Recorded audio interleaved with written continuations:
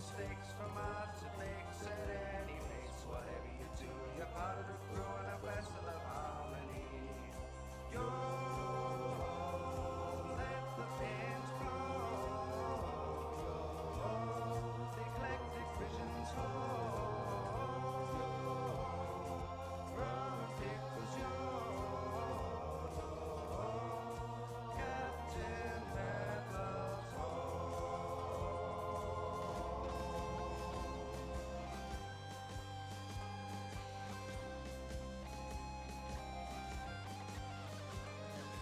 Say it began to speak to me, to tell me tales about the sea, of all the places they had been and treasures they did see.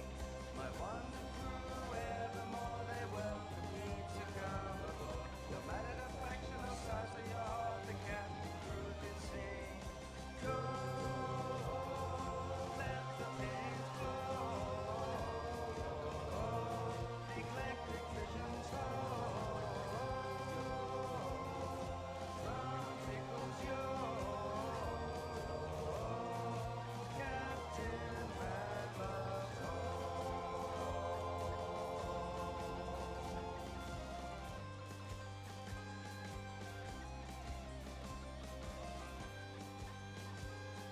Storms are stung from port to port, all the wonders to resort, together in friendship and moral support, the captain mad love free. Across the waves the ship did dance, our brushes, our swords, we make our advance. The captain's gone live, so amaze your eyes, and now come and sing with me. Go, let the pins flow, the eclectic visions flow.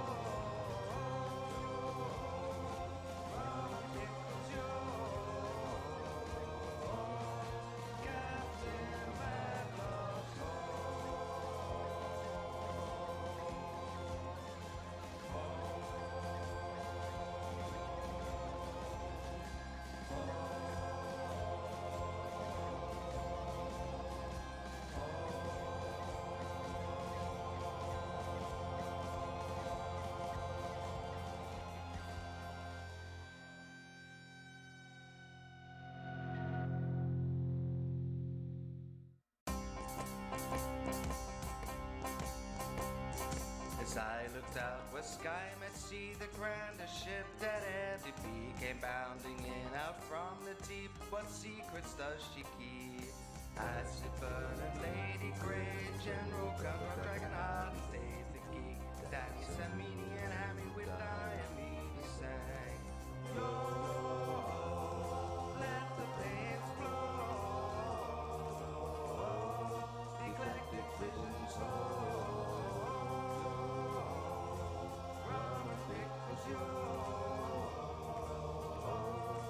Captain Mad Love's home.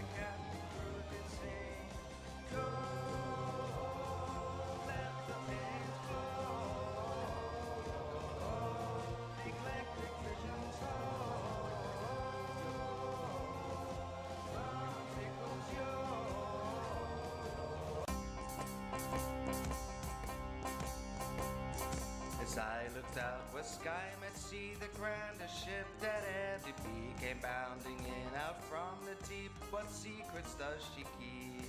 Acid burning Lady Grey, General Gunner, Dragonheart, and Dave the Geek, Danny Samini and Hammy with Diamine sang.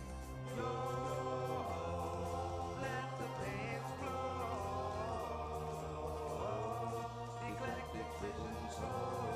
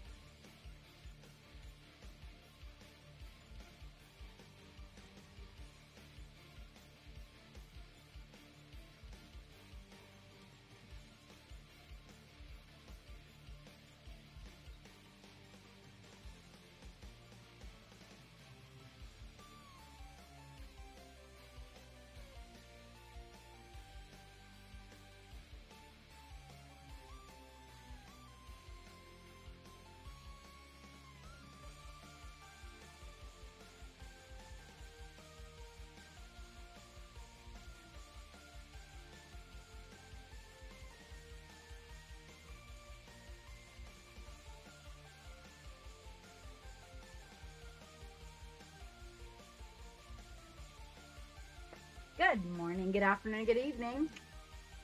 Whatever it may be, wherever you may be. 'Tis I, Captain Medlove, coming at you yet again with another chapter from the Captain's Log. This weekend, we are focusing on Chibis. Let me pull that up a little and back it out. Desk is a wee bit of a mess. I have definitely had my share of projects across this desk this weekend. Well, hello, Code Warrior. Life is happening. It's full. It's really, really full. We'll put it that way. How are you? How is cooking? How's the country? How are things? Hello, George Woodrow, incognito, using your IRL name. How's it going? I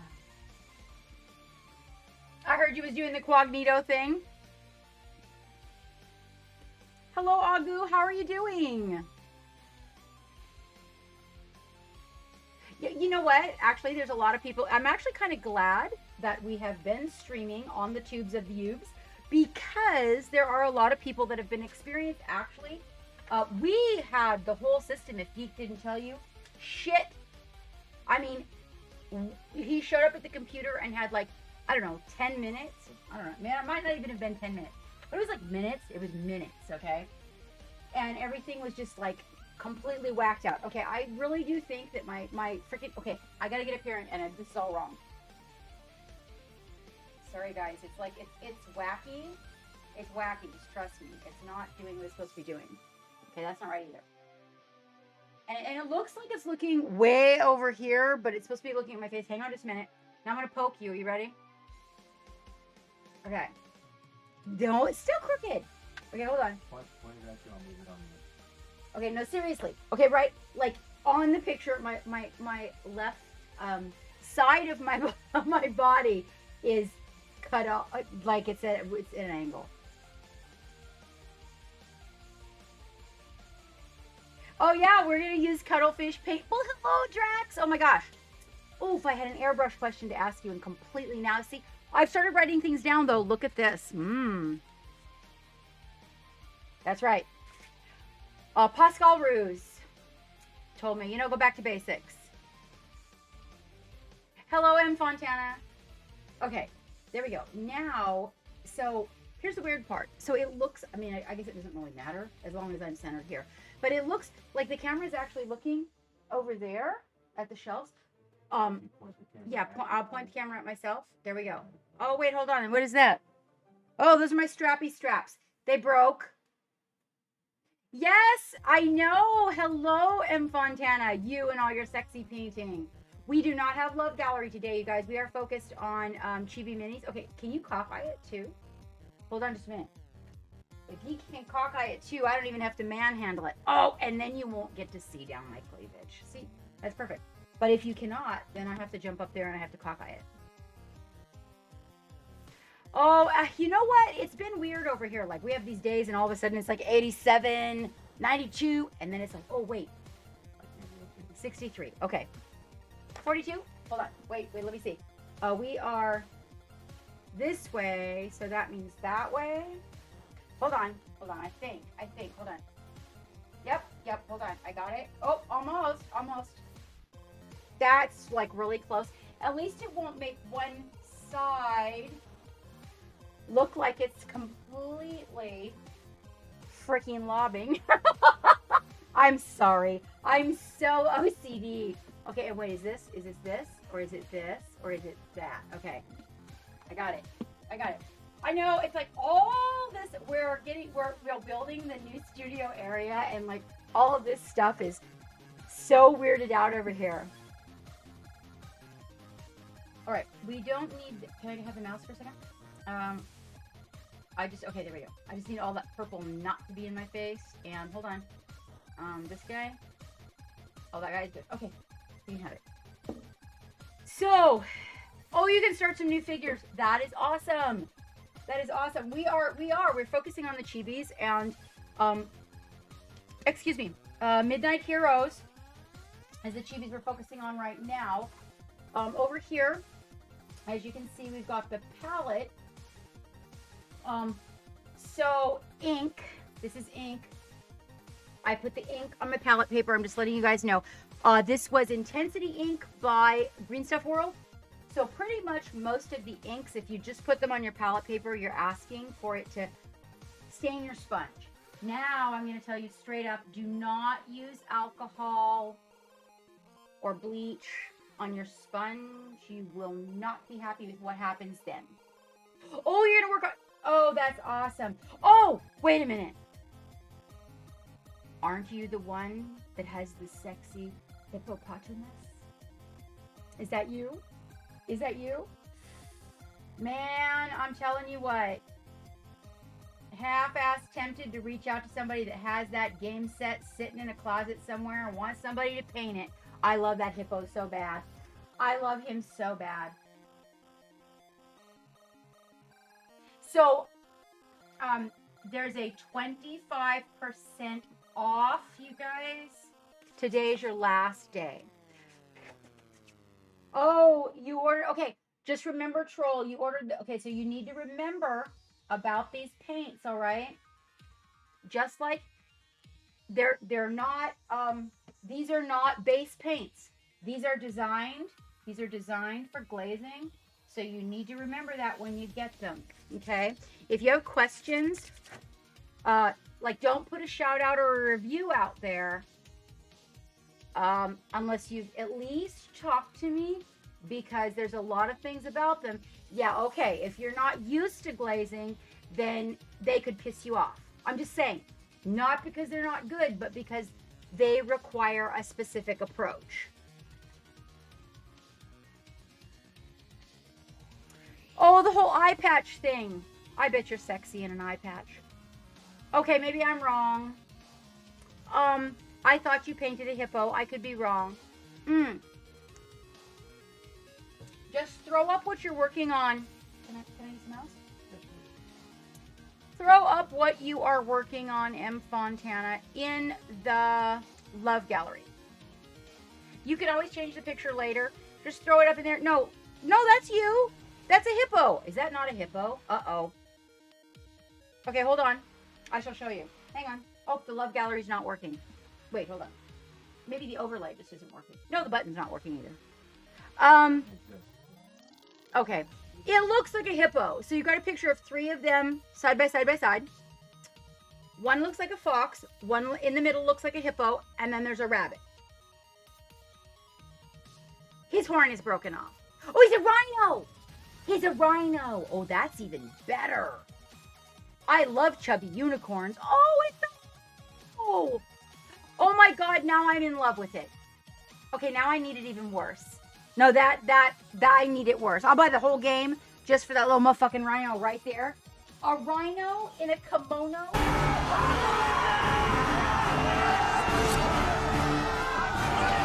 Dragon Heart. I'm probably waiting for us to get online. Oh, 13 viewers. Oh my God, look at you with your hello, everybody. You're not even going to believe it, Troll. There's so much versatility to them mixing with others. It's not even a joke. Hello there, hot guy. How you doing? Hello there, my little caramel chocolate. How you doing? Oh, I see how it is. Couldn't just throw the panties. You got to spell it out for me because, you know, I'm so slow. I'm so slow, you guys, that Dragonheart had to spell it out. He couldn't just throw the panties. For everybody that came with Dragonheart, hello. I am Captain Madlove. Welcome aboard this fine afternoon on this Chibi weekend. Super Chibi weekend even. We are going to be doing some Chibi action painting. I am actually working on Arsenal here. Did I get that name right? Let me make sure. Let me look at the box. Artemis. Dang it, I can't get it right. Hold on, wait. No, this is Arsenal. Yep. Yeah, Arsenal. Got it. I got it right. Oh! Woo me. Hello, Paul John. So for all of you that just came in, if you will do me the sweetest favor and click the icon in the upper left-hand corner, Captain Mad Love. It will reload you. It should not require you to watch any commercials. You can pop right back in, and you will be considered an original viewer. We are going to be doing more work on Arsenal. We are studying pink. I'm going to tell you guys some things about pink today that might actually make life a little bit easier. Not just with the color pink, but every color. Hello, Draco, and welcome. How are you doing? Draco, sorry. Let me see. Did I miss anybody? Yes. Did you let Cephalopod know, Troll, that I sent you? Please tell me you did. It's really important that they know where your referrals come from. Absolutely, playing with other paints, I can teach you tricks that would just like blow your mind.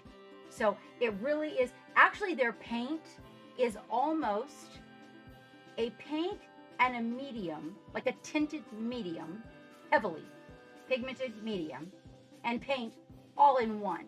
So I have found some really, really good uses for it, like across the board. Thank you very much, Dragonheart, and thank you so much for the raid.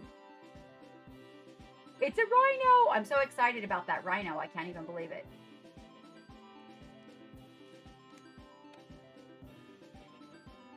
Brian, that would be the Cuddlefish Brian or the Midnight Heroes Brian or the other couple of Brians we actually have in chat today. Let's see. So I am not going to use my Grim Grip today. Okay. I'm actually going to just hold on to the miniature in my hand while we do this. I have most of the colors out here already. And even we're working with, oh, you got the Fuller Monty Troll. I really do like their metallics. I have a feeling about their metallic. Now, I have not done it. I have not done my metallic tinting with them yet, so I don't know if they're gonna like that. You are kind of here. See, that's what I was saying. I was wondering which Brian he was talking about. Cephalopod Brian. Okay. Because we also have Midnight Heroes Brian, and then we have a few Brians. A few Brians and a few Brandons. All right. So you'll have to forgive the pink spot on the palette. One thing I can tell you guys that I do, this actually, for those of you who stream and stain your sponge. You ready for this? This is palette paper as in paper. I don't particularly like it on its own. However, you do need to soak it. What I am going to say is when you need to clean up, if you've stained the sponge to the point where when you put your palette paper on, it's still showing color, because we are going to be doing some tutorial. We want to try to block that color, and so one of the ways that I find to block it is by using palette paper. It's paper. It's made. Hold on. It's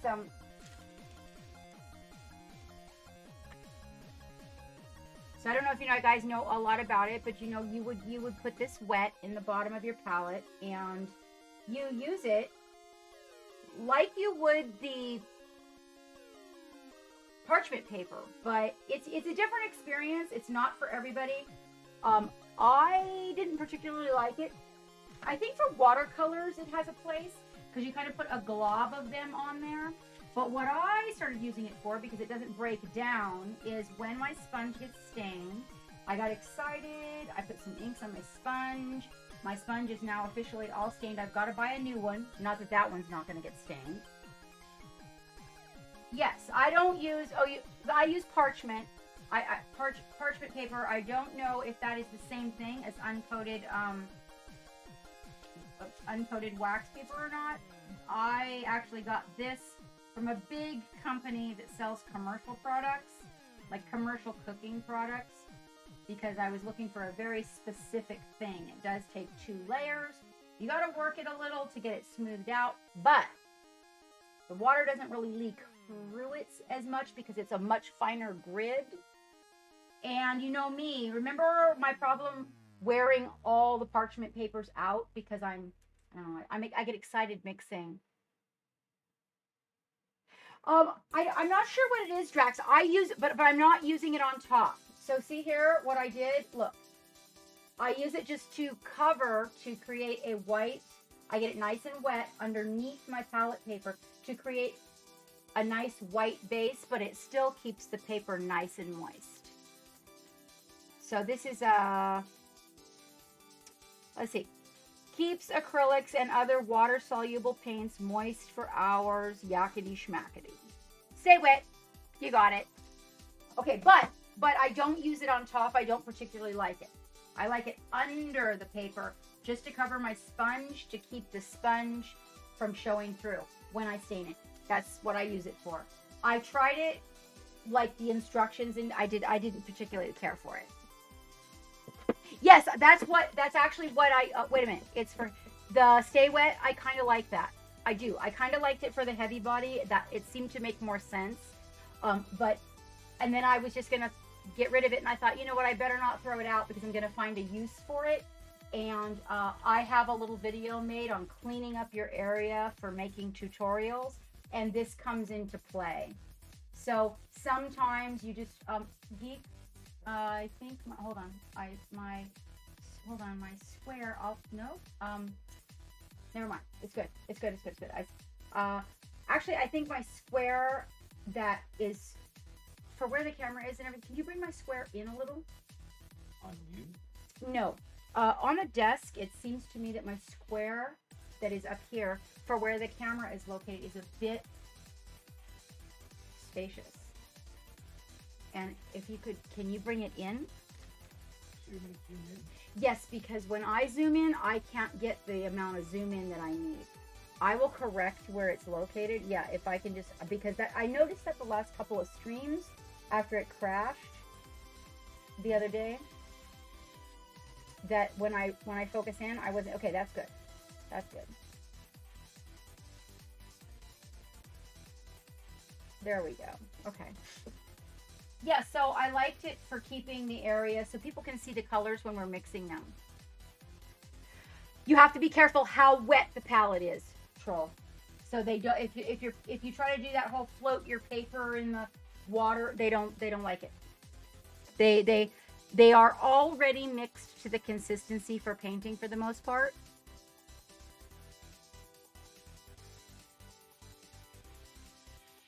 Yeah, and you know how I'm kind of freaky about the particles.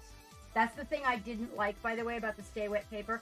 I get excited when mixing my paint, and I will either mix right through the paper and down to the palette, the sponge, or in the case of the Stay Wet, release fibers from it. So I was really picky. This particular parchment paper, I don't even know that it's sustainable to be able to keep it for the future. I don't. It may or may not be something I get to keep. They could not carry it in a year or something, you know? Oh my goodness. My coffee seems to have given me a little bit of a tummy boil here. Okay. And here's this one. I'll show you what I worked on while you guys were away. Yeah, they like it a little bit drier. On the other hand, they do have a significant amount of medium in them. And so if you just use a dry palette, Troll, then they tend to dry out a little more quickly than you would like them to. And their consistency gets a little sticky and you don't want to do that.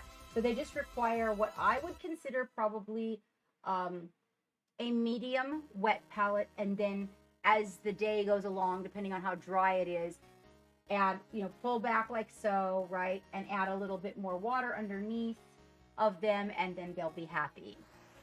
We are talking about the cuttlefish paint, in case everybody out there is wondering what we are discussing.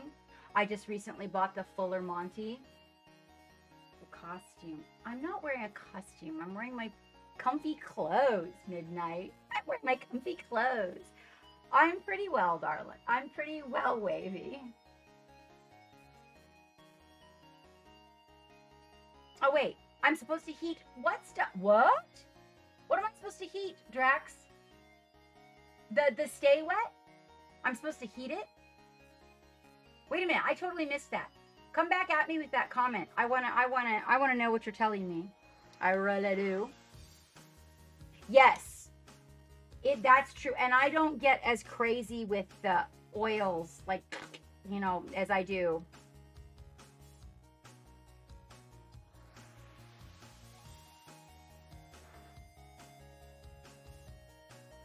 Yes, that's true. I didn't like that. I actually, when I used my oils, I had a grid that I designed. So a sponge went on the bottom, and then it was wet. Then I had a grid that went over the top of that, and on top of that would go the wax style paper. There was little adhesive corners, and I would put that in there with a but it stood up like a cookie, like a cake rack, you know, up off the water. So when I put the lid on, the oils would stay, like, you know, good forever, but they wouldn't be sitting in the water. Hello, Miss Half Damage. Hello. All right. Where did ink go? Inky. Oh, this little troublemaker. That's all Mr. Cephalopod's fault. Yep. And then, of course, we have Mr. Suspicious-O. Oh, look who got a paint job. I redid his eyes, and he took a bath. And we gave him a little... Actually, he has had a paint job. But I redid his eyes. They just did not look right. So I redid them so that his eyes look much more chibi for the Chibi event.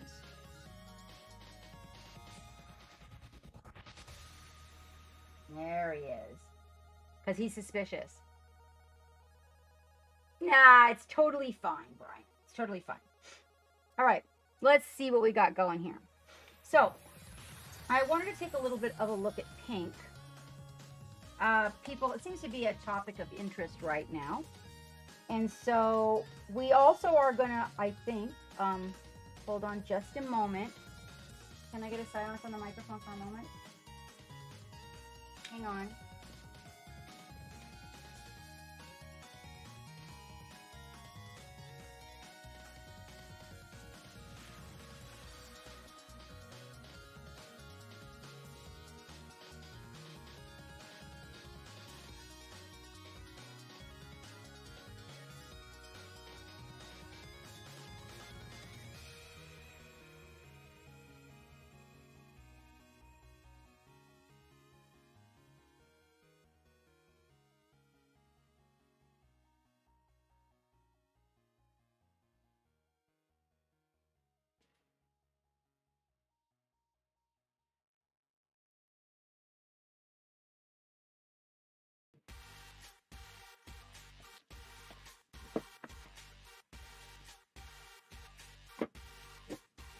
All right. So, it looks like we are prepping a giveaway. We're going to be giving away some Midnight Hero goodies. If you guys are going to hang out for a while, you do have to be here to claim your winnings. And it looks also like Geek has the Stream Raiders up and running if you guys want to get involved with that. I'm going to grab some cups from under the sink. No, I'm not. I mean, under the desk. I guess I'm not. Interesting. Hold on, you guys. I got to grab my ink cups. They're usually under the desk.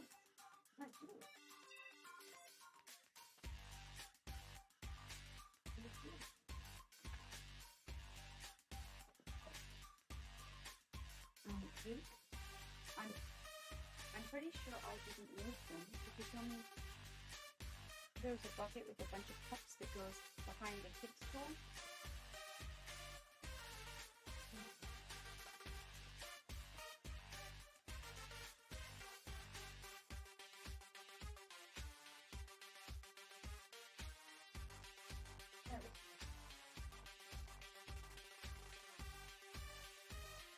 I'm just regular jump up Johnny, ain't I?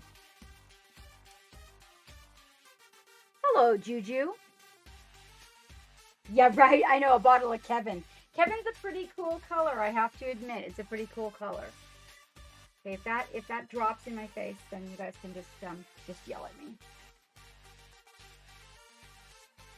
And then we're going to get the posture ball out here, which is actually going to bring this up a little bit closer. He is a powerful enough model that it seems to be a situation where he is okay jumping ship. All right, so I'm going to pull some of these and put some fresh ones in over here. There's my little ink holder guy. Don't need those anymore. And we are going to take a look at pink. Okay, so on the subject of shadowing pink, I've got some tools coming, all right, that are going to come in super duper handy for this. And I'd like to actually go into the pink on another occasion, where maybe make a YouTube video or something like that. But one of the things that is very commonly overlooked when dealing with pink, so I was doing my shadowing, and as usual, leaning towards the Payne's Gray, the ink, right? And in doing that, I realized that it was turning slightly lavender. At that moment, I decided to go back in time and kind of take a look at shadowing my pink. And it dawned on me that depending on the hue the pink is derived from on the color wheel, and I ordered one so that I am able to show you all of the tabs. I have this really cool technique that one of my art teachers from way back taught me that I'm going to share with you guys in a YouTube that's going to be very informative. But we do need to determine the family that it is in. So you could have a pink that leans a little bit more towards coral, so it could kind of be orange or deriving from that fire engine red, but it also could be a pink that's deriving a little bit more from the blue red. In that instance, we actually, to create the shadow properly, we have to go with the opposite side of the color wheel to create the shadows. And when this color turned lavender, I realized I was working with a pink, not thinking about this before I started, that is in the cool family. That would be the monkey ball pink. It is in the cool family. It is more of a mauve family pink. Therefore, we need to go to the opposite side of the color wheel, and you want to go directly opposite of what its base hue is. Without my color wheel, I actually do not know what the base hue is. I want to say, when I look at it, it's probably violet.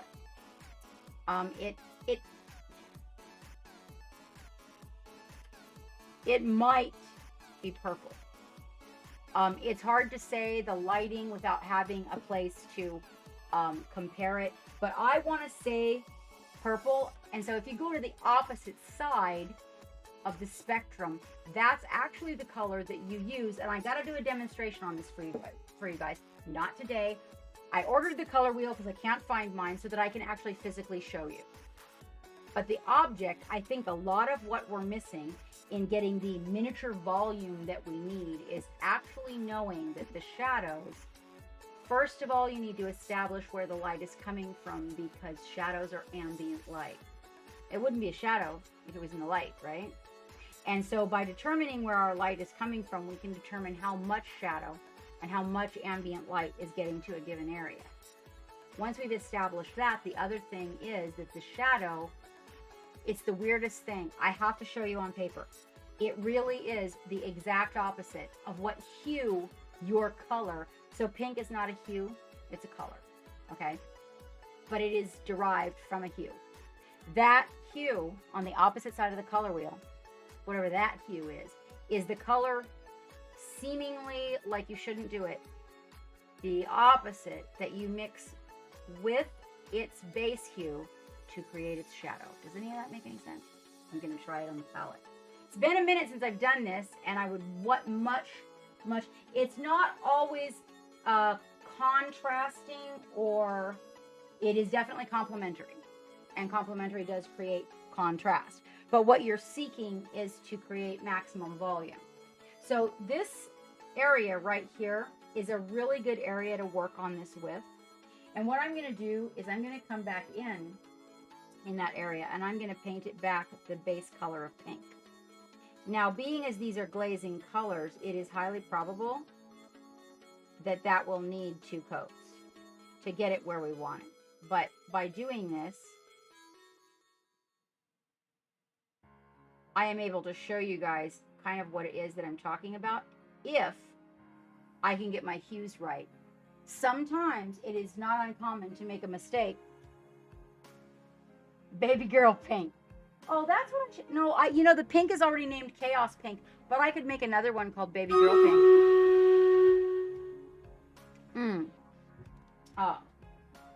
Let me get my visor here. And let us take a look at this from. Now, mind you, this theory can be applied to any color. I'm going to do this again. Okay, I'm going to do this again. I think. Now, like I said, we got it. I'm going to have to get some white out here too. White night is what we are using.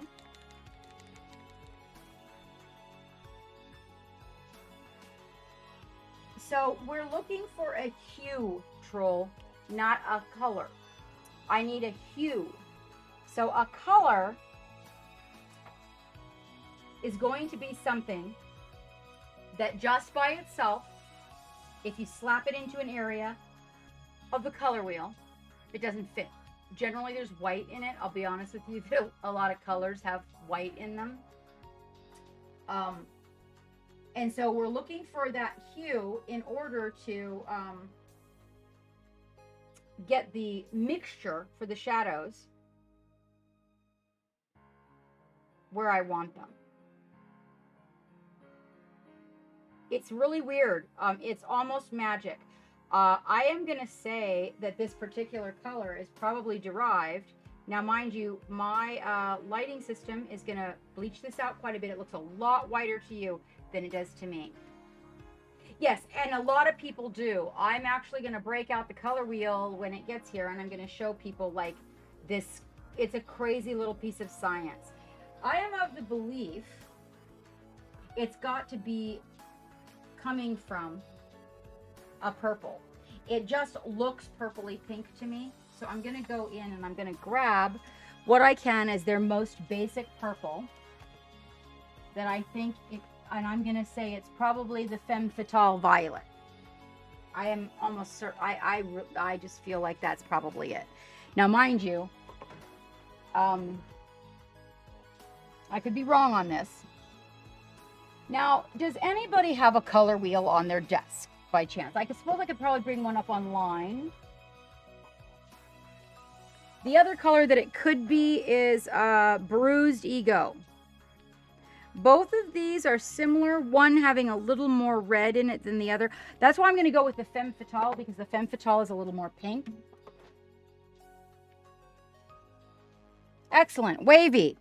That's perfect. So do me a favor. I'm looking at a color that is, so it's a color more than it is a hue, but close. It's between purple and magenta, for sure. Okay. Now that, we'll take the light off of it there. See that there? Now see if you can just stab at the exact opposite side of the color wheel for me and tell me what you see.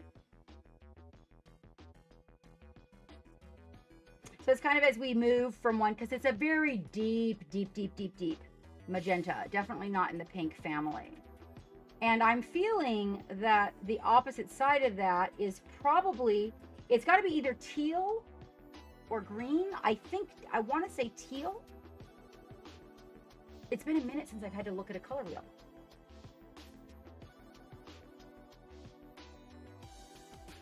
But I can see by looking at this color, I know that this is definitely, it is. So green, Christmas tree green, or are you going to say, so Miss Half Damage is olive. Olive was an inclination. Green, Christmas tree green, green.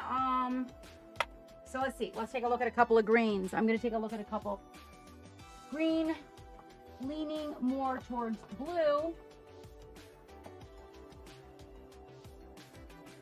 Let me see what all colors we have here. Oh, here we go. So green like this green, or green like this green. Those are very close. This one here is more of that one on. That's like a really super dark. More towards blue greens. That's what I thought. Okay, it's like when I'm looking at it and I'm thinking, oh man, what would look terrible with this, right? Okay, so we're gonna go towards the blue green. This is a green blue. Again, there's a difference between green blue and blue green, you guys. Now we could mix it, but boy, that's gonna give you some challenges. That one's a little bit blue green. Let's take a look what else we have. Miss Half Damage says olive, which olive I like to use in skin every day, all day long. Yep, I'm gonna say this is probably where we're at. Yes, I don't have mine. Agu, I don't have mine. So let's see. Wavy said blue green. So this one is blue green versus blue green, green blue.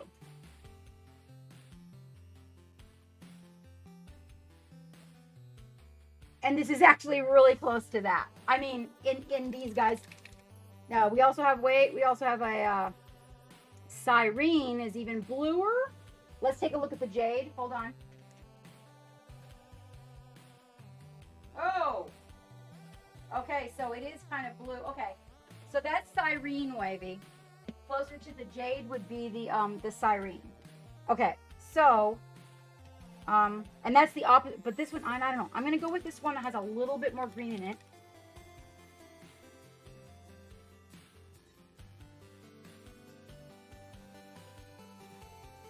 Thank you very much, Midnight. I'm really glad that you like him. I was hoping that I would do him justice. We're working on getting the pink a little bit. I really was not happy with the shadows, and when I put a shadow in there and the shadow came out looking lavender, I realized that the pink I was using was actually in the blue family, and therefore I needed to change that. And I went ahead and ordered the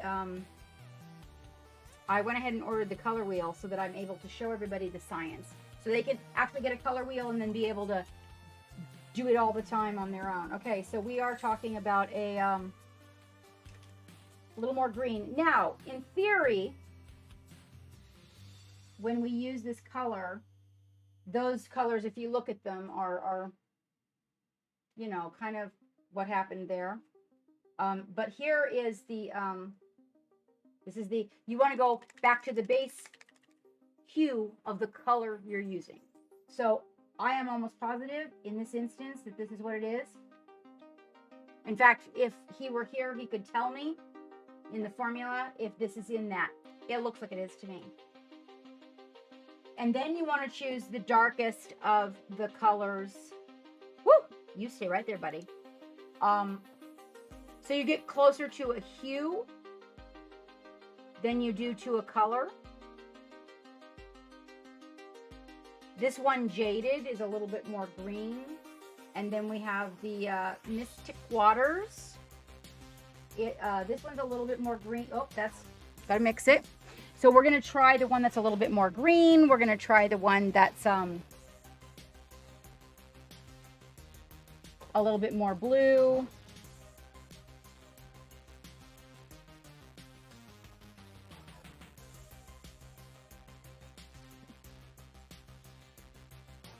So over here, see, this one is more green, right, when you look at them.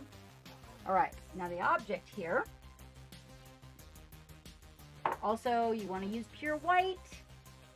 What's a color wheel? Hello, Zelius, how are you? All right, we're going to take a little bit of this. I'm going to put it over here. Okay. See if we're on camera. There we go.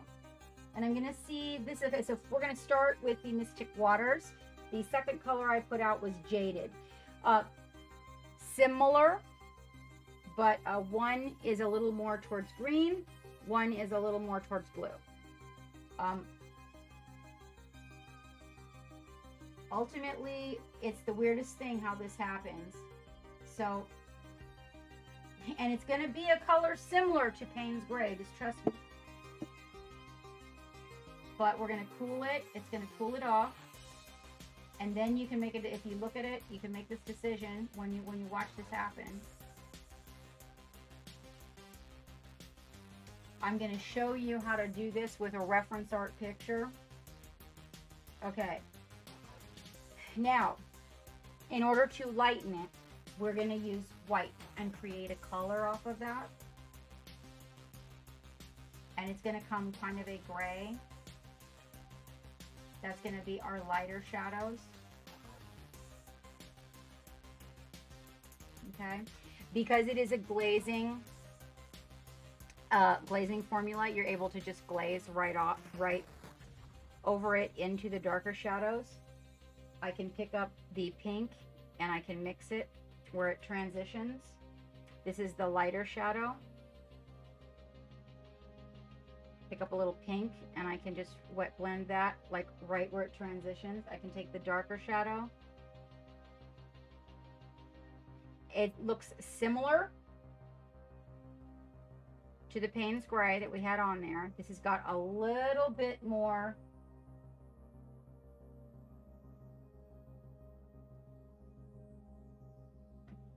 we're gonna blend them right there.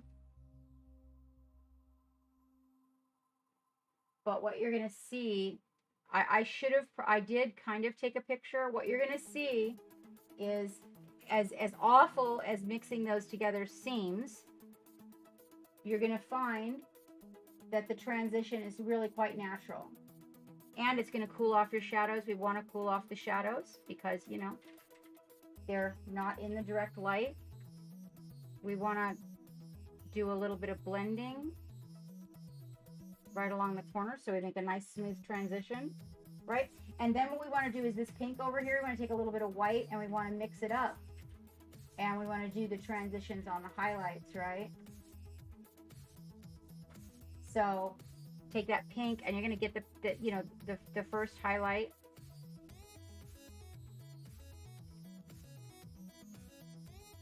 And then now you come in for your second highlight. Now narrow the area you're putting it on. And your last highlight. And narrow the area that you put that on. Wait for that all to dry. And come in there and get a little bit more. You're going to need to come in there to get a little bit more pump on your highlight.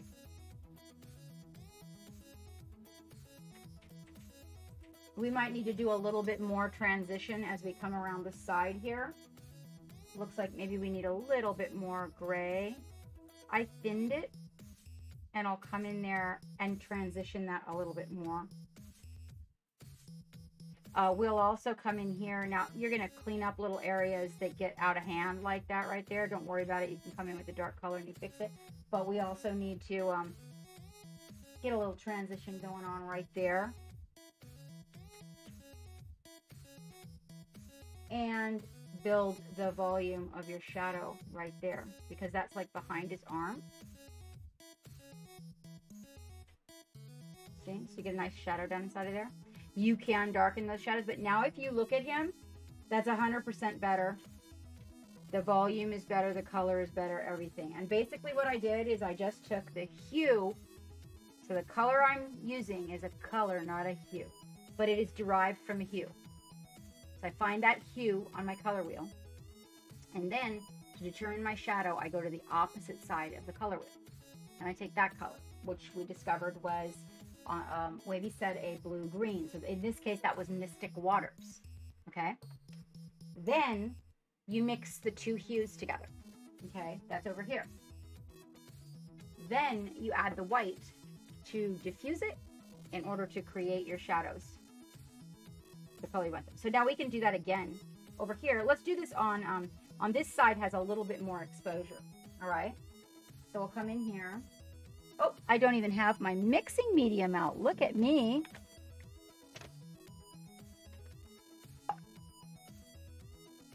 A 1 milliliter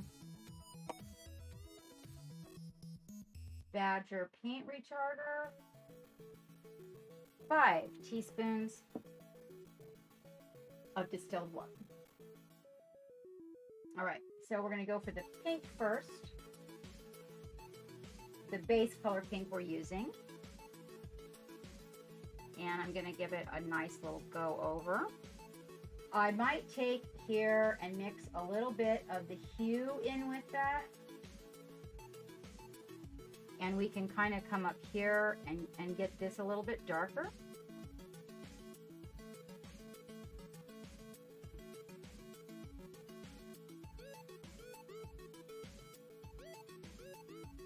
Right?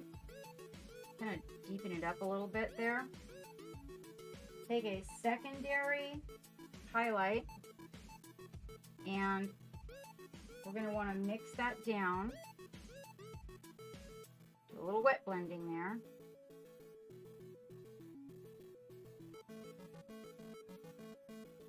Do a little bit more. A little wet blending there. Okay. See a little highlight on that going on. A little depth. And this one behind his arm, you probably use that secondary shadow color to get right in here because more than likely, even though the light is coming from this side, his arm is definitely blocking it in the armpit area.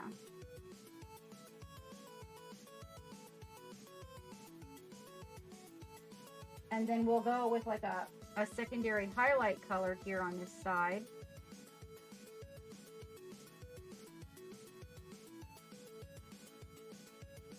To kind of build up a little bit of highlight happening where his arm is getting pulled back.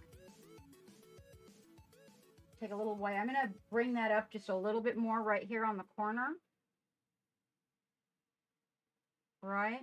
And then we're going to go in there and we're going to do those shadows again.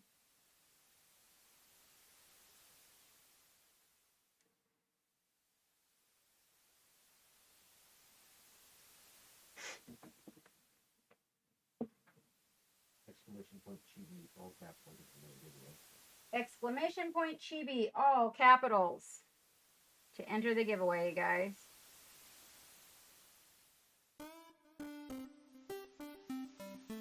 Okay. Now we got a little bit of highlight here where he's pulling his arm back, right? But you're going to go in there and, like, you know, as you get up underneath the arm, it's going to darken up. So you want to make sure to right up underneath it here. And we can take that hue and put it right up there so it's not so dark when we build around this area. Maybe right up in here. There you go. So you get a little bit of transition, but not too much. All right, now we're going to go back for that shadow color again. Over here where we mix the hues together. I'm going to come along on the back here. I'm going to thin it.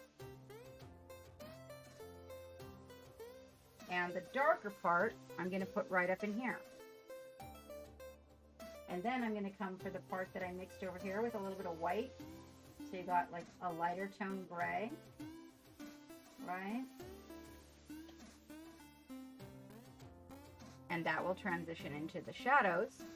I will take the pink, do a little wet blending, a little more of the dark, and right there in between, that shadow will transition right on up there.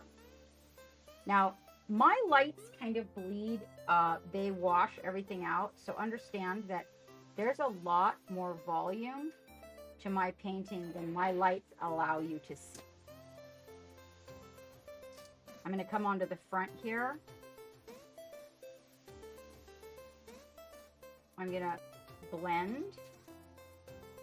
Take that secondary, that's the hue, mixed with a little bit of the base color, that shadow, and right there where that line is, I'm just going to bring that shadow kind of down into it so you get that right like that. Okay? Same thing over here. Get a little bit of that shadow up in there. So pink is an interesting color to work with. You'd think, I don't know, maybe you should do your shadows red. If it is derived from red, as in that's what you find on the color wheel, then hell yeah, that's a good idea. But if it is not, like, you know, fire engine red, you might end up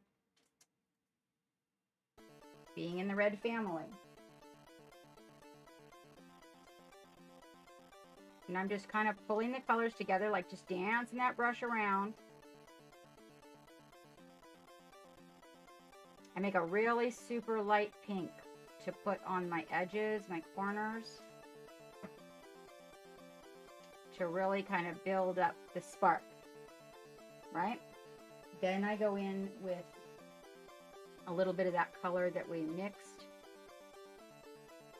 as the secondary shadow, little secondary highlighting, pull it into that, and then go for that dark shadow that we have mixed with the hue here, and let's get that right up in there.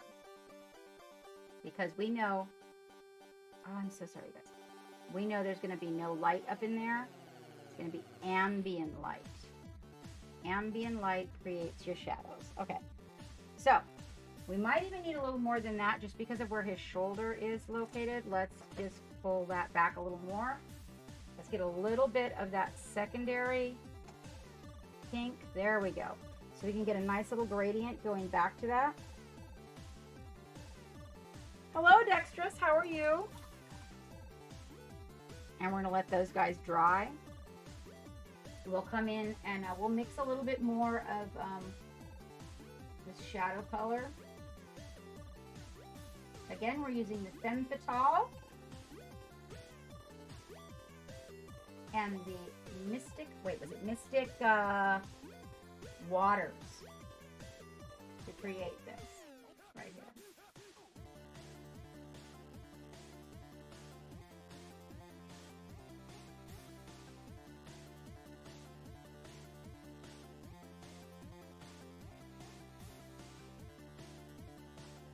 And we're going to thin it a little bit. We will need a secondary. You need to make a secondary shadow by adding a little bit of white to that, so that you don't end up with everything shadowed super, super dark. I think that they are out there in the crowd. Brian or Chad, are either of you guys there? I'm actually not entirely sure. Troll. Geek might be able to tell you. He's talking about what these are printed, what their guys are printed from.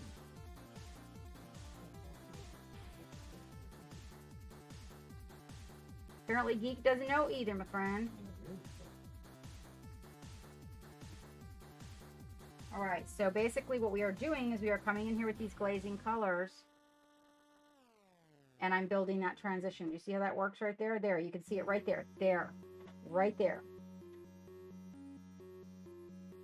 Now we will come in at the end. I usually save my final highlighting for the very end.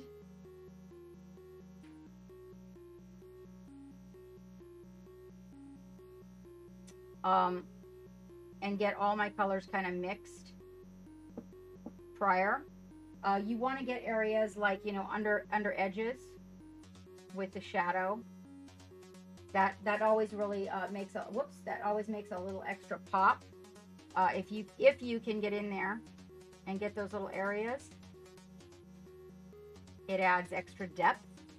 Okay, but notice the difference between this panel and that panel. Now we got to clean that up in the lines.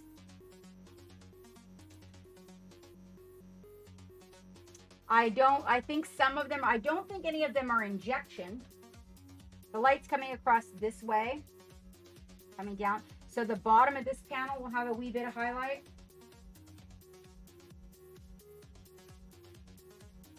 And then you'll go in for your base pink, which is almost in the shadows, a secondary highlight.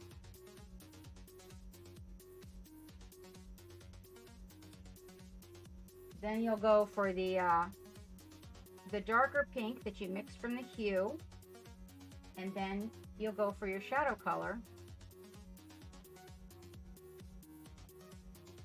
And you want to get all the edges with your shadow color.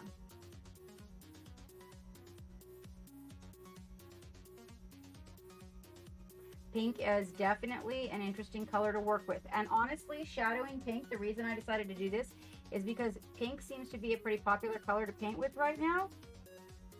What is interesting is that it doesn't look as welcoming as you might like pink to look.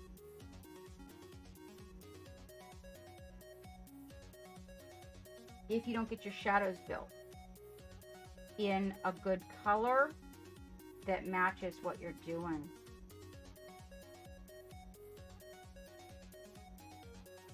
And this is, I had to go look at some of my past notes to find out.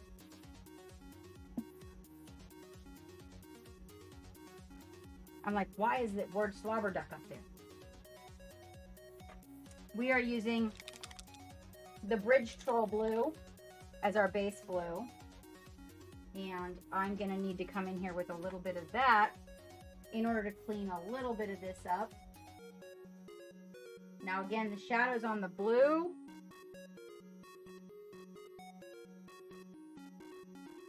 I could feel 100% safe on blue just using Payne's Gray. But if you really want your shadows to stand out, using that complementary hue and mixing from that will make everything stand out a whole lot better. All right. Oh, sorry guys. Dio, there's a lot of, how are you doing? There's a lot of stuff that is not working. A whole lot of it.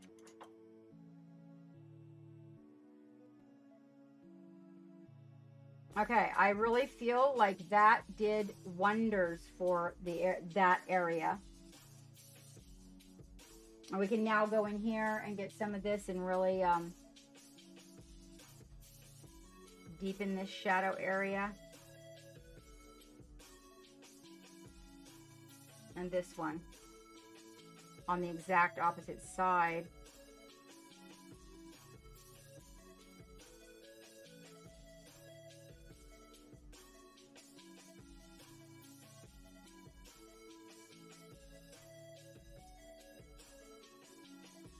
Now, depending on what's in your way will depend on, you know, how the gradient on your shadow. Sometimes the shadow's just chopped straight across because of what's in the way, you know.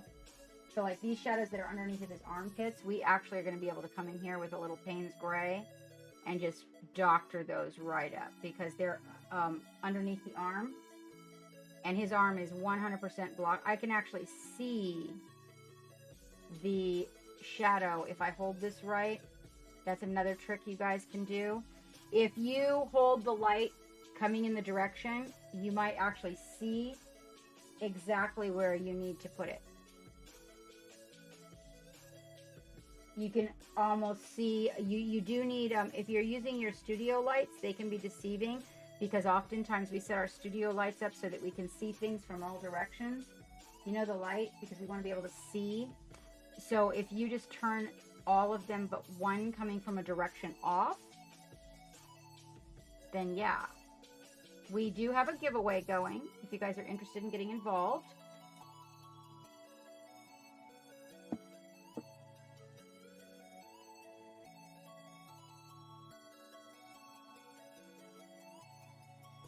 Okay. I'm coming in here and I'm picking out all of the... What I am going to do is get a little bit of this Payne's Gray. Oh yeah, it suits perfectly. Absolutely. It just needed the hue. The problem I was having with the Payne's Gray is that the hue that's creating the whole palette was not in it. So I wasn't sure what was going on. It was bothering me. You can see now when I add a little bit of it and just get in here in the shadows, you can totally see it makes sense.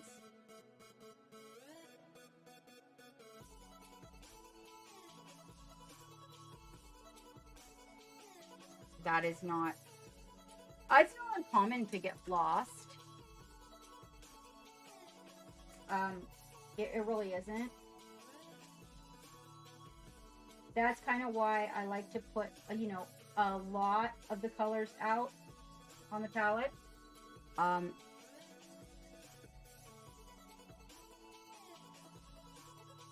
If I do, you can see that this one's like down here. We can take that hue that we mixed and then go back to that really dark shadow, and you'll watch everything kind of change. See the difference in the two sides?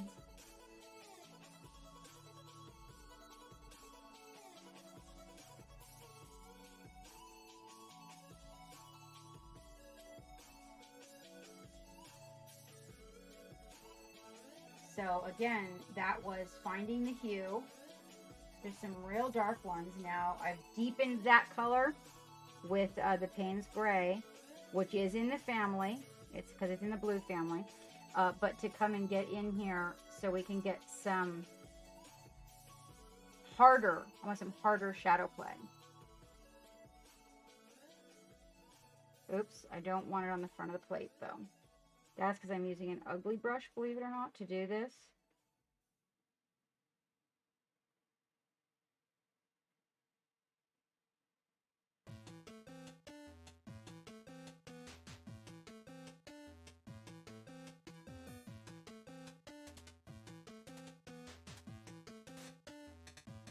I'm coming to all of the under edges where I can see that some real serious shadow play is going to be necessary to build. We want to get the volumes really good.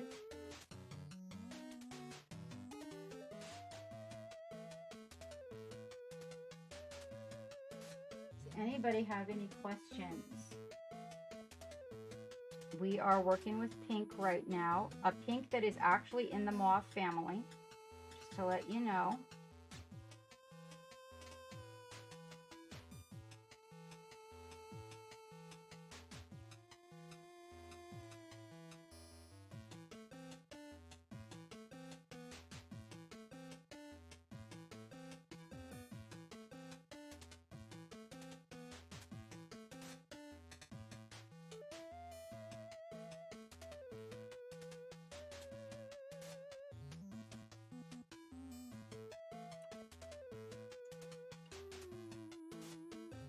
Okay, now as the light comes across, we may be the wrong shape over here. I think it's going to be more of a that shape.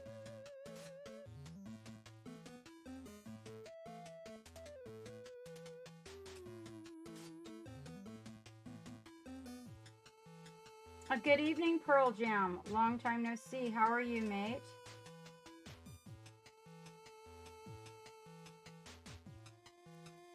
How are you doing? How's things?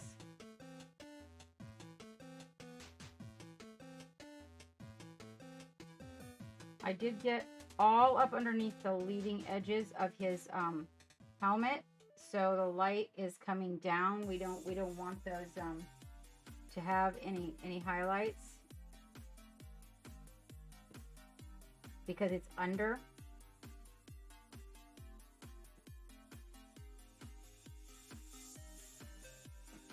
Yeah, you know, it seems to be the going consensus, my friend. There seems to be a lot of people suffering from that heat out there. I am so sorry.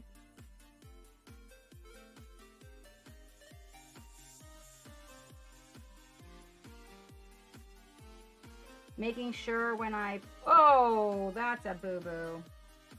Making sure when I put the...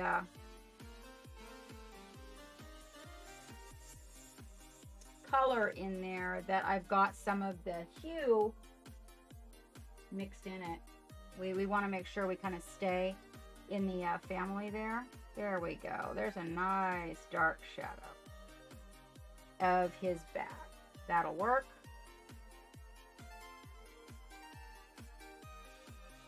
And that makes sense. Okay.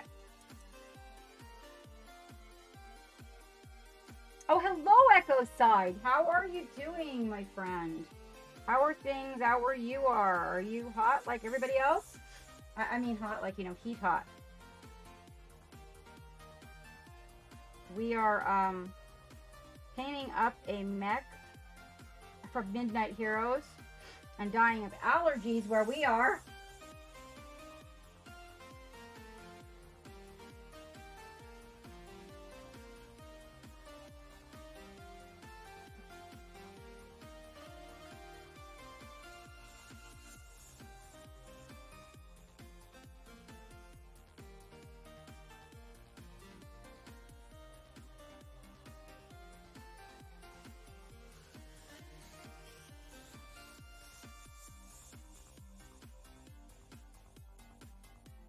Okay, now we're getting a little build up. See, that's got a little highlight going on. We probably can build a little highlight right on this area right here, I think. And right here.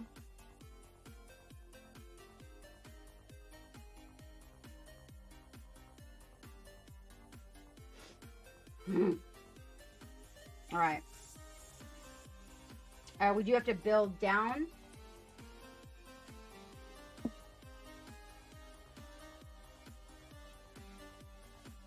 Oh, you're painting chibis? That's so good to hear. Well, welcome, welcome. We are, we did a little study here in pink to get the right color for shadows. It's a pretty difficult color to isolate, you know, what color you might want to paint the shadow. And I was showing everybody how to find their, I'm going to actually, I want to show them from a color wheel standpoint, which we will do when the color wheel gets here.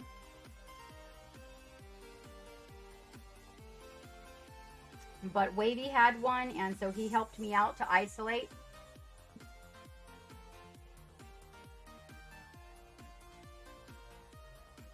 We are currently using the hue, which in some cases I mixed with a little bit of the Mystic Green to create our shadow. Worked out great. Actually created this perfectly cool gray to put in the shadows.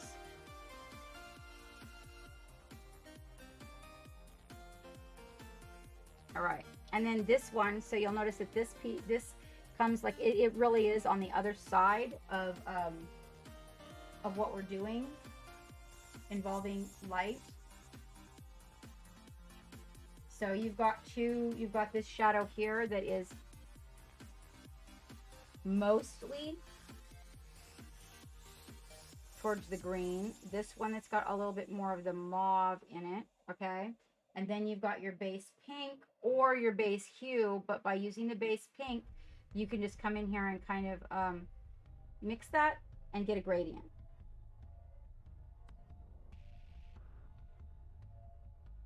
This one here is also having the same experience.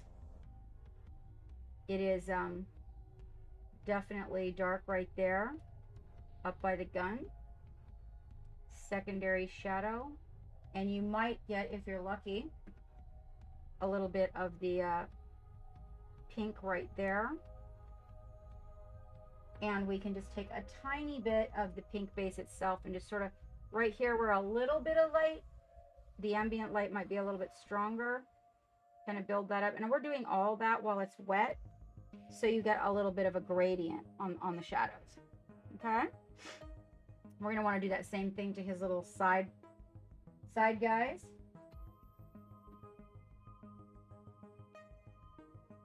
You want to thin because you're glazing. So when you get in here where the light's actually coming down onto the area, you want to have a thin glaze, right? That's a thin glaze of the shadow. We want to build it, because otherwise you could end up with like too much, and that's not going to help you out. That's ultimately going to make you wonder what went wrong there. And then you can take the lighter pink and come up here along the areas that are more towards the light, maybe just getting past that arm, right?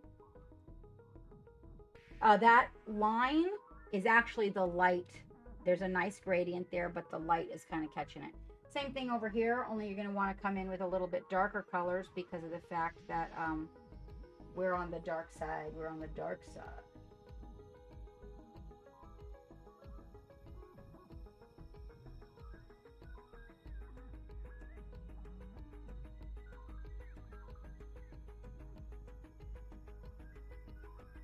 And of course a little bit of that lighter pink. We do have a giveaway going if you guys are interested in getting involved. We are giving away some Midnight Hero goodies.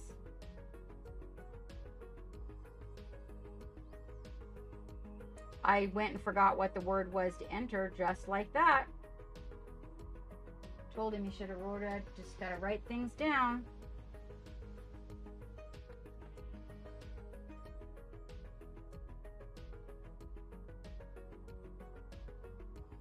I should have wrote it down.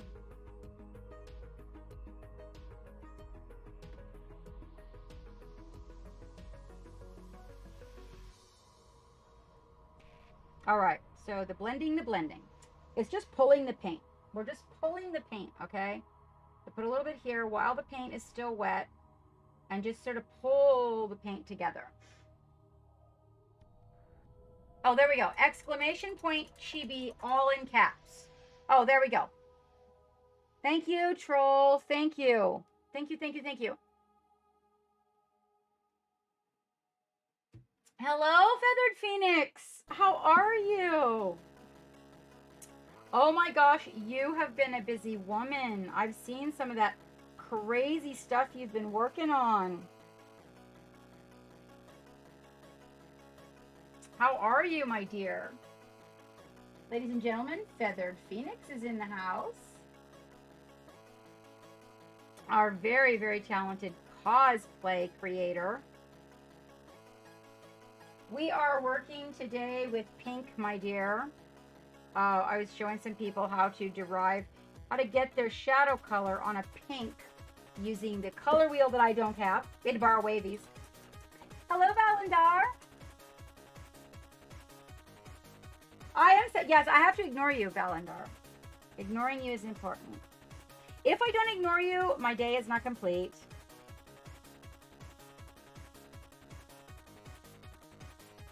That's the way of it, my friend.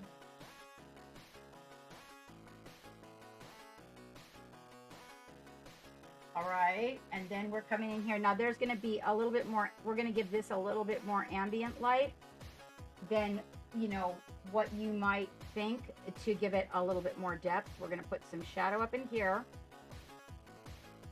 and then come down with that shadow, you know, because the light is coming from like a 2 o'clock perspective. So we're going to bring that shadow in right there. I'm going to glaze some in right underneath it here. Right there. Okay. So that we're going to get like a lot of boxy perspective on that. You see how that works? That guy right under his arm. I'm cutting it off like he's got a little angle here, and I'm cutting it off right there. So that goes into shadow.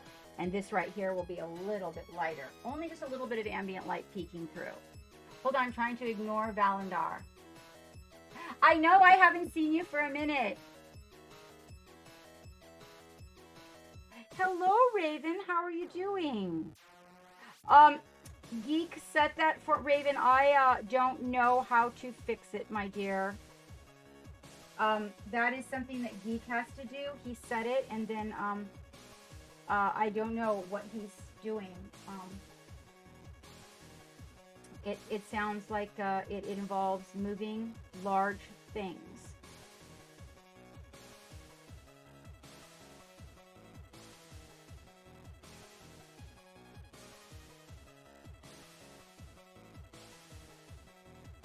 Is it interrupting you guys? Okay, see it? They're saying that they think that the Chibi shout out is too much. It's just, yeah, it's yelling at them a lot or something. Here he is. Oh, he was making coffee. Wow, that sounded like really big furniture moving. It didn't sound like coffee making. There. Okay? Do you see how that's working? Okay, so we got a little bit of this one might be a little bit boxy there. I don't really think that actually that perspective is working out at all right there. We're going to take that away. Here's the nice part, right? You don't like the way something is? Ho ho!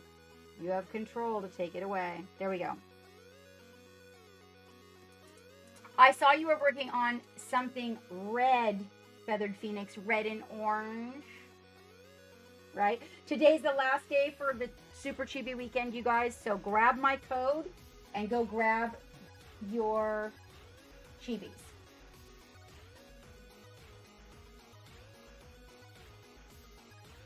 Okay, we're gonna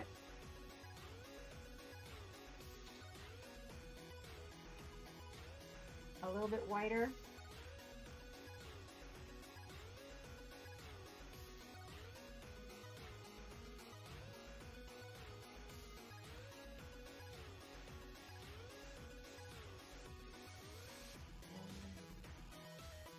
Yep, that's looking good. Oh my gosh, I was tripping on them too. Are you making those for yourself? Because I was loving it. I was loving it. Did I miss anything in chat, you guys? I'm like cruising along here on blending this pink. So if I miss something, please shout it back out at me. Okay. I'm going to fix this one. See, now this is what it looked like. And now this is what we got. Better? I think it's a pretty big improvement.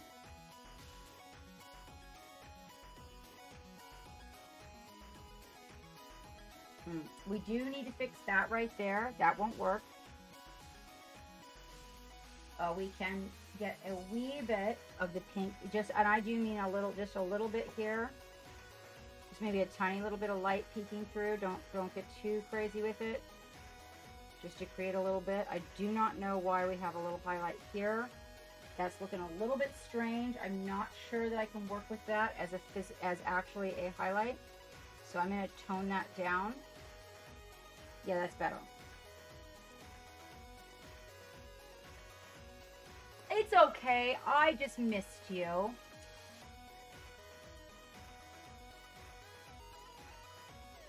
Oh, I understand. I understand. I just missed you. I know that you want to try to make one of those. And so just so that you know, now next month in August, it changes to the third Sunday. All right. So everybody who's paying attention to that, we're talking about our Patreon round table. And next month, instead of the third Saturday, we're going to start with the third Sundays. So I will not be doing a live stream out here in the world anymore on the third Sunday.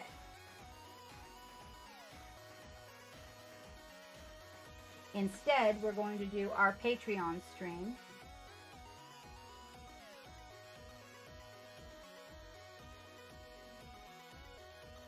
There, little gradient on that so that you can get a little more life to your pink. And then of course we'll take the darker color and come right along the edges with that, like where you don't really get a lot of light, and that'll really help.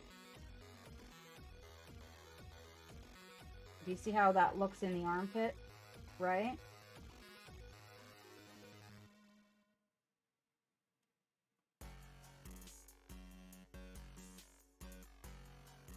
Yeah, it does. It takes a minute to ship it to me.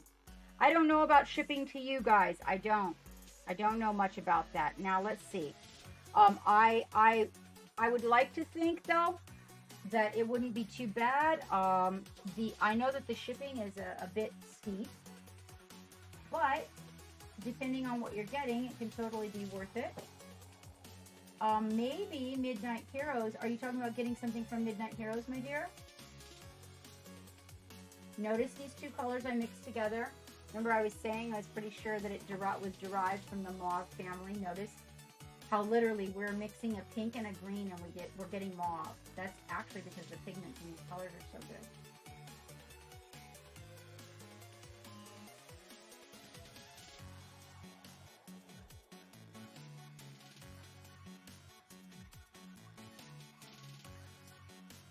There it is.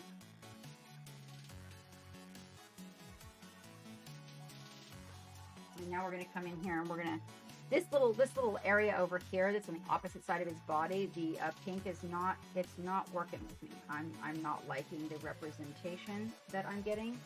So I am going to come in and I'm going to add the shadow. Then I'm going to add some of the base pink. I'm going to mix them between the two so we can get that little gradient there. Okay. And then I'm going to take a tiny bit of white over here and I'm just going to come right in here and mix while I've got it here. Just one little area, just like a panel. I'm going to go back for the base pink and I'm going to make sure I've got that nice clean line. And then I'm going to create a secondary shadow. So I will take a little bit of white and mix it into this gray to create a little bit lighter shadow. And I'm going to put that one out here where the light is kind of coming in. You're getting a little area here where you've got some ambient light, right? But also a little area where it kind of curves down and creates a shadow. Now, coincidentally, you can use that same color to build up a shadow over here. This also is in the light, but it also has that curve.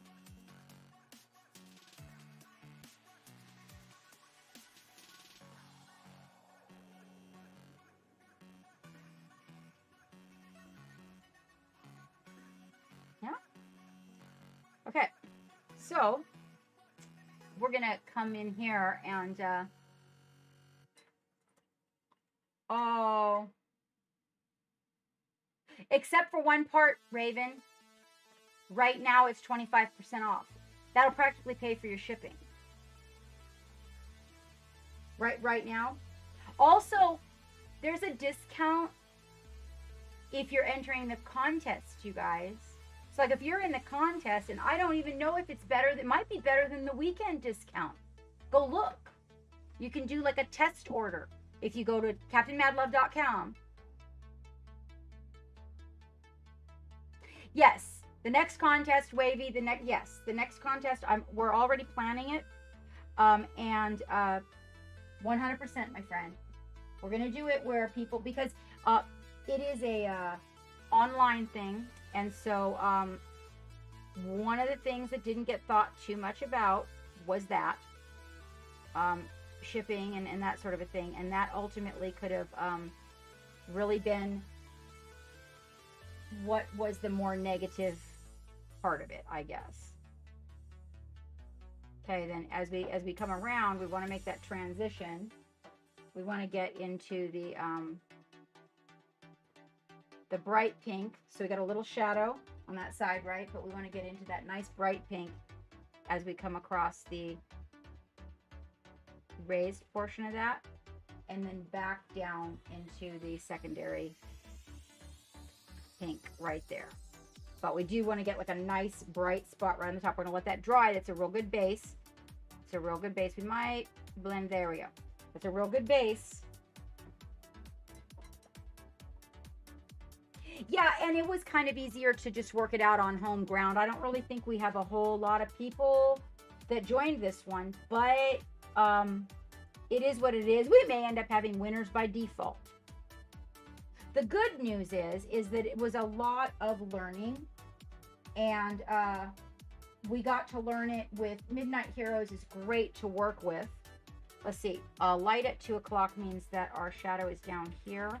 I'm not entirely sure what I was thinking when I put the shadow on the other side. So just to let you know, you can get lost. And a very, very small amount of the lighter pink right at the top here. So just where he's raising his arm so we can kind of see that. And you'll need to kind of get in here with a little shadow at the bottom to really accentuate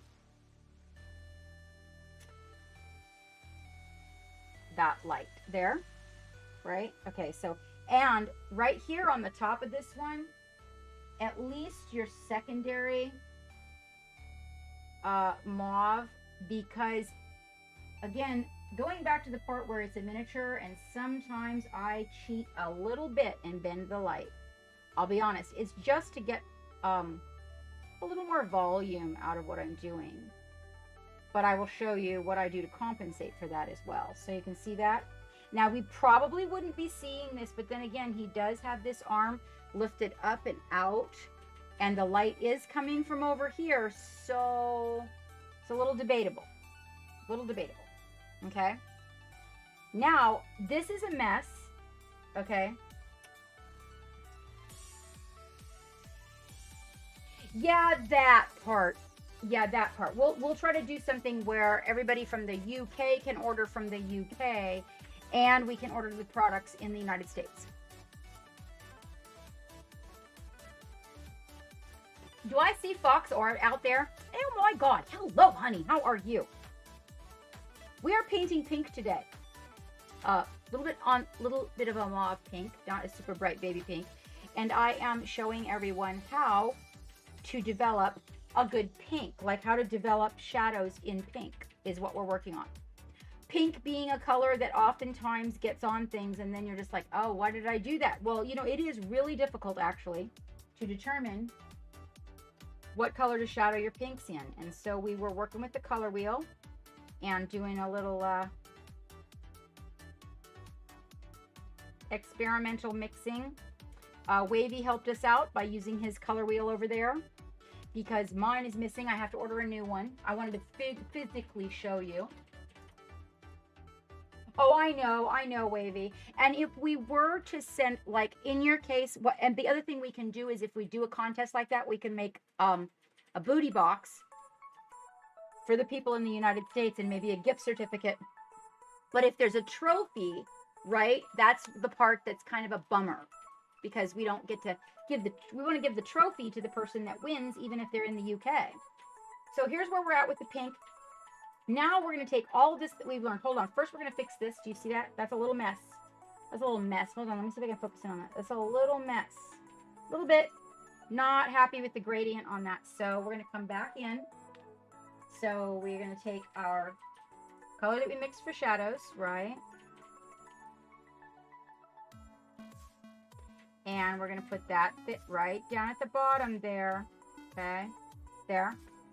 Then we're going to come in with our kind of shadowy pink color. That's more of a mauve. And we're going to just dance that right across there. Okay. You're going to mix those two colors together right at that line. And I'm just like dragging the brush. Teeny tiny little strokes back and forth. Then you want to get your base pink. And we're going to come right up here by the top with that.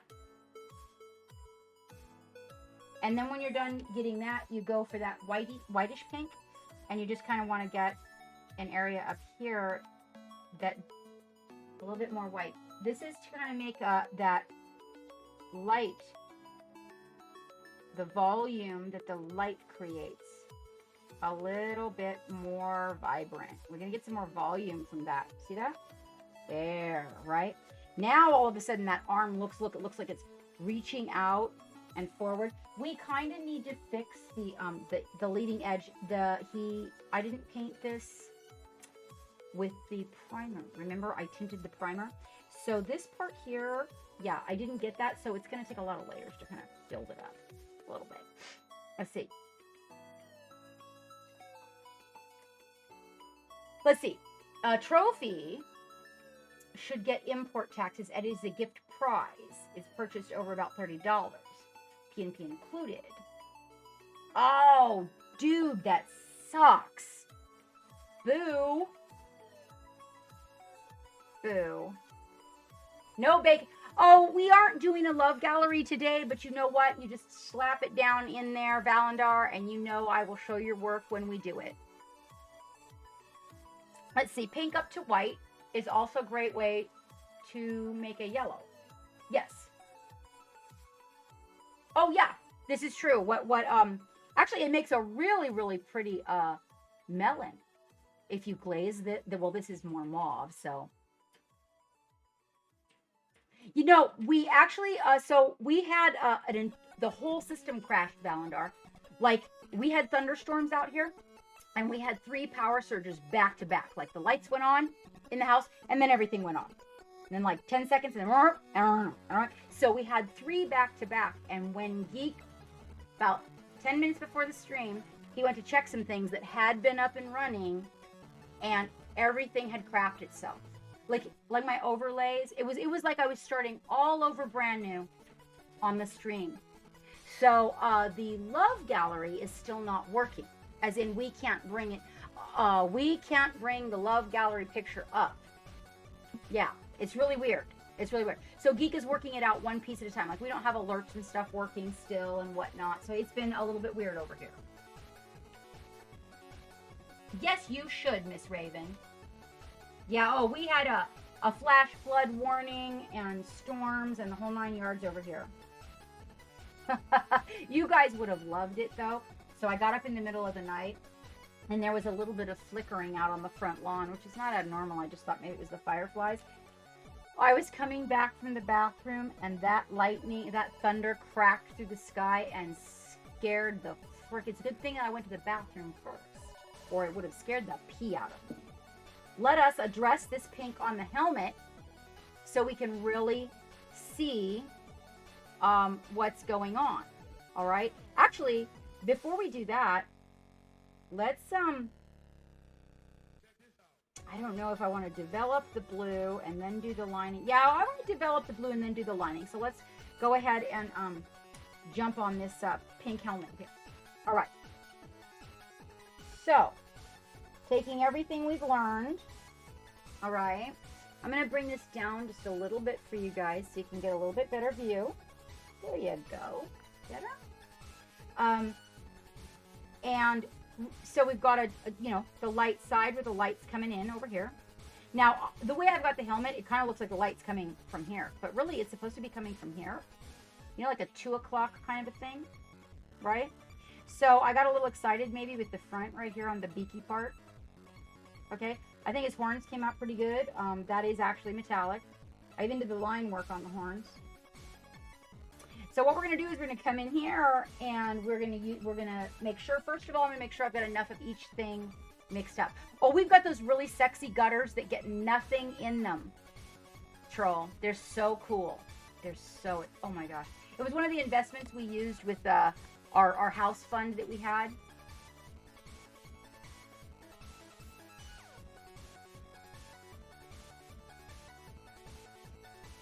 You know, it might have been that Dave left early, Valandar. If Wavy went to bed and Dave was actually out at Orthober's during that time, then there may not have been anybody to slap down the bacon, my friend. That's how that might have gone. Okay, so again, going to the hue, that's the color, I'm sure of it. This is the color. That would be the Femme Fatale Violet. And I am pretty certain that the Monkey Ball Pink is derived from that.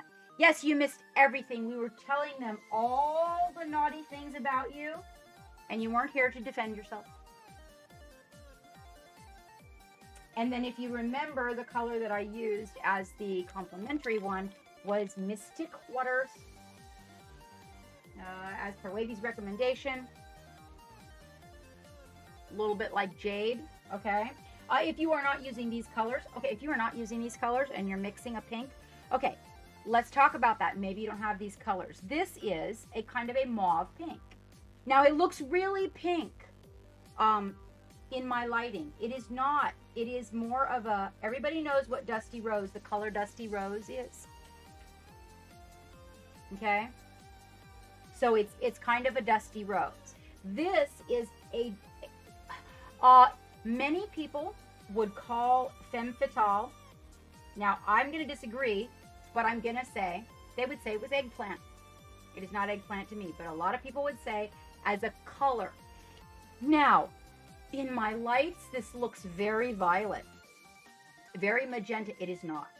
It is not. It is definitely in the mauve family. They have two of them. One leaning more towards brown, one leaning more towards blue. This one's the one that leads a little more towards blue. So, a Dusty Rose, a kind of a mauvish purple, and then this, as Wavy had pointed out, Mystic Waters, is kind of like Jade by Procrel. I had another one on the desk that was Vallejo that was kind of close here that we were comparing it to the other day. Oh, darn it. I put some stuff away. It's missing. It was, Because I am a special monkey. yes, he is a special monkey. Let me see. There we go. Emerald by Vallejo. Now Emerald being a little more green than this is, it leans a lot more towards green. Let me put it on my palette and see what we get from that. Whoa, did I just fling green everywhere? Just fling green everywhere. So, this color is, let me make sure it's all really taking on. No, this is the color that you would use. Yeah, that's the one. But you would add white. Okay, so like if Vallejo is the color you have, you're gonna do this color, you're gonna want to make notes on this. You want to add white. So the Mystic Waters looks very similar to this, but it's desaturated compared to this. It's much more intense. Probably would have made a great color to make the freaking shadow. All right, and so those are the three colors that we are using. Are you a special monkey, Wavy? You are a special monkey, aren't you? Your son had to do something for you? Orthover's son is constantly interrupting him. Oh my god, I can't stop laughing. That's a thing. All right, so we're looking at this and we're going to come in here and we're going to address the helmet. And as we do that, again, we have this nice deep shadow color that we've mixed up, and 100% we can use this over here. We want to get this, you know, on the side that has these shadows. The other thing we're going to want to do with this that may have been overlooked is, you know, as the light comes across, we're probably going to have shadow along this emblem, right? So we kind of want to get that dialed in.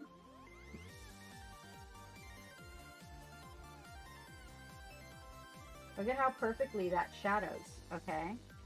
Now the nice thing about this too is how well it glazes. So after you get in there and you put that shadow in place, you know what else you're going to want?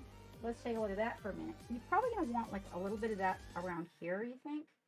Well, maybe not on the horn. Okay, let's not go that far. Didn't mean to put it on the horn. I'm going to use a brush that has a little more control so that I can get it where I want it.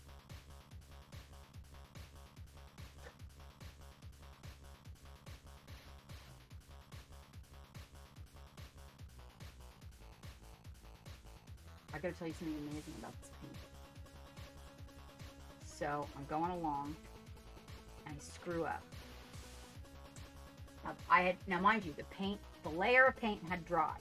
I came back to continue my project and I messed up like all on the front of his body. I used a wrong color, but the paint underneath had already dried. This is so weird. The paint was halfway dry. I looked at it and I was like, oh, that's the wrong color as it was drying. I took a flat brush and water and scrubbed that paint right off the front of his body, but all the paint that was underneath stayed on. It was amazing. Hello, Trash Panda. How are you? How are you doing? I see that you rejoined the crew officially for this next month's adventure. I was so happy to see you. How are things? Apparently, I'm just going to paint on that horn.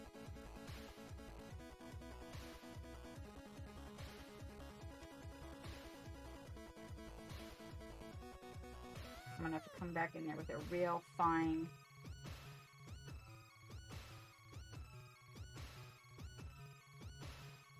There we go. Now I can stop squinting and making those ugly faces.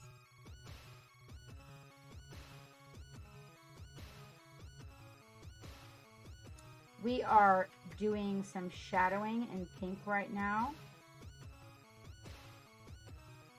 Probably just some of our talk on color theory a little bit, Brian, but I don't think you missed anything major. what I want to do is get this area shadowed as it comes down the side.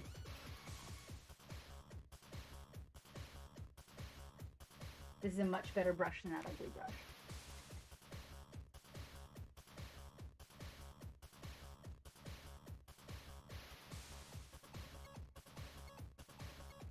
Wait, WBU? Tell me. Can I remember we have this secondary shadow, a little bit of the pink and a little bit of the mauve. Okay, but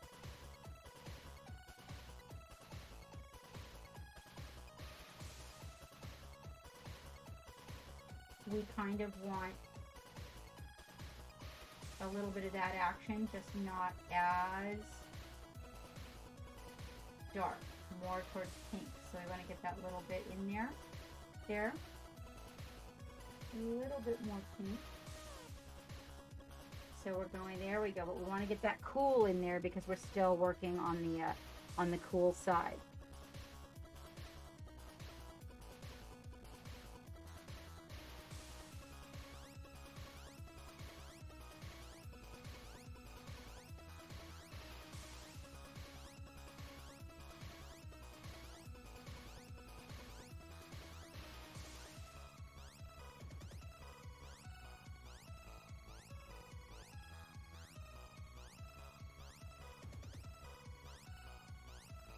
So I'm kind of going with the light here. I got a little excited with my highlights there, you'll notice.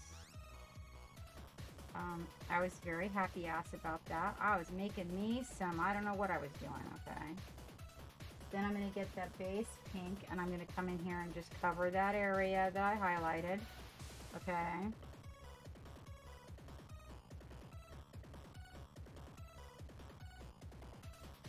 And then I'm going to come in with the light pink. Not the highlight pink yet, not the lightest one. Second to the lightest one.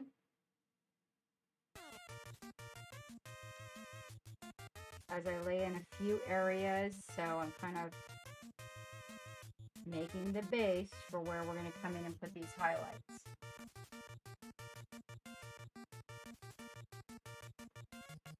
And this hopefully will come together a whole lot better than it did a minute ago. And our gradients will be better.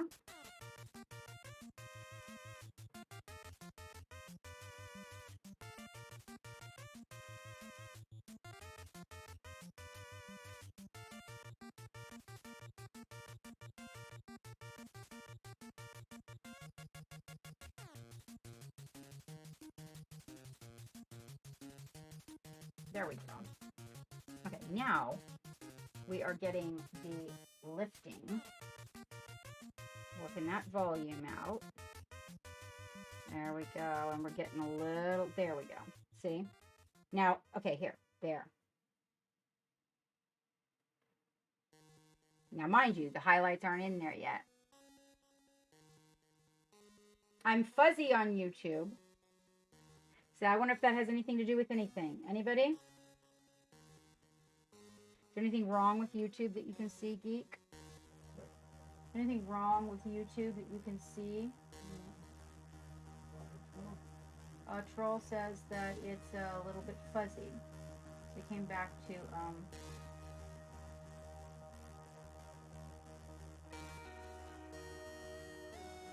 Twitch.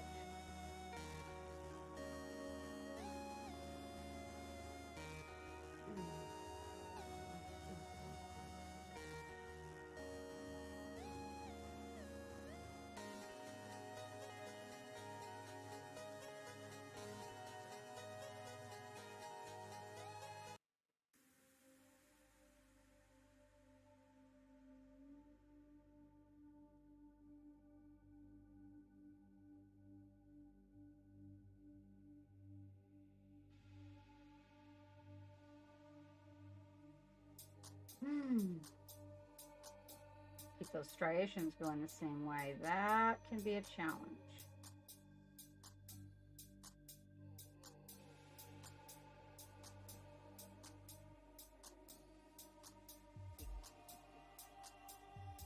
So I am currently using not the brightest, okay, but maybe the second brightest to establish where I do want, at least I think I want my highlights, okay.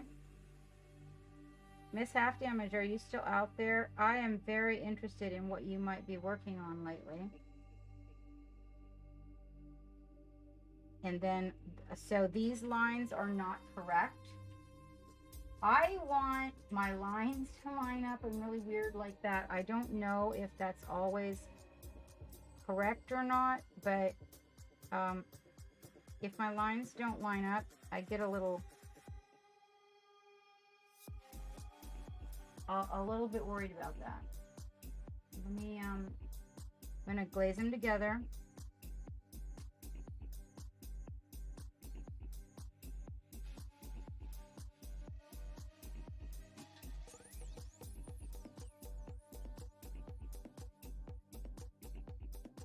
I'm using teeny tiny little strokes. Now that I've got the base coat down there, I can kind of come in here and get this transition on the helmet made a little bit better, so that I feel like maybe it's still not exactly the way I want it, but I'm gonna get it. I just have to kind of pull it all together. Hello Slay, how you doing?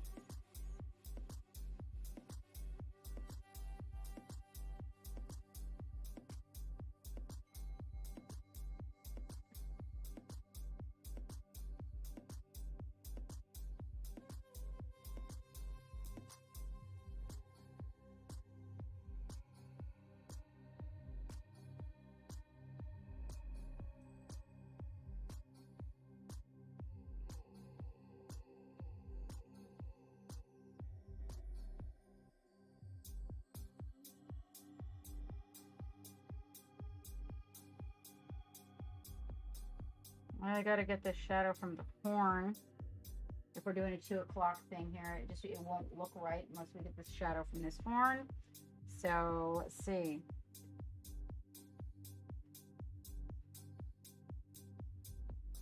I guess that's gonna actually be like this.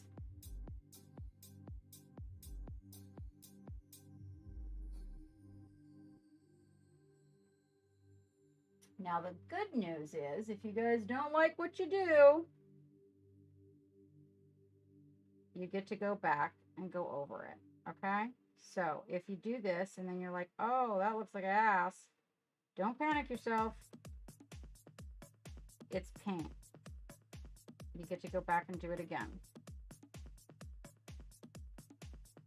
Okay. But I feel like a little shadow from this horn might make a lot more sense than just avoiding it.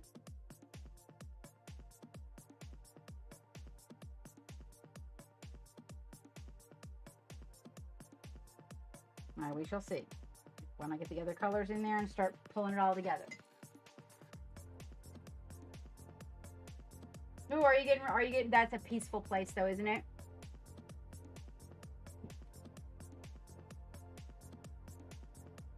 I'm hoping.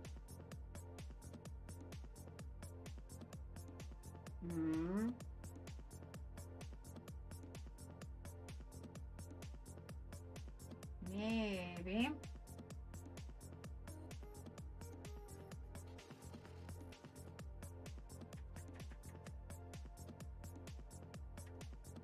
Okay, that looks about right. Yep. That seems to make a little more sense to me. I will come in here and I will clean everything up.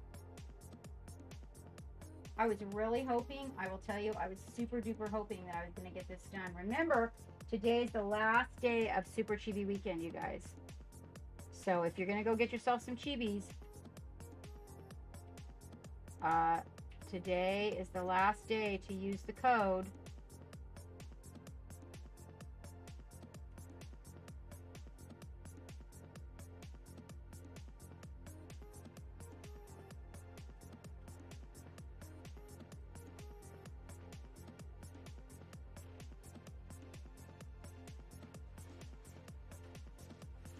Unless you're joining the contest, and then if you're joining the contest, there's a code for that that's separate. And that's going to be going on until Friday the 13th.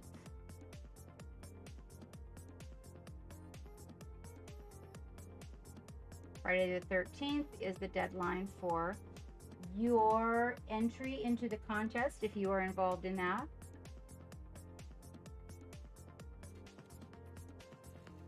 Okay.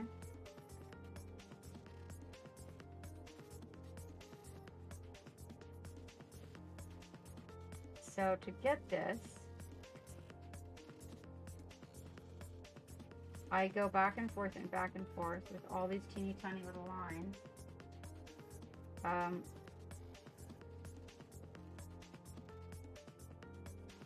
Honestly, until I get the balance of the highlight and the color precisely where I want it.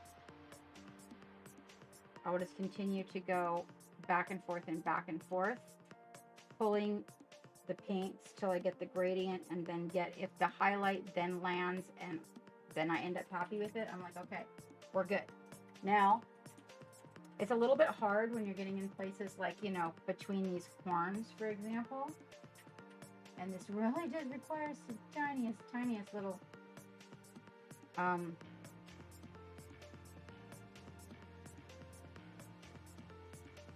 strokes. Sometimes a paintbrush that's a little bit smaller won't let out as many little tiny strokes. Okay, and so I kind of will lean towards the one to have a little bit bigger belly so that I can get a few more strokes in there.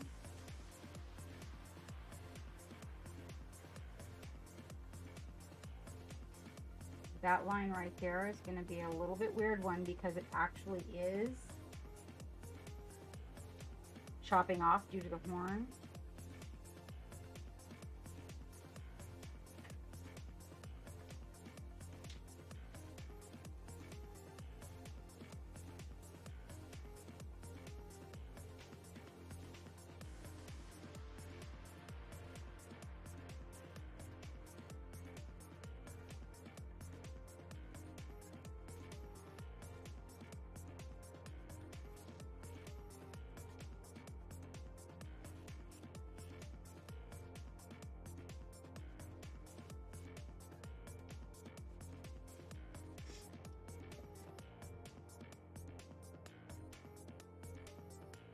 All right.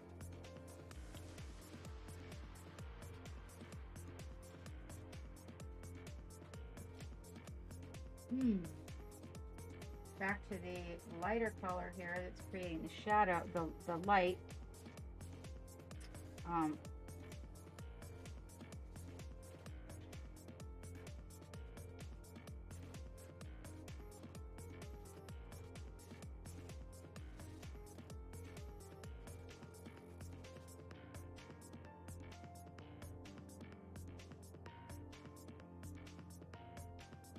And then probably I can correct just a little bit on this front one by bringing these two together.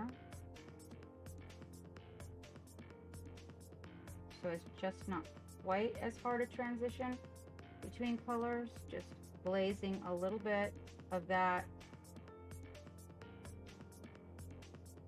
secondary pink, and then I got to go in and pick up a little bit of shadow and just kind of pull it back. Because we don't want to lose our shadow.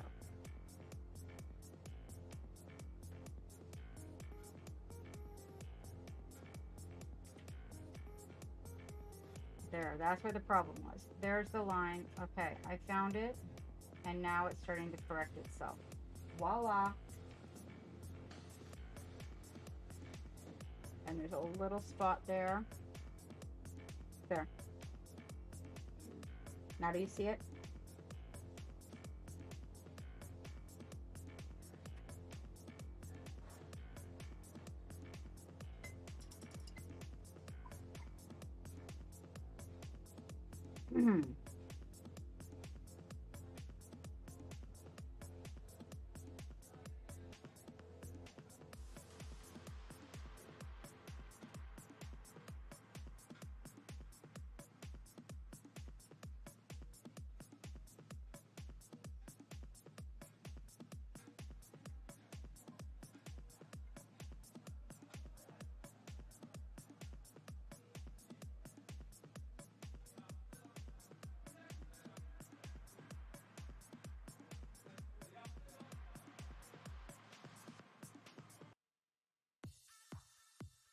So all around this little guy to get the full depth,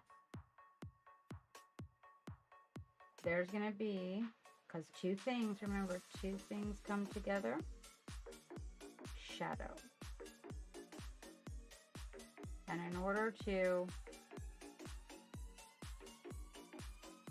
give volume on these little tiny guys, you got to remember that even in their world. And sometimes that is a very tedious little spot to get into. And this guy actually isn't even as small. I mean, he would be considered big almost.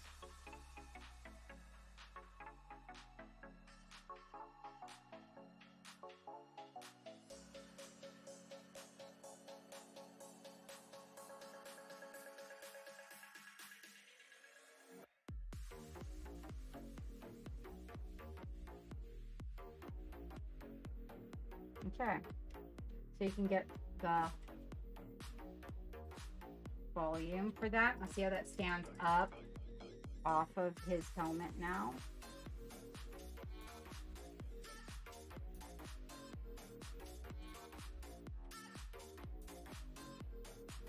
Oh, I boo-booed on his knee. Totally. Let's see. It is a debatable subject on the color of that emblem on his helmet.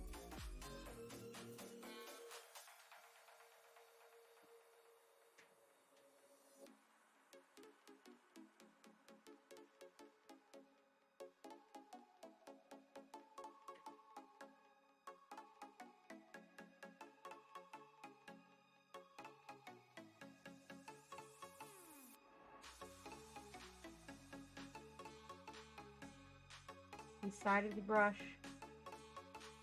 will save you all day, every day.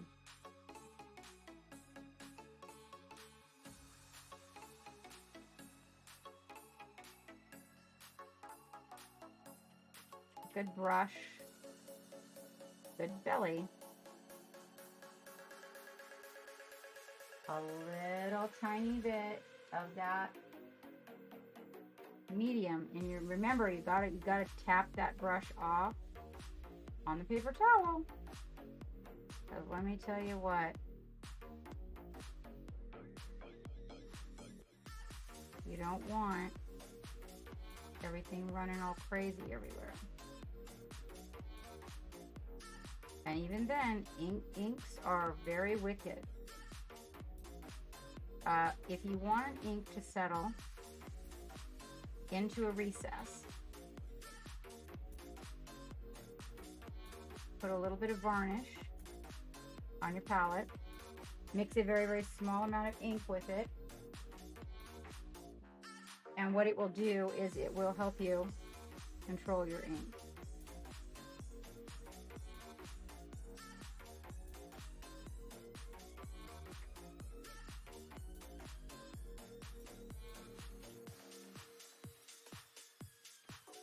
Right now, that at least makes it stand out.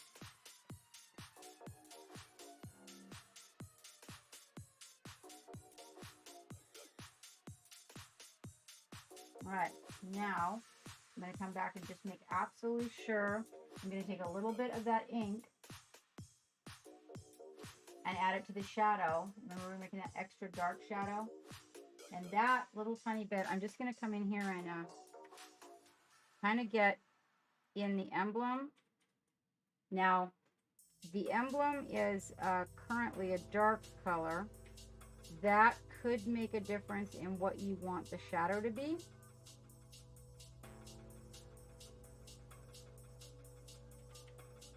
A darker color is not going to pop as easily with a dark border as a lighter color would be. Right now, I did it this color so that we could see what we're working with. My inclination is to do it turquoise.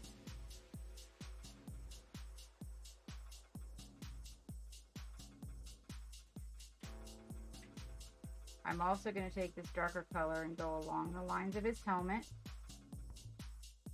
where he has a little indentation in the way the helmet's built. And then I'm also going to feather it a little bit onto the side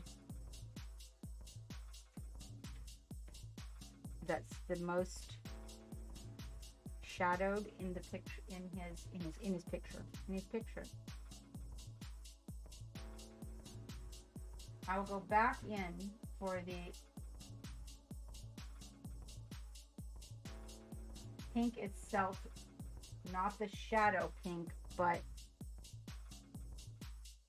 the one that is, you have a base color, and then this is the shade darker where we added a little bit of shadow to the hue itself here. And I added a little bit of shadow to the hue itself so that I could get a shadow but lifted, so we can bring out a little bit more personality in his helmet on this shadowed side.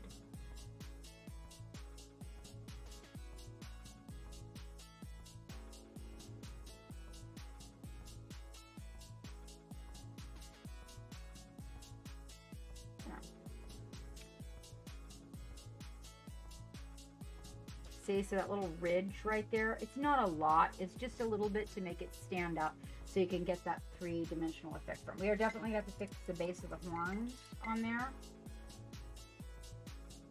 Now I feel like I want to paint the emblem a color, but I'm just going to leave it just so I can see it, and then that pop of the composition maybe coming in a little bit louder.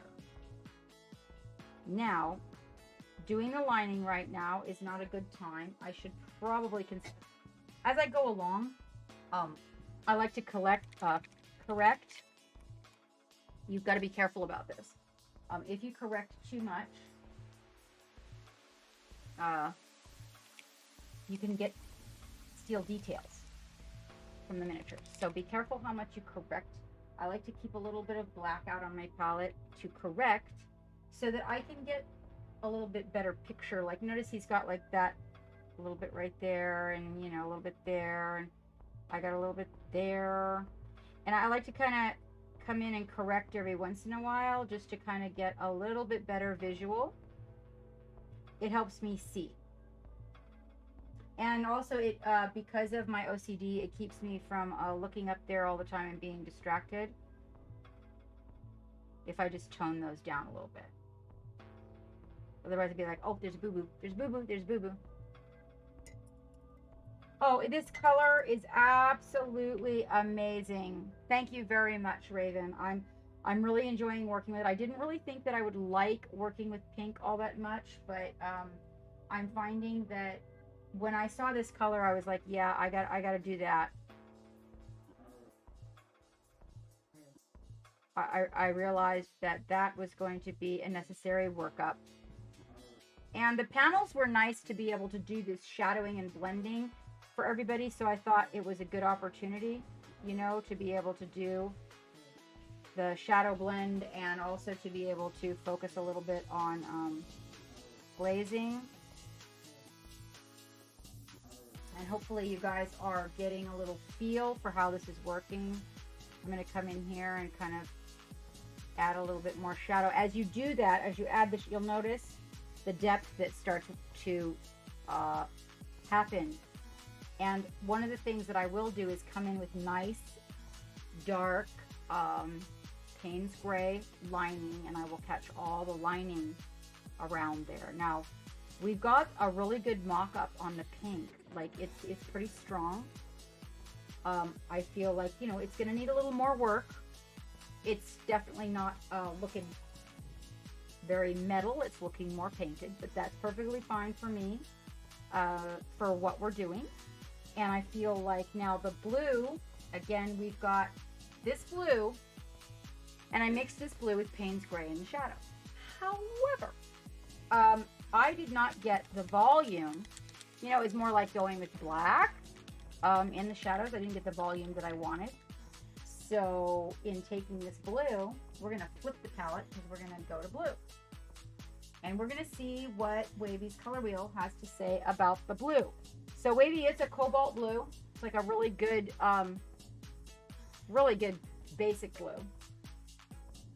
I want to say.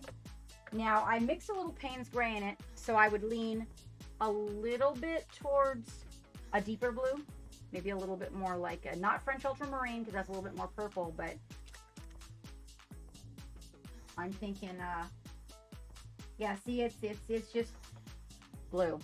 Now, again, you guys are seeing this a little bit more aquamarine than it actually is. This is more cobalt. This is the lighting in the studio. And hopefully, when we get everything to the new location, it will be corrected. Very different. Very, I wanted him to be a little bit different. Now, we're going to go into the metallics next. First, we're going to mock up the blue really quick. And before I jump into the blue, you guys, let's all take this opportunity to get ourselves a little hydrate. Geek brought me a cup of coffee. I'm going to take a quick bio. Brian, it's a good opportunity for you to grab a snack if you need one. Before we get into the blue, because you know, once I get going, I'm like, going, right? I'm really liking this brush. Yeah, it figures. Inky, you little sneaky boy. All right, let's start everything up. So we're gonna work up the blue, and then we're gonna jump into the metallics. And I've got some really cool things with these cephalopods to show you on the metallics that I really think you'll like. And there's simple ways that you can do this metallic. If you guys want me to show you that, I can 100% paint right back over that. So, like, if you didn't want to spend all day. Notice though the horns. I want you to notice these horns. So I did these horns with metallic glazing, right? Now, don't look at the base of the horns. I screwed them up. I am like so happy with that collar thing right there. I mean, it's like, oh my God. Right? But I got the horns. I did a little metallic glazing on the horns, and that's how we got this look. I have to fix the base to the head. Oh, it's no snack time. Okay, no. Oh, okay. No time for snacks. Okay.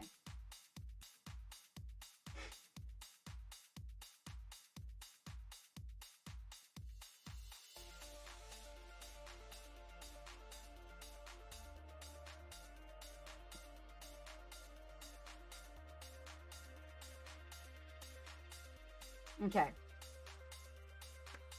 Okay, so I will be directly back, you guys. And then we're going to mock up the blue. And we're going to do the same thing on the blue. If Wavy is still out there, if he's not, anybody else got a color wheel? Or shall I look it up? Hold on. Oh, wait. You're all about the pink and blue. Oh, you like that? Okay. Oh, really? Oh, good. And look, and you guys are welcome to share your work right in the channel. Go ahead. I'm so sorry. Yeah. Give yourself a shout out. Show some work. Share. It's Sunday. I may have forgot to say that. I'm a little sidetracked by my painting. I'm actually pretty excited about the way this guy is. Lately I've been liking a lot more of my work, and it's really cool. Oh, look at you are all about the pink and the blue right now. Oh, excellent. Okay. Well, there we go. That is, yes. Very cool. Man, they are a dynamic duo right there. That is some color to behold. Oh, let me see. Are you doing a little orange-haired girl? Oh, I loved her eyes, Brian. You did so good on the eyes. And you know how I do love me some Chibi eyes. She's really cute. You know, Brian, I've gone through all of my stock. I don't have her. Is she not, like, I have her, a large one that you sent for Super Chibi Weekend, but I don't have her as a Chibi. I got the one with the droopy pigtails, not this one. And I was wondering if maybe it's not available, and I just thought it was, but she didn't show up. I love the color hair you chose too. That pumpkin nut color on her head is just beautiful. Brian, put freckles on her. If this was mine, because the reason I wanted her is because I want to paint her a ginger with freckles. I mean, you painted the colors that I wanted to paint her with the orange hair and the green eyes and freckles. And that's what I wanted to make mine. And I was like, oh my God, Brian's painting that. And I made a mistake and put a shout out. I hope Hobbies for Happiness didn't accidentally see it. So I put a shout out there where I was doing the go and get your 25% off, Captain Mad Love, blah, blah, blah. I thought I was taking a picture of your desk, but it turned out to be, I guess, her. They were raw. They were naked. They had no color. That'd be great. That'd be great. And I will do, or maybe I'll change it up. Maybe I'll do green hair and orange eyes. Yeah, I like this one. You know what I really like about her is her little tum-tum. I like her tum. Okay, I'll be right back, you guys. Hold on. I'm going to put this up and go back to that. Did we get a shout out for Dragonheart for rating it? Yep. Awesome.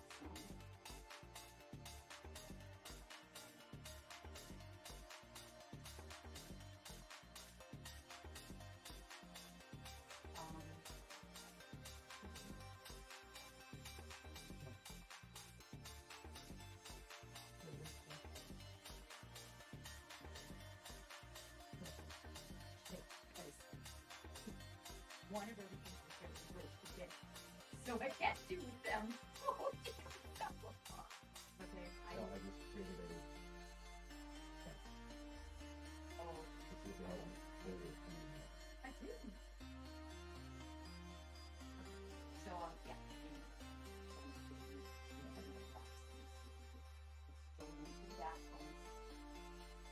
Oh no! I'm not the procrastinator.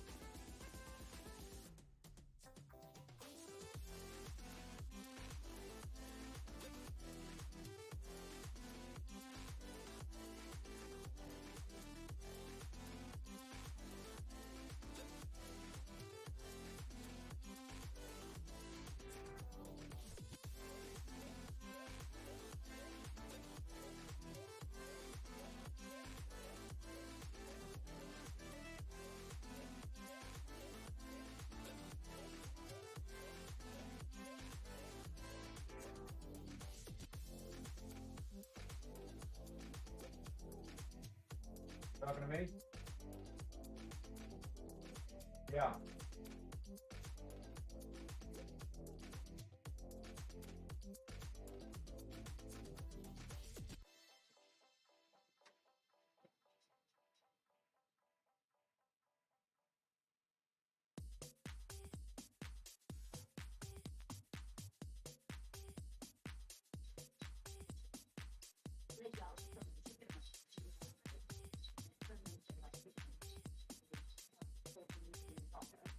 Yeah, oh yeah.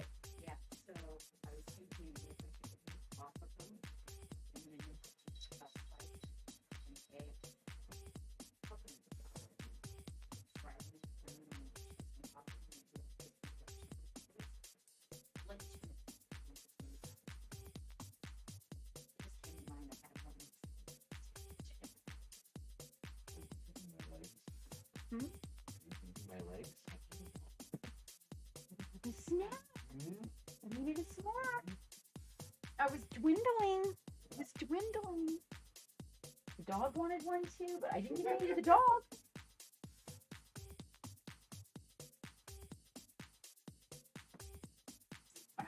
Okay. The battle is ready. Oh.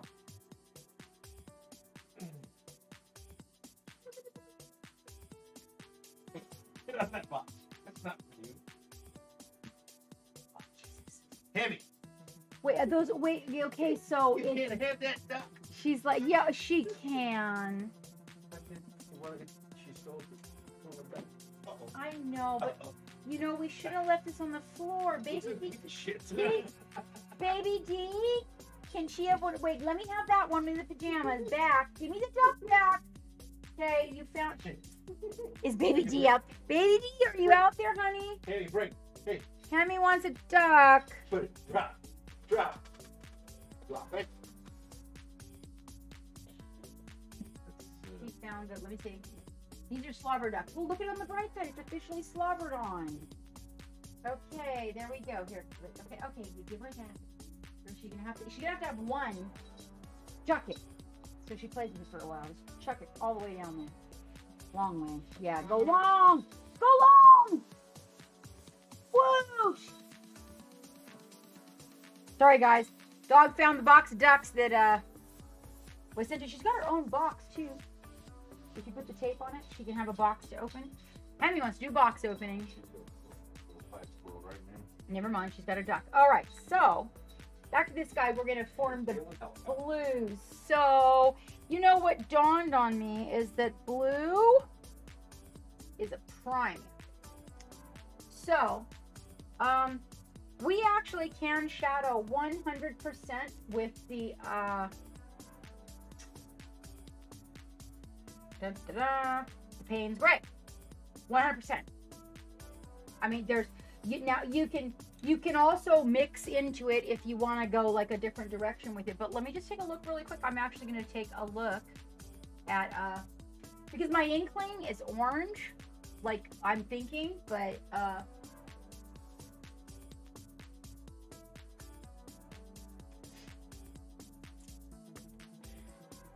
so I was right. Yellow, but yellow just does not make a good shadow. It really doesn't. Oh, Draco, it has to be capitalized. Your entry, guys, if you're entering the giveaway, it's got to be capitalized. Let me see. Okay. Yeah. Thank you, Raven. Yeah. So I don't have mine here. I'm trying to I haven't used the color wheel in so long. And so basically, Pascal told me to go back to my roots. And so this is one of the things that we did. And I really wanted to share with you guys some of my highlight in learning through all the years that was really basic. But the funny part is that I don't think about it. I just do it. You know what I'm saying? And so, and then I'm like, oh, this color, that color, blah, blah, blah. But I didn't think about, hey, you know what? It might be a situation where, you know, you guys might need, we might need to just really get back to basics. So yeah, that's what I was thinking. So I'm looking right now at a darker blue. Now, even a cobalt blue. Now, cobalt blue is more across the spectrum, right across the wheel from orange. We're going to try this. We're going to try this. Now, I don't know what will become of this, okay? So we're just going to give this a whirl, you guys. here is our beautiful blue. All right. Now we are, and then across from beautiful blue, dark blue is yellow. That's a little bit more weird to work with when you're shadowing. So I'm not gonna, unless we're doing white or yellow, we're not gonna go yellow right now. You entered already. Okay, so what we're gonna do is I'm gonna go in this deeper blue spectrum, because what I'm gonna do, I'm gonna take a little bit of our friend here, because what I did, if you look, I darkened the blue. So that being said, ooh, that was too much. So here we got Captain getting excited here. Let's try that again, guys. Hold on. Okay, there we go. All right. And we'll just take a very small amount. There we go. All right. Because I deepened the blue. So it kind of came out with a little bit more of a, okay, actually, for anybody who does not have these colors on your desk, Raven, this is definitely not the color you're working with, but it's still going to work out fine. This is more of a ultramarine. No, not the color ultramarine. Vallejo's ultramarine blue. Okay. Oh, that package he's giving away. Oh, you guys, that's a juicy package. That's got Captain SETI. Now, if you're in the UK and you win the package, we got to work something out. They're killing me with the shipping, okay? Killing me. So we might have to work something else out.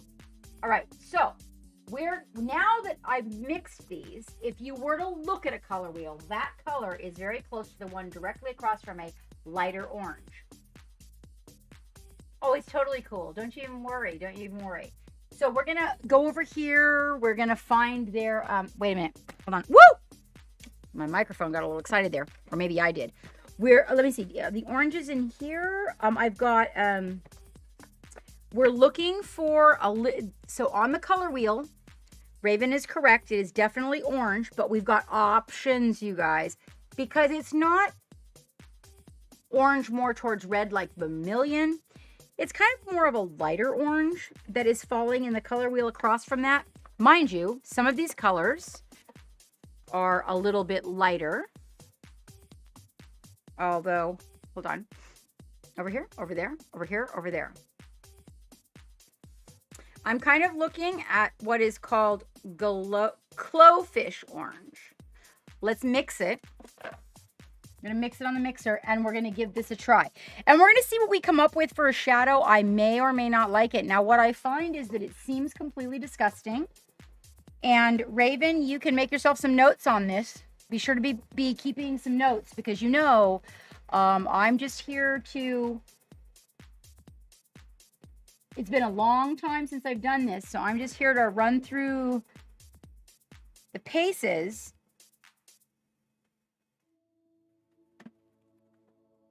There you go. So now just remembering what we did with the pink, right? What we did with the pink was kind of weird. Like you're going to mix teal with pink and make a shadow. That sounds disgusting. No, it really does, right? So I haven't even opened this one yet. Let's see what we got. Looking at the color wheel, this is pretty close. Oops. That's right. We want to get rid of those. Yep, that's pretty close. So here we are. Hold on. Let me focus in for you guys. Oh, let me see. My camera's backwards. Hold on. Blue. That's that way. This way. There we are.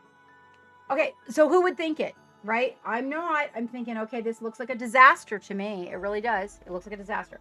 So, I took a little bit of Payne's Gray and I mixed it into the blue to get myself a little more of an ultramarine blue here.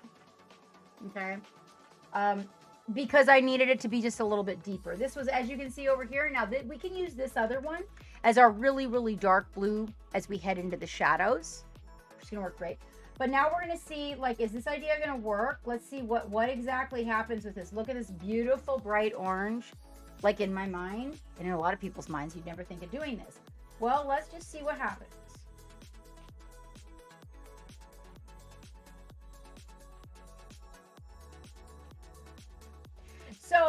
you know, you guys, what you end up with, if you see, is like olive green. It's like it's an olive green. It makes sense. It totally makes sense. Okay, so we're gonna take the blue in its purest form. All right, we'll put it up here. There she is. That's like the base blue. Oops, I think I just painted all over you guys' face. Okay. And hang on just a second. I don't know. Oh, sorry, it's on the wrong page. Here we go. All right. Okay, so here it is in its purest form. Now here's what you're not thinking. That is really a grody color. But let's not judge it. Let's just say, okay, well, let's give it a try. Let's find a little spot. Here we go. Here we go. It's a good spot. All right. We're going to come in here and we're going to say, okay, look, we've got, this is going to need some gradients. So let's not focus on that right now. Let's just try this little spot here. Like this is a spot in the shadows. And it's really dark. Let's just, you know that color we mixed that was super dark? A little bit of Payne's gray in there. Look at what a really dark color of gray that actually becomes. And suddenly, as we're doing this, you know, I wouldn't have thought it made sense, but actually it really does. And I'm going to show you here. We're going to get some areas that need some really deep shadows, right? Okay. But let's just look right here in this one little square. Okay.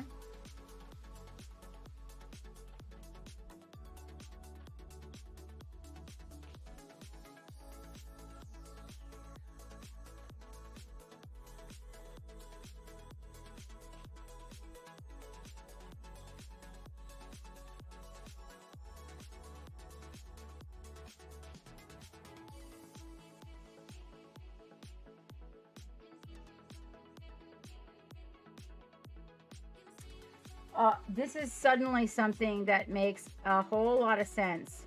We're going to dance those two lines together. All right. But then wait, we're going to just steal a little bit of white. All right. So we want to mix a little bit of blue and white together.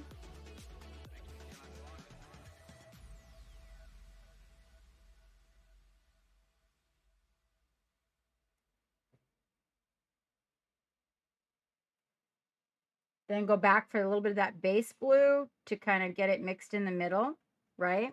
As the light comes across. Now wait. Go for your shadow. Put that shadow in there. And then we're just going to like dance those two colors, right? Really touch that super lightly. Drag one way, drag the other. Light blue. Let's get a little bit of light blue right there. And then drag those colors together. I am touching that so lightly. Okay, now look at it. Now, I know, like, it kind of didn't make sense when we mixed it on the palette, but doesn't it start to make sense as we put it on the miniature? I mean, that makes a little bit of sense there. Now we'll just take that other blue and just kind of glaze it over a little shadow here. That really looks good. Get back in there for that dark shadow. Get those edges. And even that olive green. Now, what I did to change up the olive green is I just took and mixed a little bit of that Payne's gray, which is super intense, and I created a really dark shadow with it. So I can get my lines and the areas that are way down underneath of him with that Payne. And look at that, makes perfect sense. This is going to need a little more glazing because it, you know, the lines aren't quite right.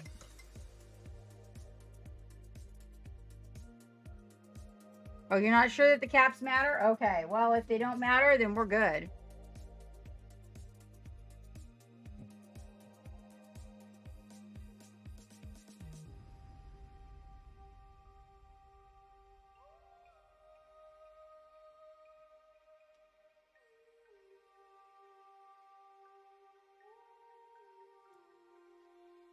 Okay, so now as the light comes across, now what we'll need to do is, of course, thin that light blue. that we've got mixed with the white, and we want to bring it in and just kind of, you know, really pull that highlight to the corner, right? So we're getting a real good highlight on that. I'm gonna take that medium, I mixed a small amount. This is the color that I'm using like as we transition over, right? And all of a sudden it starts to make sense, and you can take that really dark blue, which you mix with the Payne's gray, and get it like right in that shadow spot.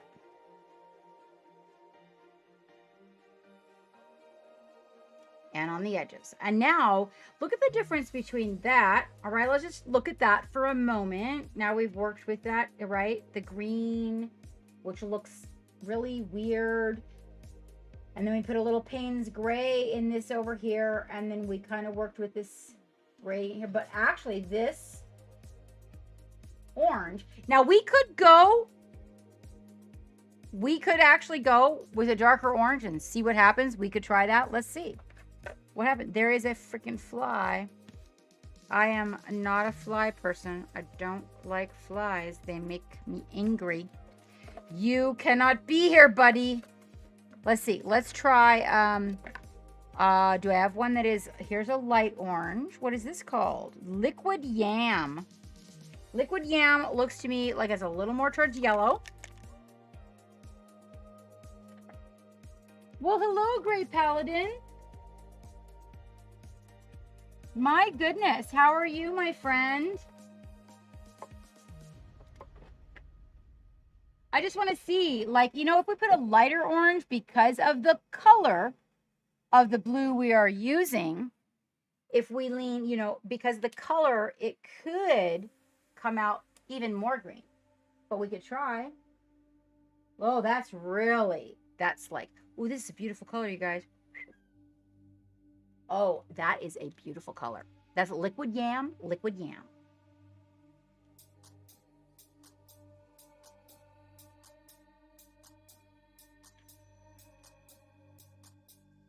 Yeah, that's, let's see. We use, there's Happy Accident. It's an orange, but look, I really feel like, okay, you're gonna have to move out of the way, buddy.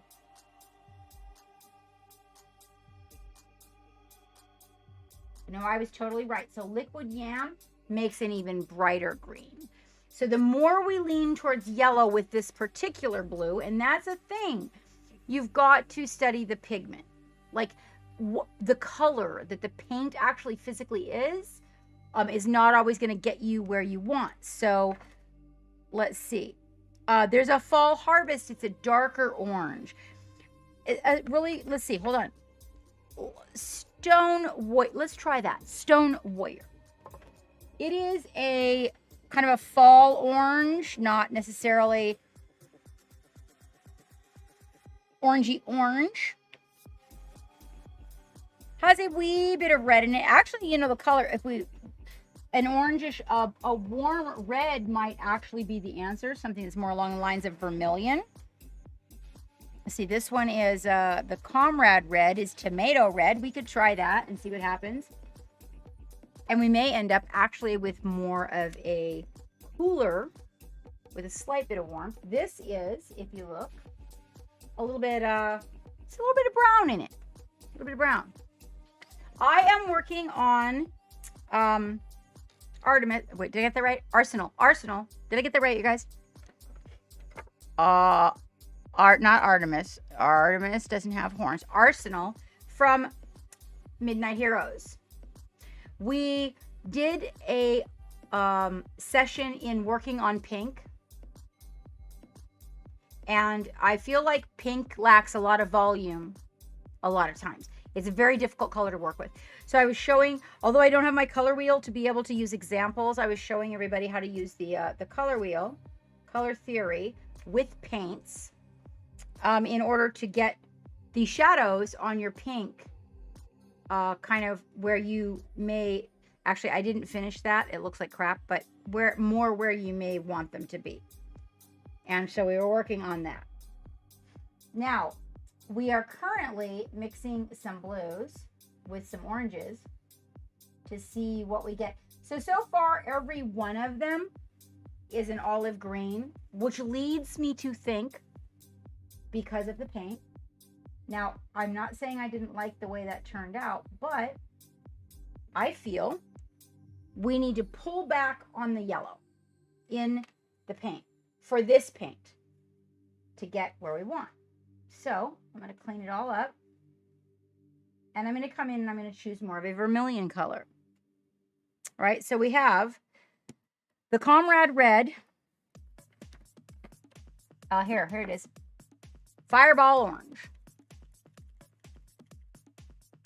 All of these oranges were too light for what we were doing. We're going to the other side of the color wheel, but remember, when you are going to the other side of the color wheel, hello, Pat, how are you doing? When you are going to the other side of the color wheel, they are talking hue. When you start mixing paint in the physical world, it then becomes color. And if you guys would like to get in on our giveaway, it is !Chibi. Oh man, my memory. I'm telling you what, you guys. !Chibi. Raven said she's not sure that the capitals matter. Yes. So, no, actually, Demon Fire looks that way online, Troll. It's very orange. It is like, I mean, emergency. It's almost emergency orange.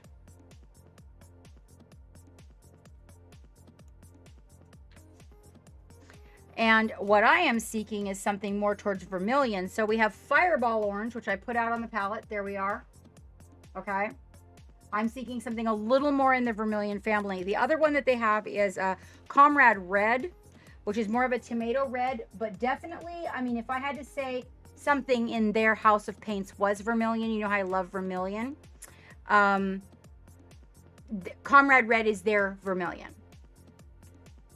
Well, sort of, Midnight. We're talking about these paints and a little bit about color theory. So like, one of the troubles that people run into and regularly reach out to me about is that, oh, I have these paints and I did this and I did that, and then I mixed them together and then I got this.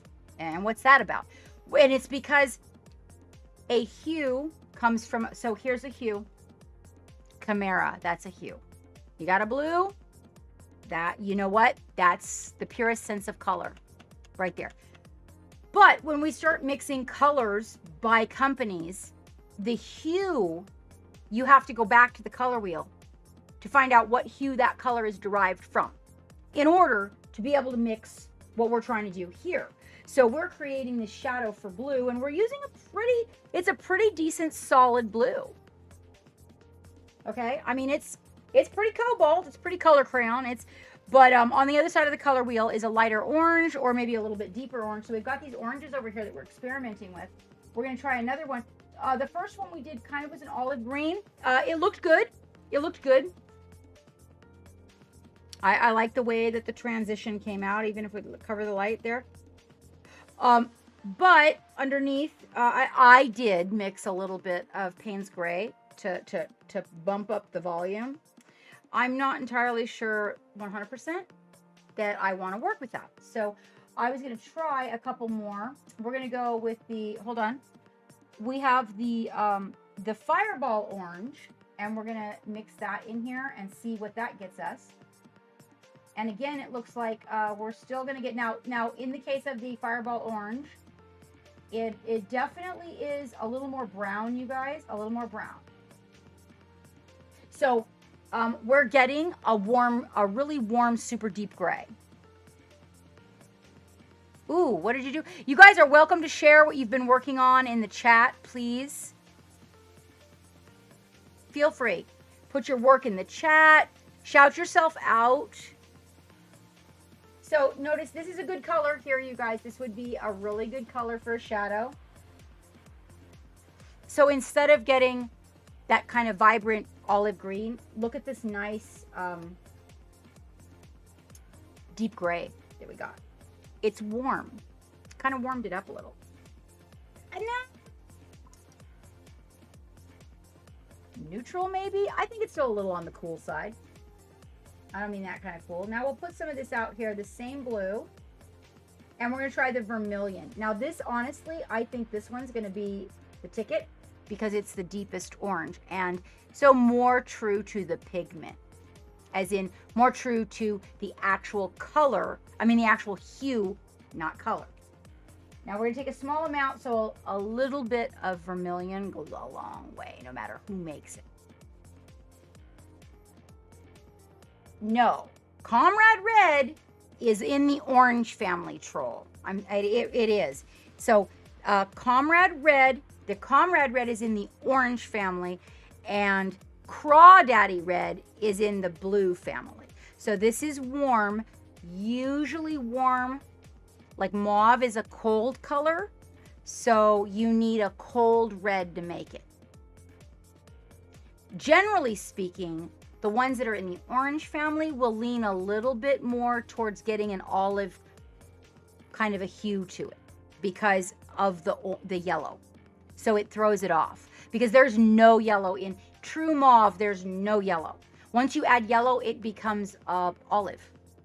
So the one you would want to use if you were making mauve and starting with red would be the Crawdaddy. Crawdaddy's the cold red. Notice the difference? Cool red, warm red. So what we're going to do is we're going to mix a little bit of that in the blue. And you want to remember that vermilion is almost deadly.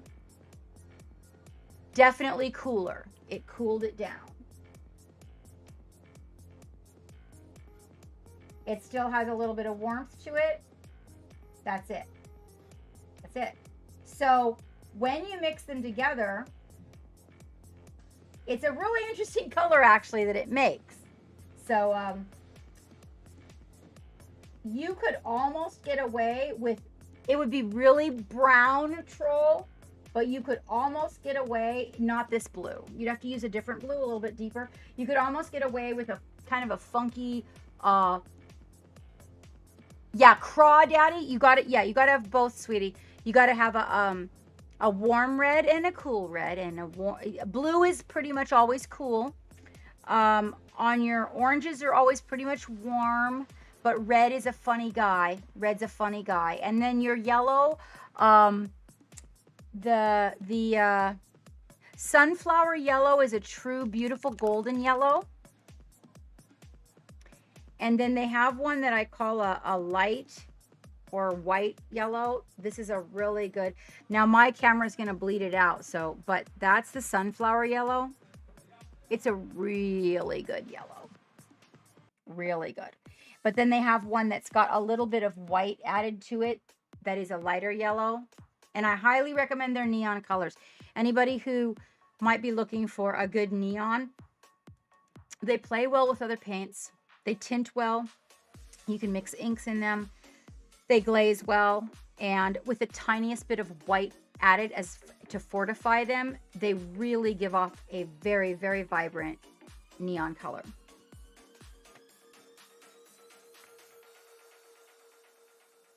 Oh, you know, I think maybe for sure,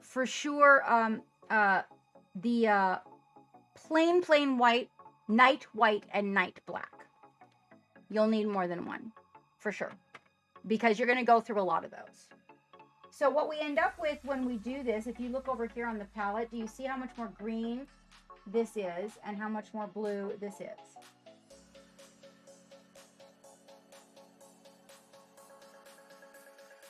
So in making those shadows, this one here, the vermilion was the ruler. So although it says light orange, again, remember what we're dealing with here, okay?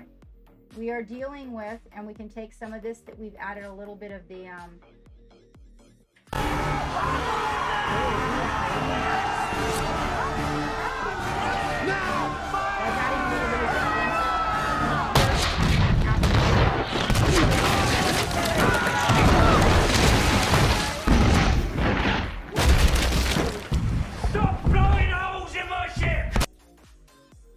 and you mix it until you get a really deep ultramarine blue. That's the color we want right there. You're looking at it. Isn't that a beautiful, look at that shadow. It's going to be so much better than the other one.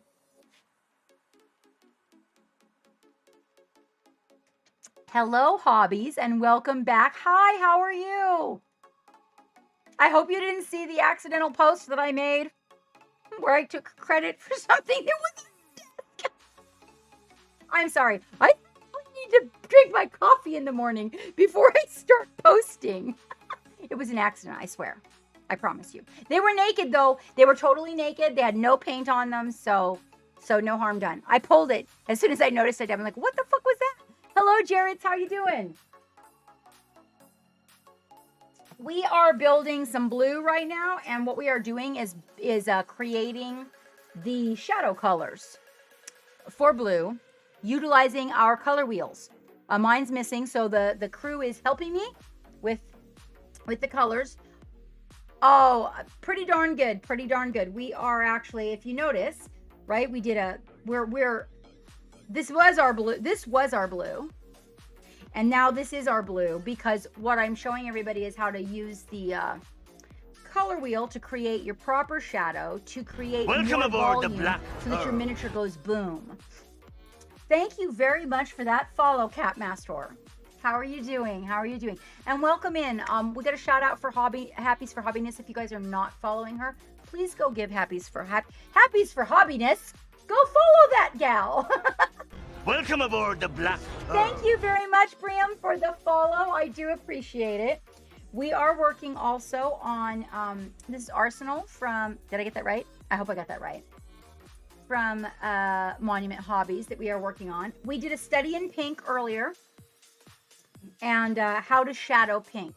Because pink is oftentimes, the shadows are confusing. It's a very hard color to work with. So I brought some of my old school mojo down to work some pink, and we haven't done our lining yet, and now we're working up the blue. Brought some old school mojo down for your basic blue. Here we've got what we're doing now, what we were doing, it just wasn't working for me, so that. And if you guys would do me the kindest favor and just reload, push that button in the upper left hand corner, you will not have to watch a commercial. You should pop right back in. Arsenal, thank you. Thank you very much. It is definitely a work in progress. So we did some glazing for the horns the first evening, and the black is we're doing metallic. Where you see black is probably where some metallic is going, and I like to focus on that after I've built the composition. I want to make sure I get my composition right. So just in case, I want it to be centered. I want it to be grounded. I like to make sure that I've got, my focal point where it's supposed to be. And so I wait on a lot of these bigger items that are going to come in to see where I want to put those shiny metals and where I might want to keep some black. Oh, I'm really glad you appreciate it. I was like second guessing it. And then I thought, you know what? I haven't painted a mech in a minute. I think the last one I painted was probably made out of plastic for some kid. But I really liked this guy. Of course, now you guys, come on, you know why. He's got horns. If he had wings or horns or hooves, I'd be like, oh, I would paint that, right? We have a giveaway going. If you guys would like to enter, you do need to be here when we pull the winner. That is !Chibi, all capitalized. And we are giving away, you can see if you look in the, I think, left-hand corner of your screen, you can see what we're giving away. It's got a lot of goodies in it. It's got a Captain SETI Mini. It's got some Steinel Res Primer, which is, oh my gosh, that's my favorite. I've got a little flocking for your base of some apple blossom flowers. Slobber Frog, who temporarily is replacing Slobber Duck. A few dice, a lot of stickers, a little brush holder, just basically a box of goodness. Some brushes. Oops. Ooh, that sounds like so much fun. Painting him like Loki would have been fun, but I didn't think of it. For some reason, yeah, it's exactly. We call them the booty boxes. Capmaster. So coming back to this guy here, also, if you want to share what you've been working on, please, if you have pictures, happiness, feel free to share them. If you guys have an Instagram link you would like to share, some work you would like to share with others, please, it's Sunday, and that's how we do. And Happiness, honey, if you don't have pictures, that's totally cool. If you'd like to post yours in the Love Gallery so that I can give you a proper shout out on Friday, I would appreciate that.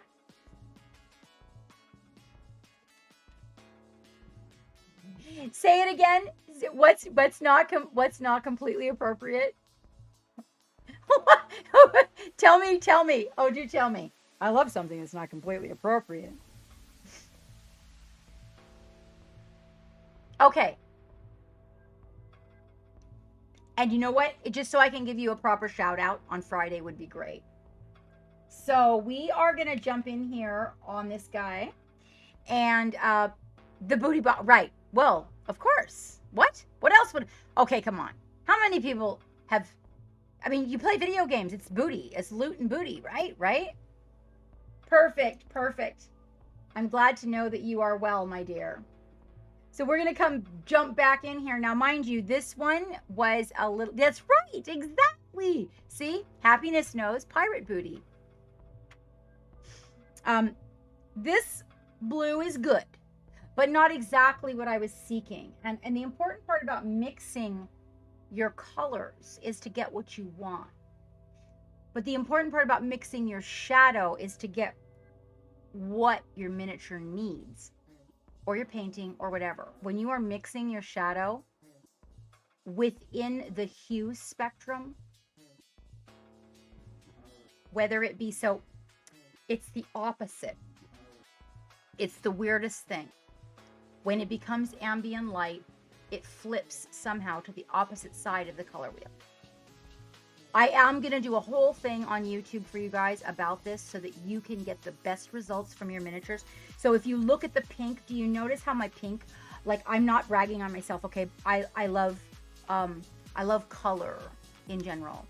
But my pink was pissing me off and I couldn't think of why. Like, why is it not doing what it... So I had to go back to basics and do a little research to find myself, to come back here to give it to you. But notice that the pink is welcoming, and it's dimensional, and it kind of looks a little bit alive, you know? Not that he is necessarily not a robot, but that feeling that you kind of want to get from pink. That's why we want to paint in pink, because we want that feeling that pink gives. And so really what it has to do with, a lot of it is not necessarily what color you chose for pink, but what did you mix for the shadows? Yes, exactly. Oh, thank you. That was my whole thing, is I went to bed completely irritated because I couldn't wrap my mind around my pink. Dad, you know what? My dad used to sing that song, Cap. My dad used to sing that song. So let's take a look at the blue, right? Now for me, it was, now mind you, let's take the light out of it so you can notice it's a little bit, I want a little more vibrance. Okay, it's a little bit, but that's okay. This one's like lower on his body. It's going to work out. That's why I chose that one. But it's not quite what I'm looking for. Good for you, Cap. That's the same thing my dad used to do. So when we come in here to grab this, the first thing I'm going to do is I'm going to take just the base blue. Welcome aboard the Black Pearl. Color crayon blue. And what I'm going to do with that, because I'm coming back in here to paint over it. Let's just consider this a lesson in, I hate that. I'm going to paint over it. Let's do that. All right. And I'm going to take my base color and I'm going to come back in here and with the base color, I'm going to paint over the entire area. Shadows, everything. The paint that I'm currently using, just to let everybody know, is called Cuttlefish. It's made by Cephalopod Studios and it is made for glazing. This paint is a little different. I love it. It mixes wonderfully and it layers because it's designed for glazing. I was brought up painting in oils, and so to me, that's what it's all about when it comes to paint, is let's get our glaze on. Hell yeah. Okay, so we're going to go over the whole thing, and then inside the recesses, we're going to choose this color that we mixed that's got the little bit of ink. One of the things I recommend to everybody, right? Everybody needs a container of Dollar Brownie, Payne's Gray ink on your desk. It is your friend. You know how many whites you have, how many blacks you have, how many varnishes you, so it is your friend. It will save you from many things. You want it on your desk. You cannot have a complete studio without it, in my mind. You want it. It is this baby right here. You want that on your desk. This is your friend. This will save you from so many headaches when it comes to shadowing. Like if, you know what, and it mixes with everything. It'll fortify it a blue. It'll change the intensity and the depth of a red. This is your friend. It is my baby. Very inexpensive for what you're going to learn to do with it, especially if you hang out here enough. It's Payne's Gray, and mind you, no, the answer is no, not all companies make Payne's Gray equally. This one, this Payne's Gray, this, because the pigments used in here that create the hue that this is, and or color, this could be color. It might be color. This is the one. I've bought many others. Sometimes they're too blue. Sometimes they're too black. Sometimes they're too warm, and that just messes everything up. This one. There's something about that one. You'll love it. And it's not terribly expensive. Dick Blick, you can go ! links and find my link tree, and my affiliate will be in there, the Dick Blick, and you go there. They ship worldwide. Pennies on the dollar come back to the ship and help support me and my freaking crazy adventure. Okay, now this is dried. Notice it's already changed color. See that? Look at that vibrance. Okay, now here's your reminder. Take out the dog. We are going to need to take a small amount of white. Let's make sure we get some white out. There we go. Here's your reminder. Take out the dog. Is the dog eaten? Take a small amount of white over here on the palette. Let's make sure we're looking at the same thing. You're going to need a highlight. So we're going to mix the highlight with the plain blue. Okay? So we get like a little levels of highlights, okay?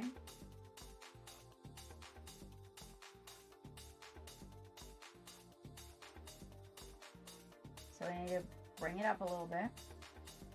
There we go. Okay, and then we've got the base blue here that we're using. Now mine is a little bit crawly all over the palette here, but this is my base blue. This is my secondary base blue, right? So as we go into shadow, I have deepened this just slightly. It's more of a filter between the shadow and the blue, okay? Then over here, let me remove this one is the wrong color. Let me just pull that out of there for you guys so that you don't even have to look at that. There you go. There you go.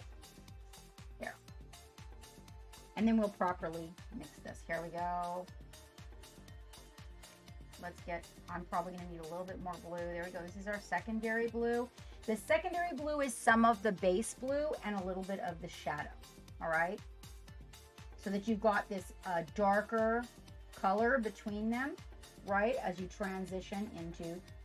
And then over here, what I've done is I've mixed the Payne's Gray with the shadow color to create a super deep. I'm actually going to add a wee bit more vermilion to that just to bring it into spectrum here. There we go. Really deep shadow. Good evening, Ambrali. All right. Thank you. Oh, that's the back. Here, let's look at the front. Because we've done a lot more work on the front. We're now working towards the blue.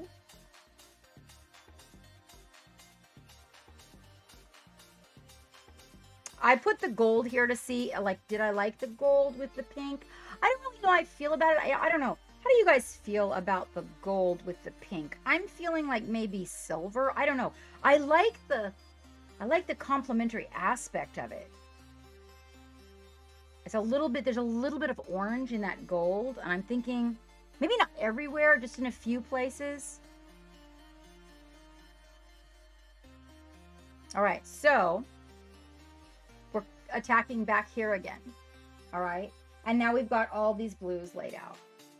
So what we're gonna do is we're gonna mix a little bit. Now you can use the medium, but oh, if you guys, that's another thing. You want to answer a lot of your medium questions about mixing paint.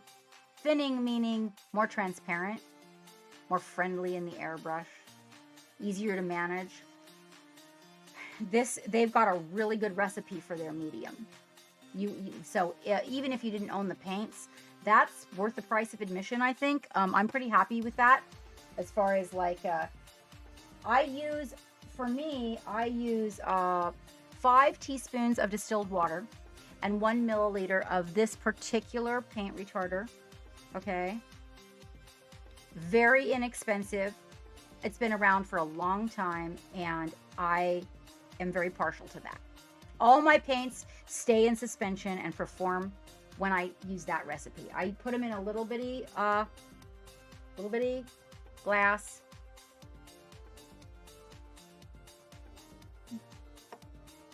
That's what I thought too, Raven. I kind of liked it. I was gonna make this glowy on the back. I haven't really completely gotten where I want with it. But the first thing that we do, okay, is we take the very, very deepest shadow. Now, this is a different paint process than like painting a human being. I'm painting a mech here. So sometimes going back and glazing your shadows in last is a good idea, and just building your medium colors. In this case, I'm painting a machine. I kind of change up my process a little.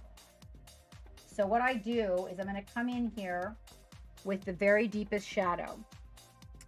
Underneath here, he's going to have a deep shadow, right? And so I'm going to paint that in. The light's coming in from this side over here, so we're probably going to get a lot of that deep shadow around here too. Then I will pick up the secondary shadow.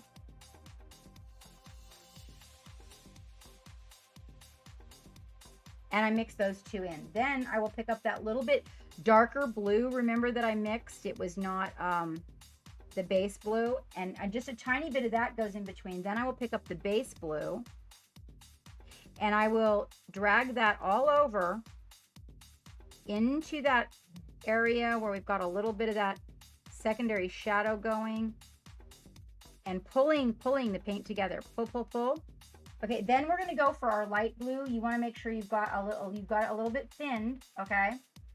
And we're gonna come in here, and then we're gonna create the area that we see as the highlight, okay?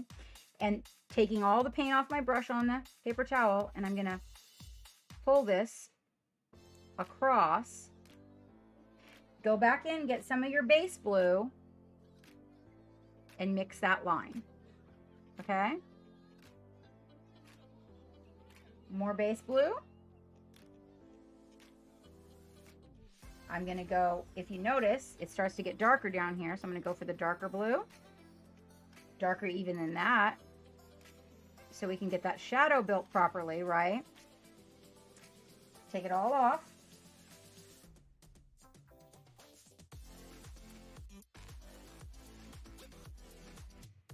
That's the light blue. Back for the base blue. Grab a little more. And mix it in. Glaze it on down. Pull it on up. Right? Then we're going to take that the secondary shadow to come in here and hit some areas where it's kind of, the ambient light is a little bit more on this side because it's where the sun is, where the light's coming from. I'm going to go in for that highlight.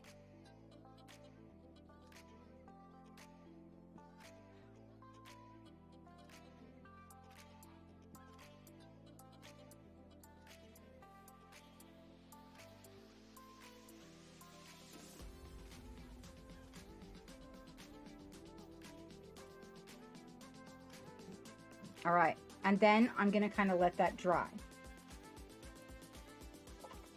You know what? I overblend. My teachers tell me I overblend. Now what I'm going to do is right along this ledge, I'm going to come in with the base blue. So the base blue is lighter than the shadow blue. Ever so slight. You're going to add ever so slight white just to bring it up. It's going to kind of fortify it. And what we're going to do is we're going to come right along this ledge, and we're going to, don't worry about getting it on these louvers. These louvers are going to be painted.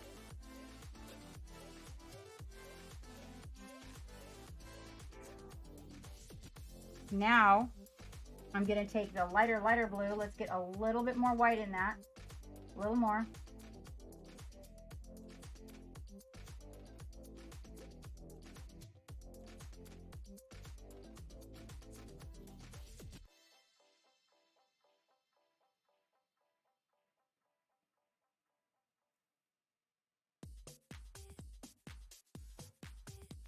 There we go. Light. I'm going to fortify, as in build up, that little highlight right there. The light's coming from like 2 o'clock in the sky, so to speak, right? So 2 o'clock.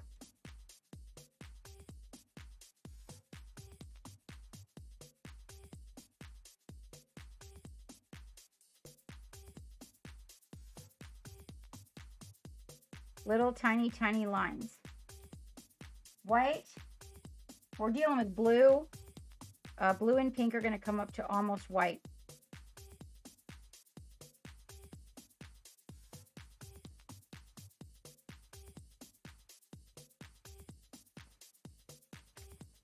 Okay.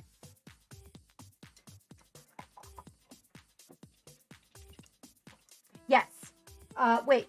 Ultramarine blue, medium, the middle line blue right here. So the secondary blue. Lullaby lavender was, I think I was talking about the other night and telling people that that was probably a color that was going to get as close to Payne's Gray as we could.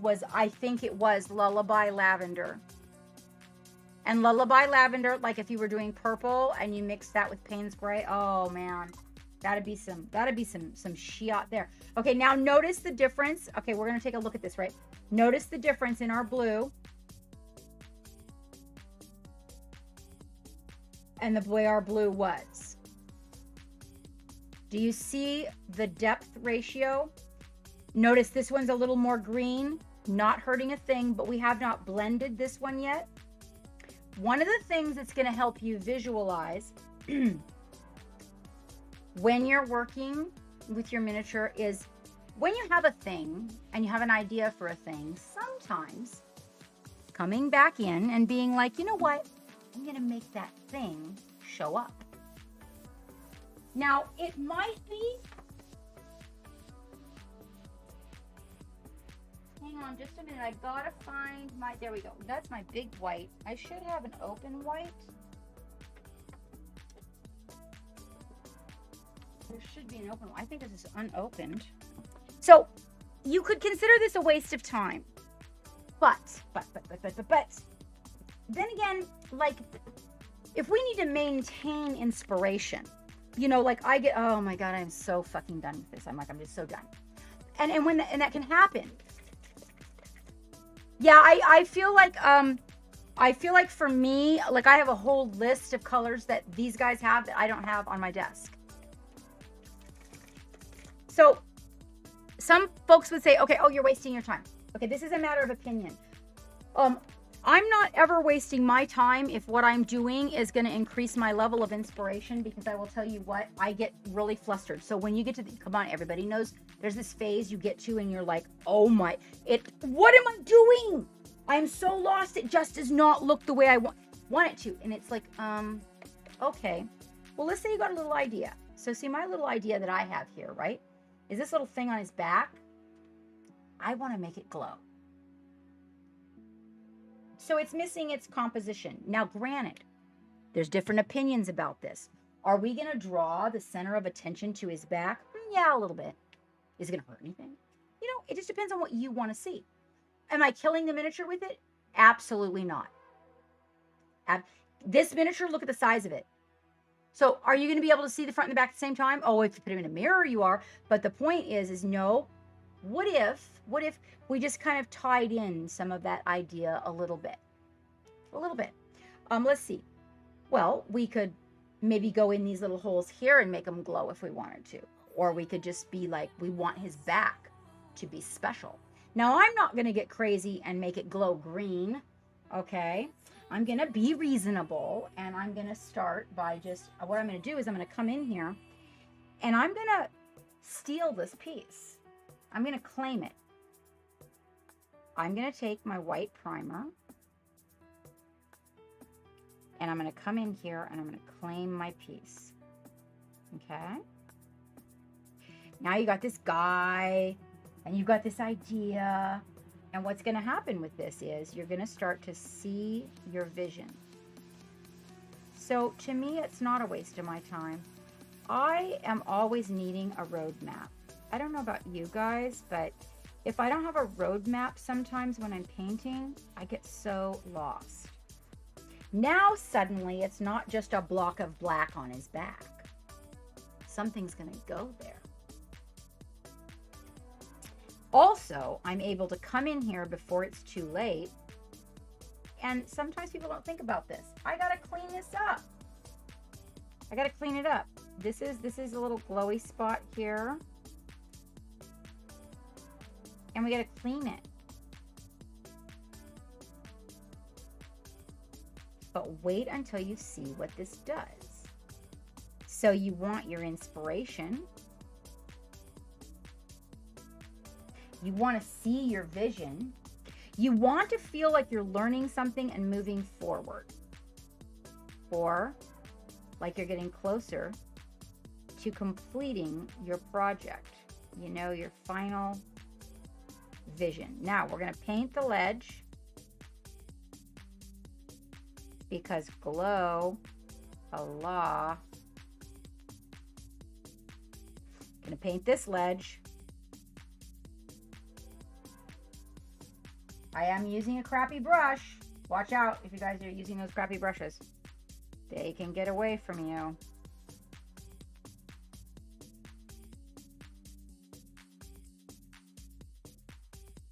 Wait now. Glow. And glow. So we want to get the lip all the way around our glow. Make sure you get the lip all the way around your glow, because if the ledge exceeds past the line of where you're putting your glow, it's going to catch the light.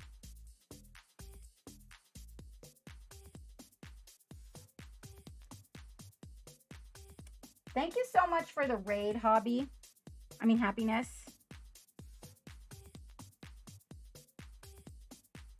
And wait till you see what I'm going to do with this. So you need some absolutely 100% glossy, glossy, glossy varnish also on your desk by Liquitex. You don't need a big container, guys. A small container will work. Now look, do you see how that just changed the composition of his back? Like, oh, you know, we are now kind of moving in a different direction in a way. And this gives us a little bit more visual to work with. So we feel kind of like we're moving forward. So it's like, oh, okay. That's because sometimes even the guns coming in with a little bit of metallic could be, you know, a good thing. I painted the emblem on his head because I felt like I was lacking there in that area. Okay. So now that's going to dry. We're going to let that do its thing. And we're going to come back in here, and this blue again, right? We're going to take and mix a little bit of that medium that they've got with the pure pigment blue. And I'm going to come in here, and I'm going to, the other thing nice is that their medium is very nice and matte.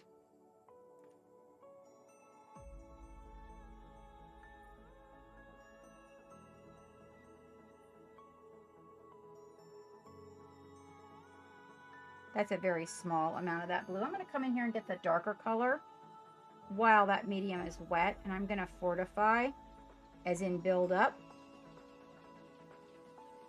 making darker our shadow area. Take that secondary shadow.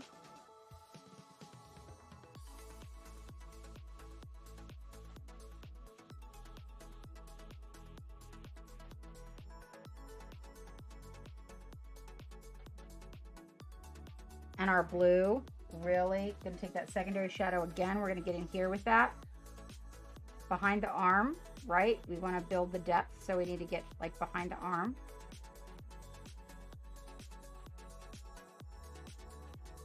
A few little striations always make a metal look a little bit good. I mean, I'm not very good at non-metallic metal, but I'm kind of good at animated metal. That's, I would have to say, where a stronger point for me lies. Now we're going to come back in and highlight that again. But for right now, one thing that we have here that we got to fix is this. Now, I feel like the light coming across is going to create that. But I feel like it needs another layer. It was a little bit of Payne's gray mixed with the shadow. And I don't like, when I see a shadow, I want the shadow to represent itself in its fullest matter. I don't want to see any peaky peaks of color coming through unless they are necessary in that area. So I want the shadow to be, if that's a shadow, I want it to be nice and thick, and I want it to have a purpose. And I think if I'm at 2 o'clock, I may not have made that broad enough right here.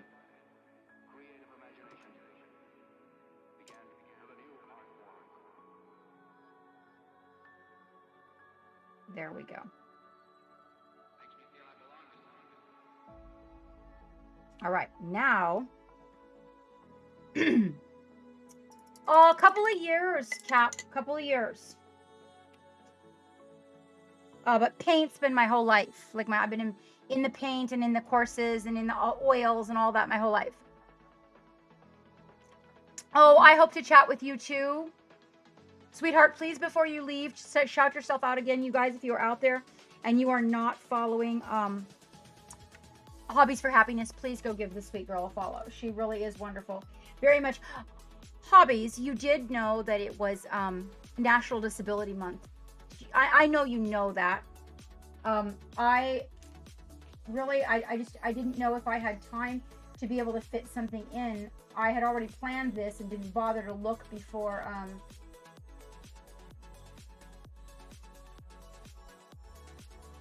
I obligated. Okay, so here we have this little, I'm actually going to use a smaller brush and show you guys a cool little trick. I'm going to use it, mind you, you need a brush that's not your favorite eyeball brush on your desk.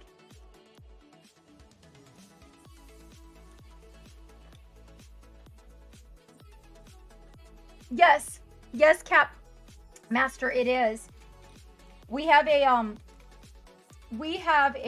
Kickstarter for a miniature holder that we pretty much designed. The whole reason for the first design is I am partially disabled, and I'm just learning to admit that. Been kind of hard for me, and one of my friends designed a hobby holder to help me with my back, and it became a thing, and so we launched a Kickstarter.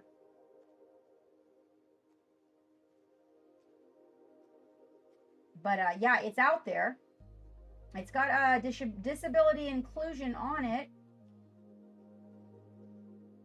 But Slay's not here today, taking care of those shout outs.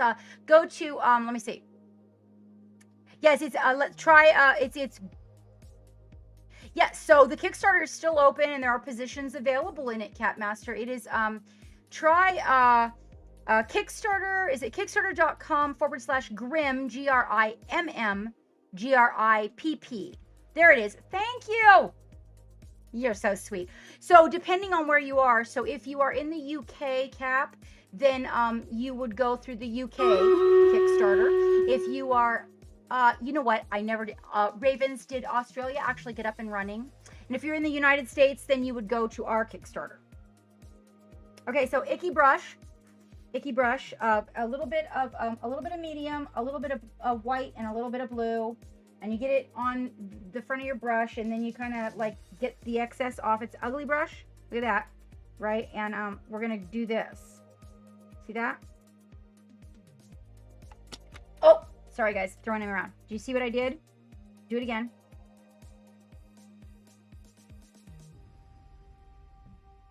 See what happened there? I know you guys know what this is. Come on. You know what this is. Okay, you went one way. Now you want to go the other way. So that the lines, the little striations that you create, go both directions.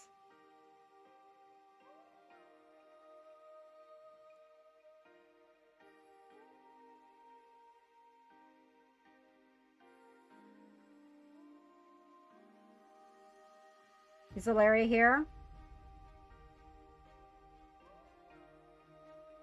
Ugly, ugly brush. Ugly, ugly brush. Okay? See that ugly brush? And then take your ugly brush and treat it with so much respect. Oh, okay, okay. Okay, excellent. Hey, Iffy.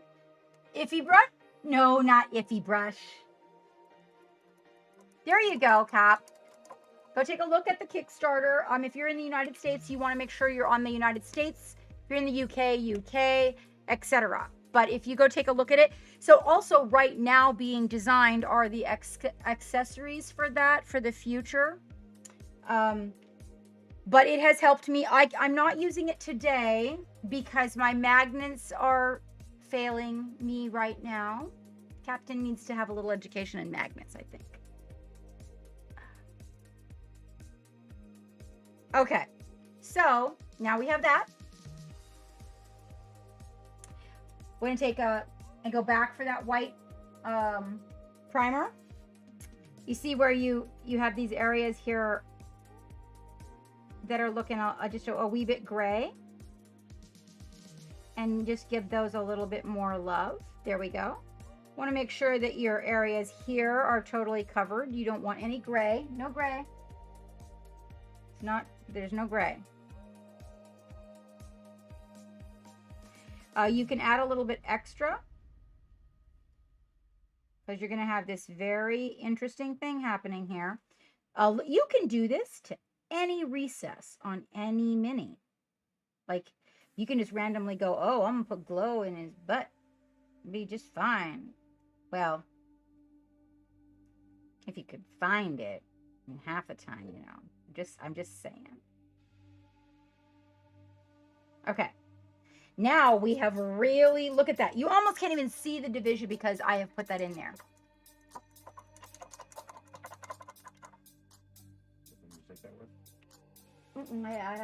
I don't have any hydrator. I have this one guy that I've done.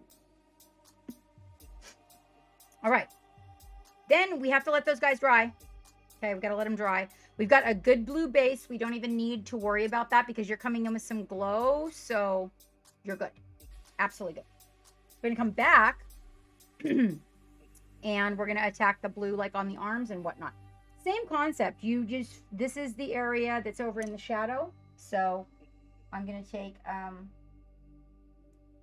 a little bit of my mixing medium. I'm going for that base blue. I'm going to give a nice little coverage.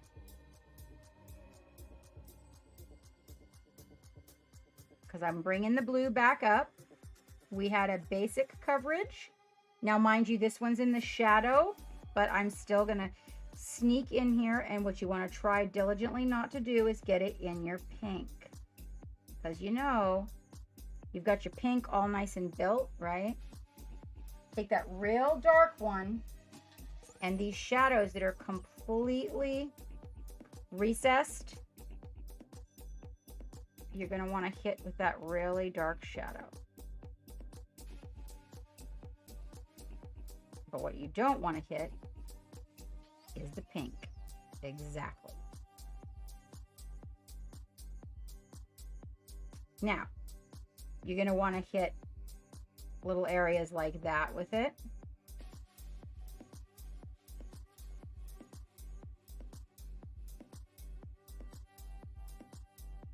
Our little edges. And then this right here is more in the light than this part tipped back. So you would take your shadow, then you would take that secondary blue, kind of pull them together, and then you would take the base blue. See a line between the two? Gonna go back in, try to mix those two together, and then you're gonna get a wee bit of the light blue.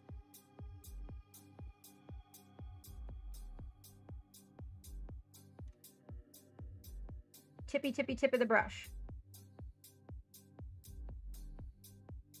I'm not making a super exciting highlight, just enough to bring it out.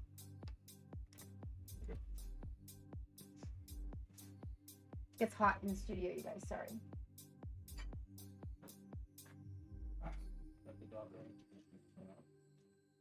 Oh, did you go out?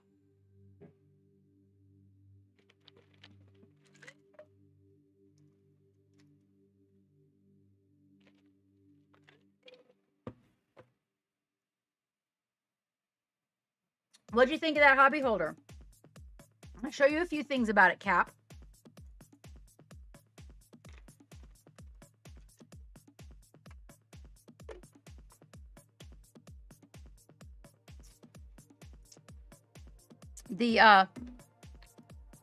Where is she? Here she is.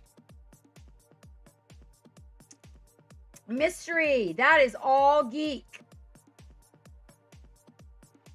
100%, my friend.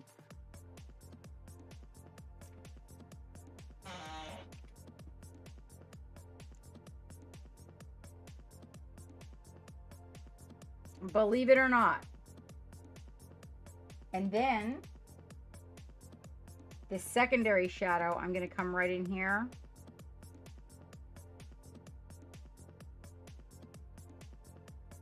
And for real, if you press down ever so lightly on your brush, it does this kind of forward and backward motion that will just mix your paints together for you guys. Make a little bit of highlight here. Kind of right here on the tip.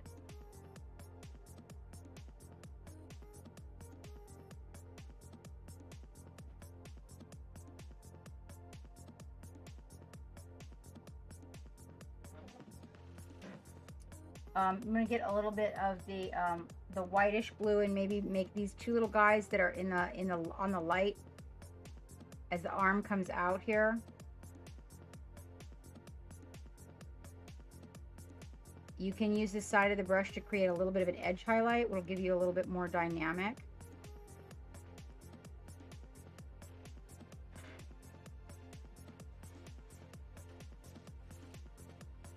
I don't want to get too crazy. I want to be able to back out of these highlights in case I feel like maybe it's too much. I don't know. It's kind of behind this gun, so I'm not sure.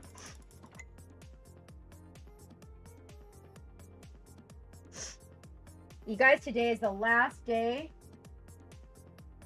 for Midnight Heroes. Where are you located, Cap?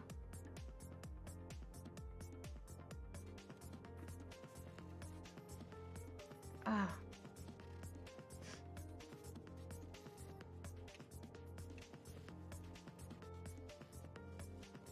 Are you in the US? UK?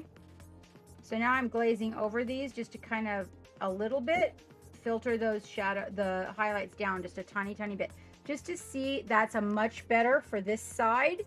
That's much better. Oh, hello, Ford Fitch. Oh, you're in Chicago. Wow, you're within driving distance.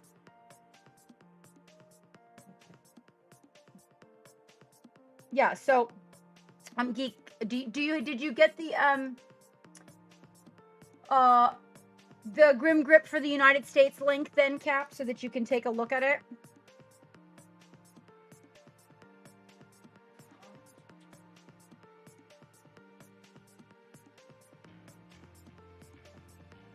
All right, that works. That blue, that dark inside the arm. Do you see how that created so much I actually think like over here on this side, we might even need to come down a little bit right up here where the guns are. I feel like that's going to be necessary. That makes more sense to me. There, yeah, that's working. Okay. Now, this one is not exactly the same as the others, but what will help that is coming up underneath and taking the shadow color that we built and then going over the shadow color that we came in there with. Oops. I can? What was that? My phone's still playing with the remote. Oh. And then I'm going to still take some of that and add it to the shadows. I'll pick up some of that secondary shadow. Some of the blue. And now we can tie it all together and it'll definitely make a happy family.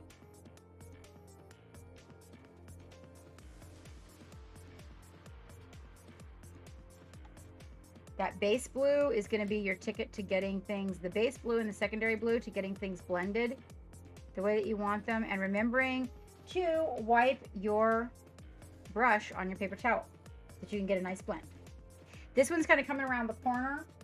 So when I did this one, it was a secondary blue. We'll just cover it with the base blue. And all of a sudden, look at that. All the blues go together. Oh, yeah, my phone does that to me too. Let's see, what do we have? Hang tight. I'm gonna get an ink for this. Or maybe a transparent. What do I have?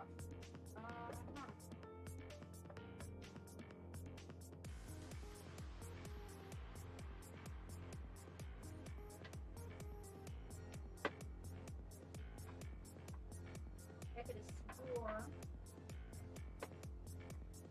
that the liquid blue.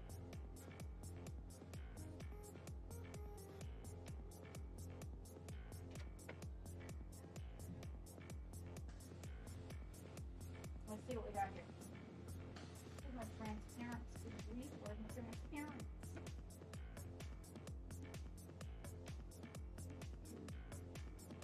Well, there you guys are. All right, let's find blue. Plasma fluid, midnight blue, and blue. All right. Let's see. And I do believe, if I'm not mistaken, I ordered all. Oh, maybe they didn't have neon blue. You know, neon blue is a hard thing to find. It's not a terribly common thing. These guys had neon green, neon yellow, neon orange. Was there a neon blue? Hold on. There may have been.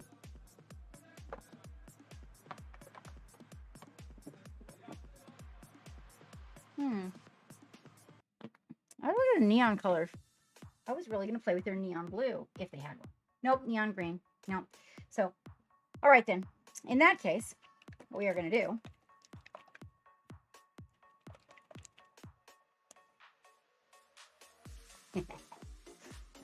delicious. All right, this is called Ghost Tint. It is made by Badger. And, you know, when I first started doing all the painting, this was one of my very, very favorite products to use.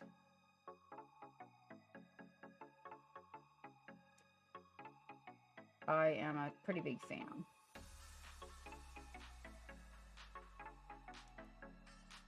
So that's a little bit of Ghost Tint.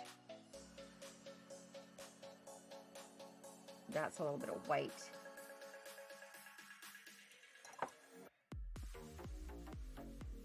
This a little bit of Ghost Tint. And the thing I love about it is, so the medium that's made with, it settles into all the recesses and gives you, oh, if you use this in an airbrush, oh my god, you'll love it. Just a little bit of ghost tint, a little bit of white there. Okay.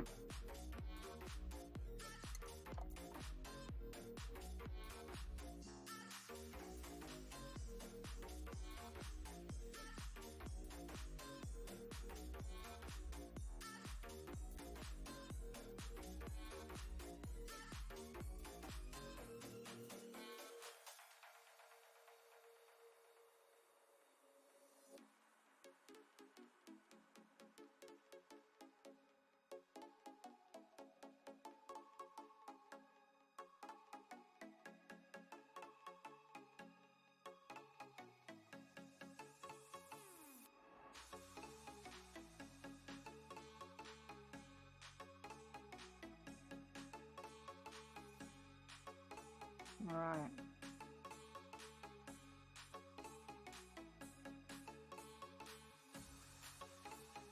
A little bit of ghost tint and a little bit of white.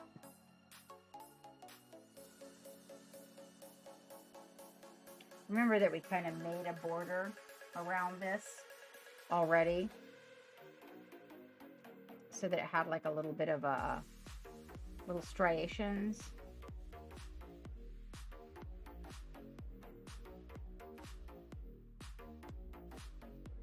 And so I'm coming back in there and I'm kind of picking up over that with a little bit of the ghost tint and a little bit of the white mixed together, so we can kind of get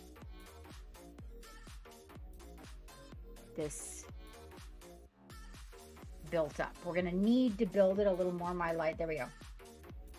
Need to build it a little bit more.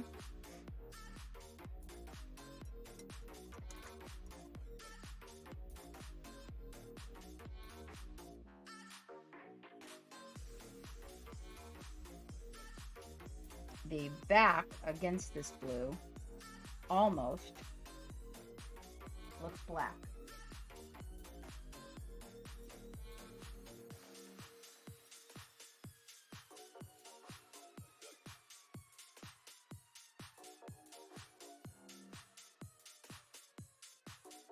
Better.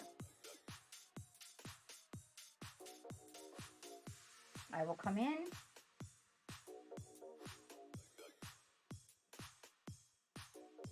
and I will build that until I get the exact vibe that I want from it. I'm using the tip of a really ugly brush, doing a little bit of a stippling so that it kind of breaks up the feel of this exterior glow, you know, so it's not just like trying to paint a smooth layer on here can sometimes look a little bit awkward.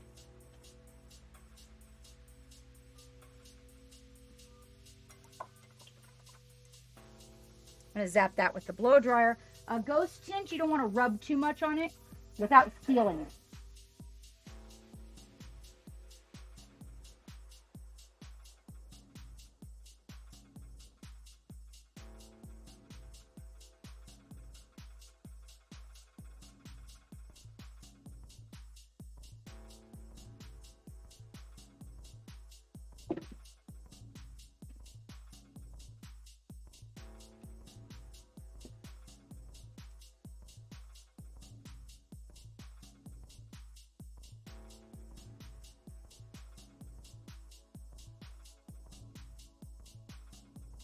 A little bit of white.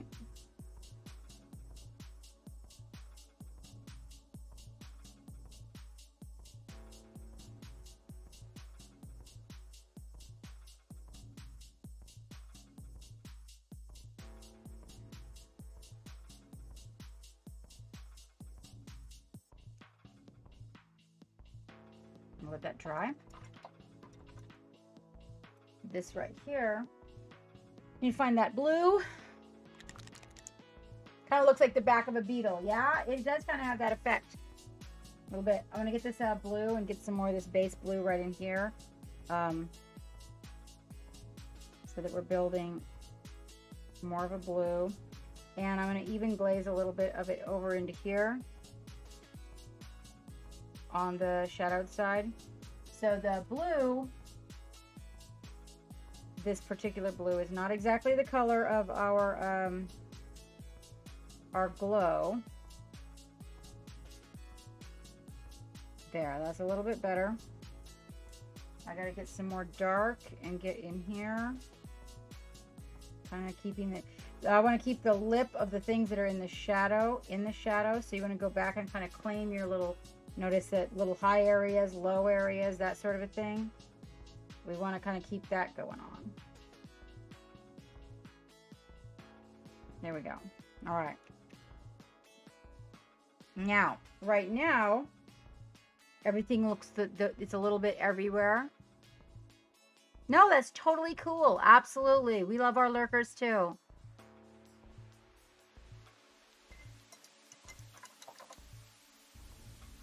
All right.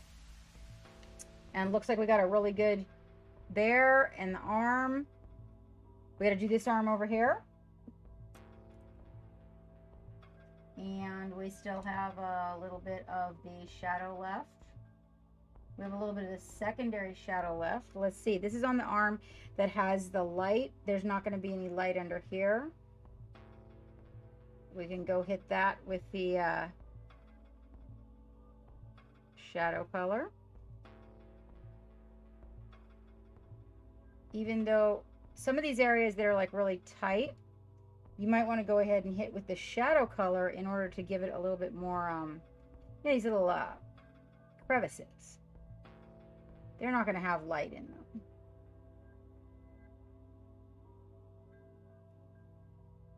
So getting them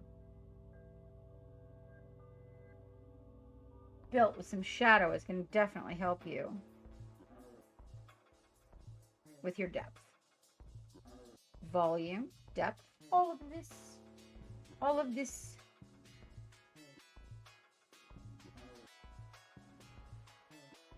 I'm getting the shadow kind of pushed up towards the arm.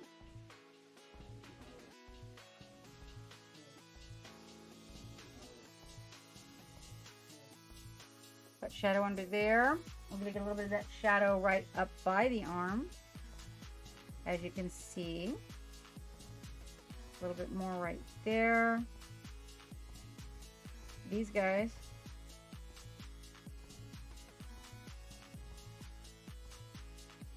If you attack your little guys that stand up off of things with a wee bit of shadow around the edges, even if it means you got to pull it a little bit, it definitely adds some good volume. Makes the item stand up a little more. I'll show you like just a little bit of the white. Mix a really light blue, right? And these guys are on the light side, and then just kind of like that. See how that just makes them sort of stand up?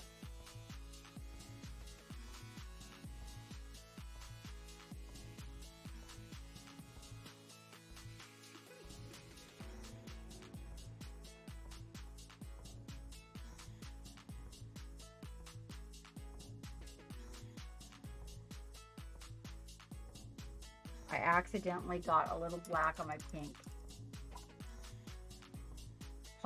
John, Paul, George, or Ringo? Which one? What is it? What do you mean? Oh. Okay. Wait. Is that...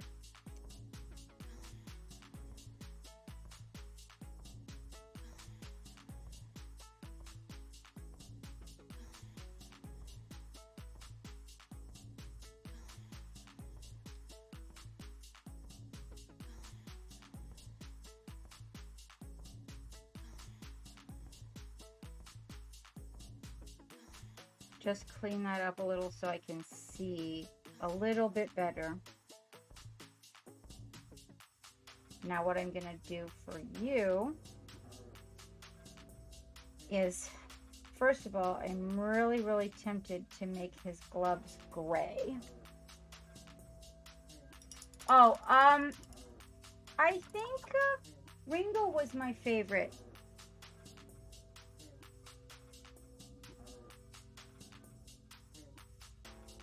I don't know that I was like a huge Beatles fan. I do like to listen to music that my dad liked to listen to. Let me see.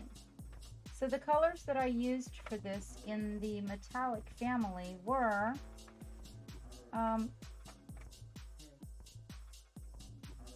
not Plumber's Copper. They should have was the no, not Yeehaw Rawhide.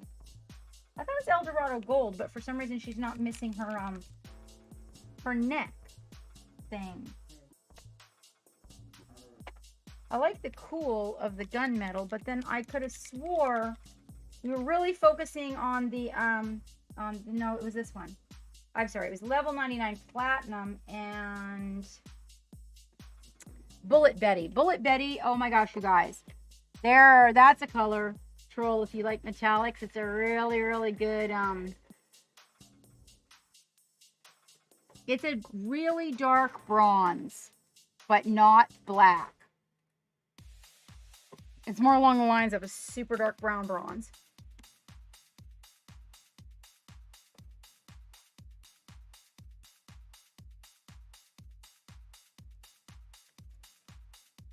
I was making a gradient with these in order to create, whoa, changing the brush.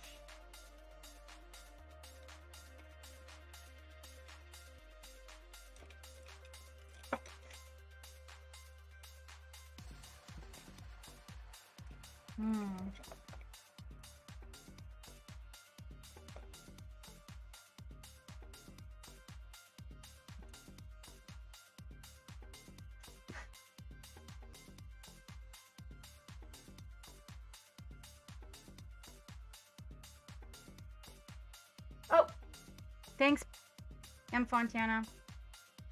Yeah, if I don't give her a little goose every 20 or 30 minutes, and I don't think our alerts are working. All right, now we're just No good, I can't maneuver. Stay on target. We're too close. Stay on target.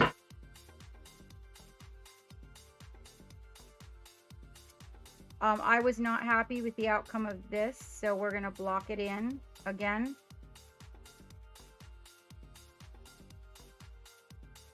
I actually am going to go ahead and cover it in black. It was originally primered black. I just didn't like, that didn't work for me.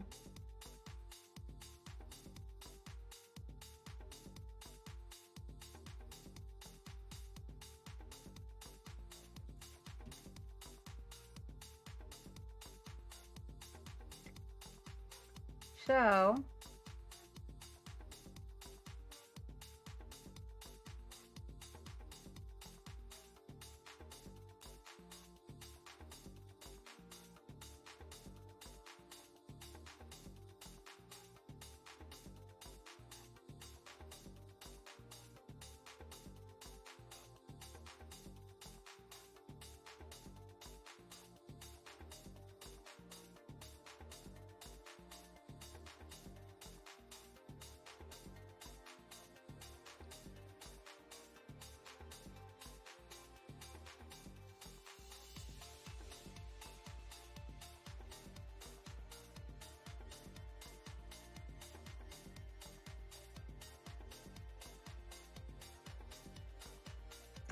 that was a situation where there was a fiber.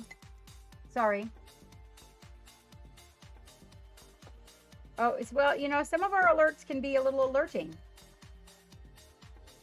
when they're working properly.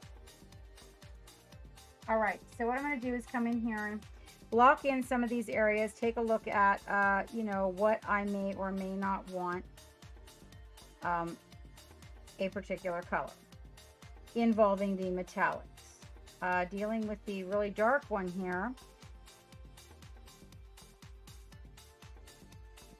I wasn't entirely sure on the guns what I wanted to do.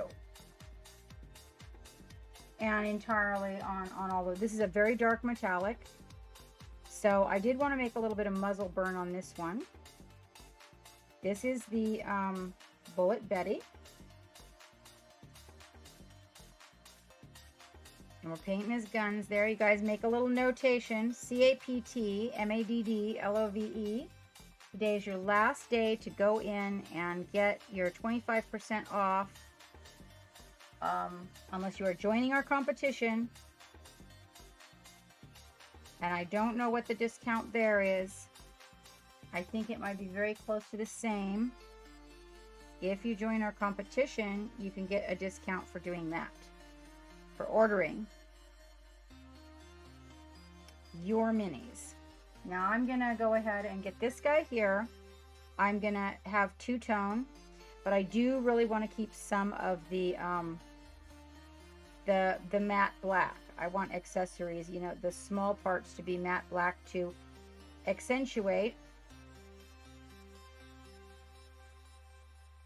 Also, if you keep some things matte black, you might be surprised how much more convenient that makes painting your miniature, because it's already soaked into or recessed into the back.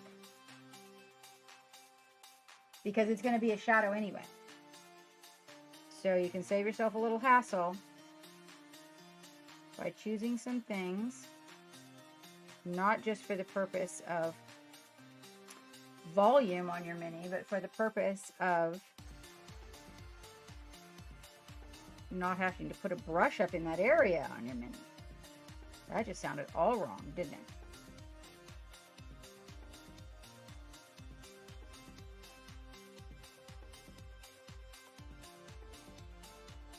And if you get something and you paint it all up with your metallic, and then you're like, oh, I don't like that color, just remember, you can always go back and paint over it. Don't get yourself too upset about it. I like to break up the composition, but kind of try to keep it balanced. This thins, this metallic thins really well. Using the medium, even better. And paints on in layers, simply beautiful. I am extremely pleased with the performance of it. It's so thin. It's amazing. Okay. I didn't want to get really crazy with the legs. I actually am leaving a good portion of them metallic. I mean flat black. Just so that I don't have to try to get too many of these areas and start worrying about too much volume in the leg area. He's got really, really good structure. Oh, it's a front one. I'm sorry, I painted the wrong one. There, that's a classic example.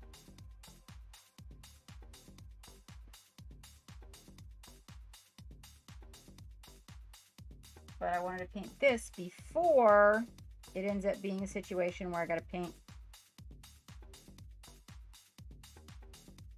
finish the blue on his legs. Okay, I got to get back in the black because I painted, this was not, wait a minute, let me see. The back one, this is not supposed to be metallic. Okay.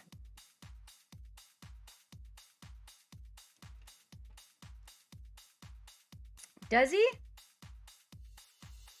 They're definitely cool, I will tell you that. Oh, his face. Oh, his face.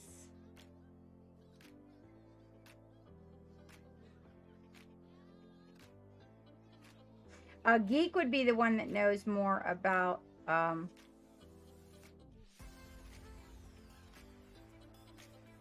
the mechs and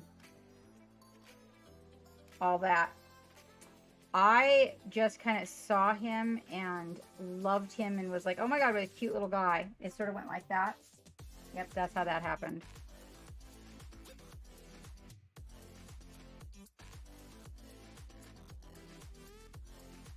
Oops.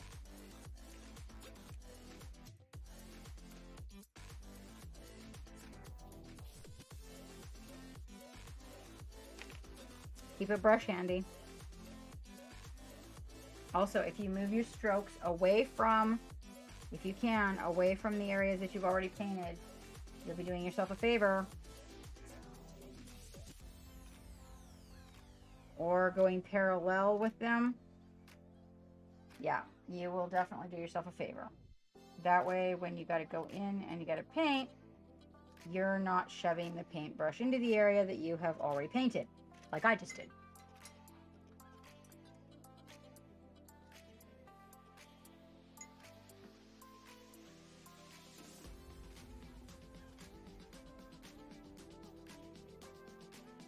Okay, if you're not in the giveaway, you guys, it's getting close to time. So if you're not in our giveaway, you'll want to get in now.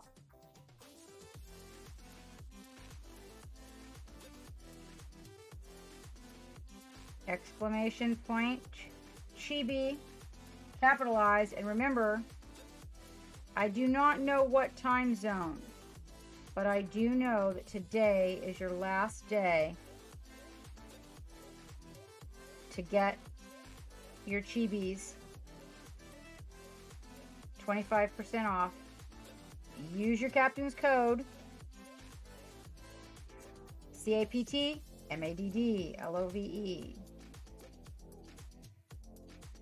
Buy them now while they're on sale, paint them later. It's the way we do.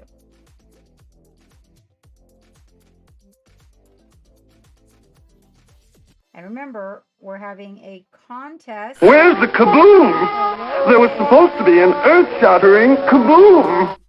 We have a contest going right now as we are here. There's still almost a month left if you guys want to get involved.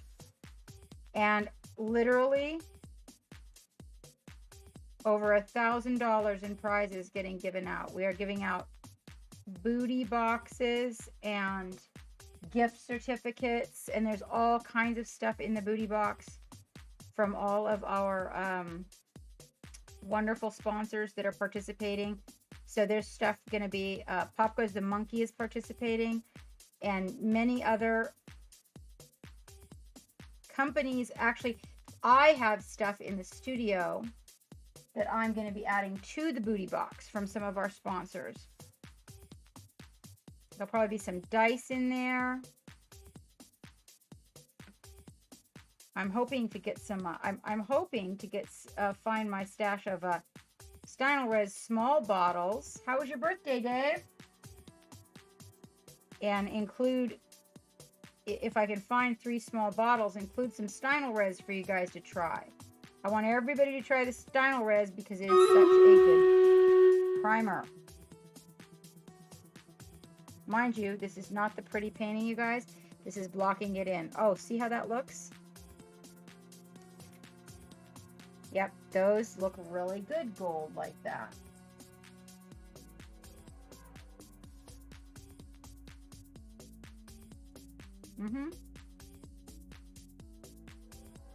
I think we'll leave the ones on his arms black. Oh, did you? Wonderful. 4 games on your birthday. What more could you ask for? Well, hello. Who's Mark? Where's Mark? Mark is in Mark UK? Hey, Mark.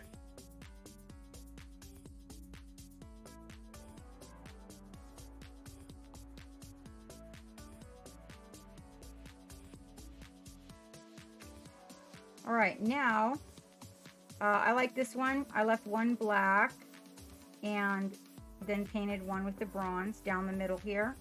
I definitely like the black one. So we go back and kind of steal that back to balance out our composition.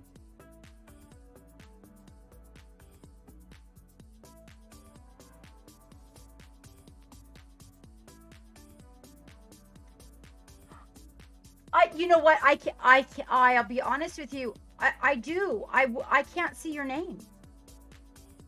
There's just a blue line on my screen, a dark blue line. That's all I can see. Even if I take my glasses off, that's all I can see. It's so dark. The back of my screen, to help with the dyslexia, is black so that I don't reread things all the time. But it's not. So Lord Zephyrus's name is the same color, and so when and just about the same length. But I do remember you now. No, I do. I do remember you now. I didn't used to remember you, but I do now. Whatever color, as long as it's not like anything dark that blends with black. We had a little bit of a problem with the I don't even know what we call it because I don't even know what we use, OBS or whatever it is, and it was having a moment the other day. Restream, that's what it was. And so I had to ask everybody to change their name colors because Restream was orange that day. But whatever color you like, I think will work as long as it's not really dark. With the black background, it just doesn't show up. And so I thought you were Lord Zephyrius because he is the one that he still has his name, a very dark color. And I remember that about him, that he is that color. There we go. And as we go back in here to tie in, yeah, that looks much better with the black down the middle.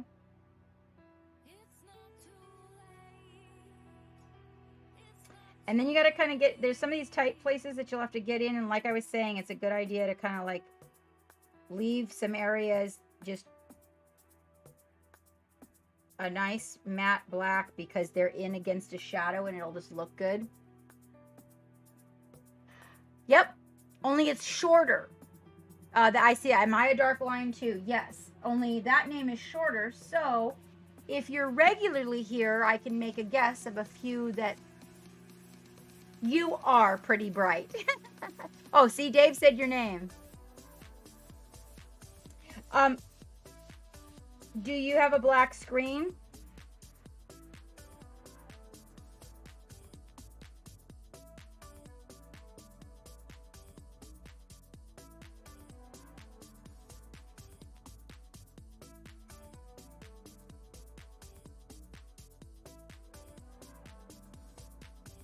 We had to make mine black because I couldn't read it on the regular screen because my dyslexia just was like, yep, it wasn't working. So also I would get headaches. The black screen is much more comfortable. I don't get near the headaches from it that I used to get from the blue or white screen.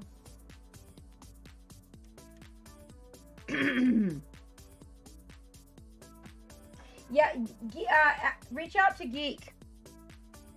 I know we've had a lot of people that have had to change the color of theirs. I mean, I remember in the old studio at one point, I thought your name was a different color.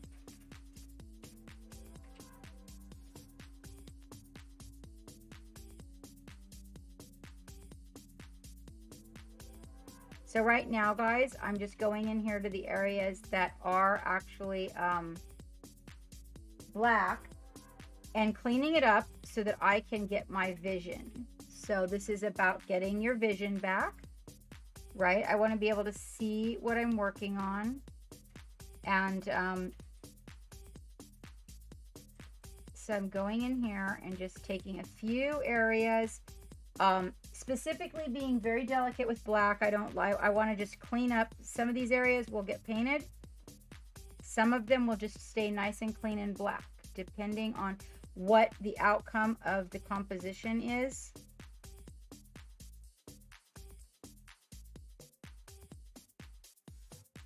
Areas that are lurking up inside shadows will probably just end up staying black.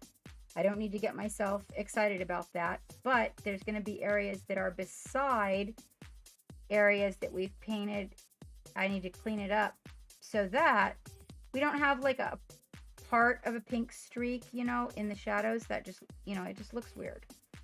And doing your very, very best when you start cleaning up, you want to do your best not to drag the paint onto the miniature in areas that you've established, you know, your color, your shadow, maybe even some detail. And be a little bit careful about that.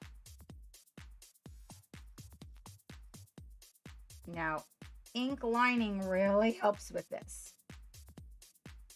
See, I made a boo-boo right there. You can see where I got like a little bit of black on his pink.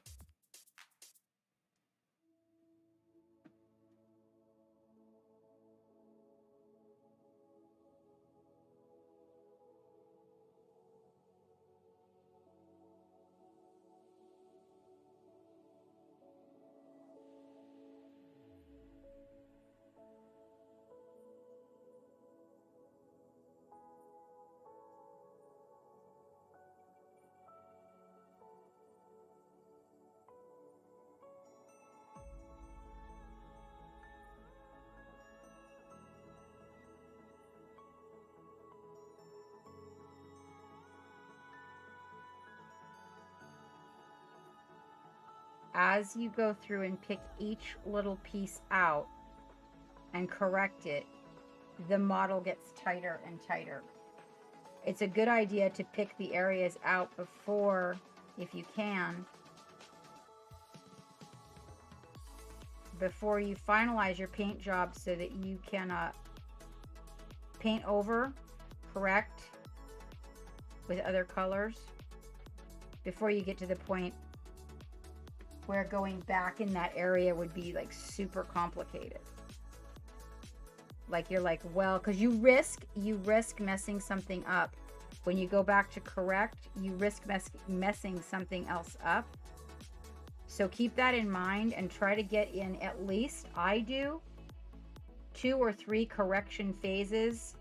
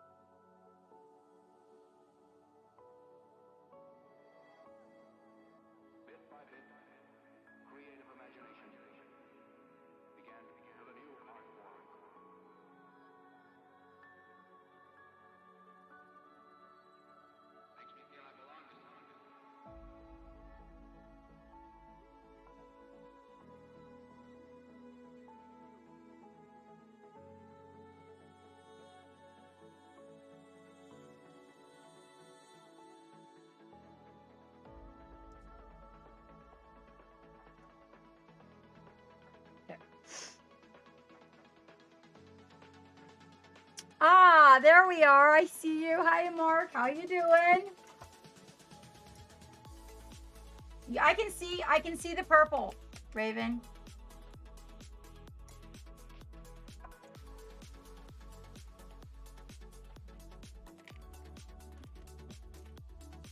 Oh, I got a liner. Here we go.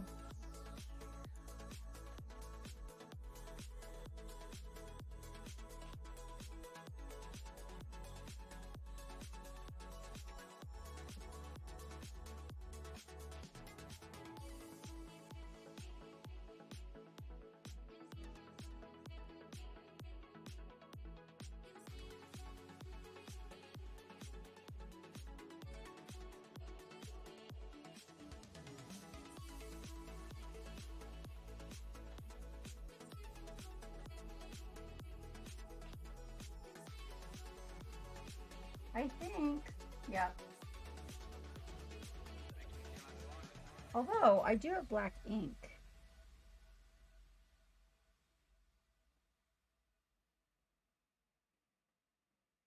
These little itty bitty teeny tiny indentations on his helmet make the best little details. I do have to get right down here. Ah.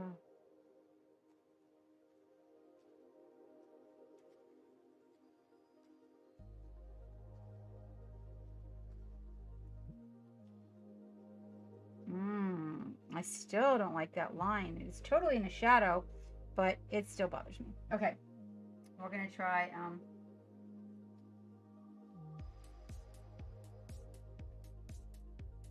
this does not quantify, so they say, as a liner.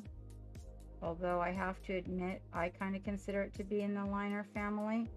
Man, this little guy's got some tiny, tiny little details down in here.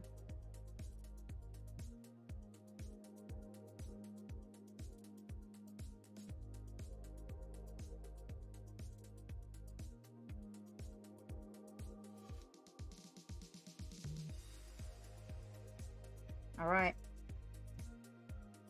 Oh, I still got to fix that line.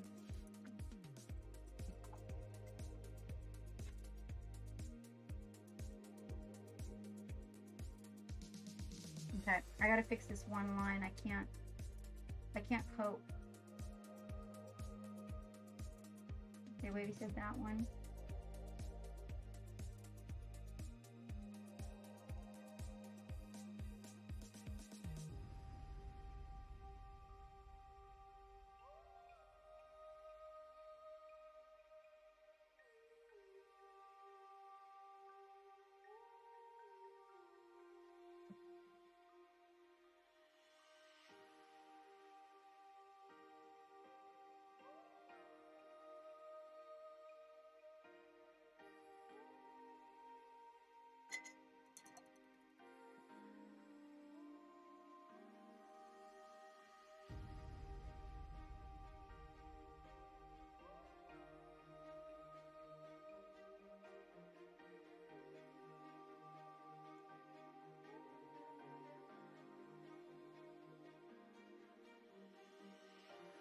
Sometimes I drop the paint right on the mini and mix it there.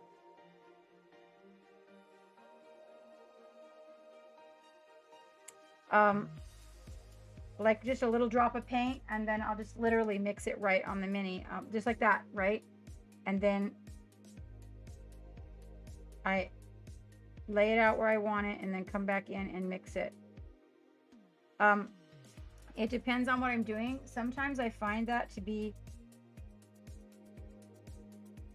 pretty comforting. Being able to get it mixed right there and not having to mix it on the palette.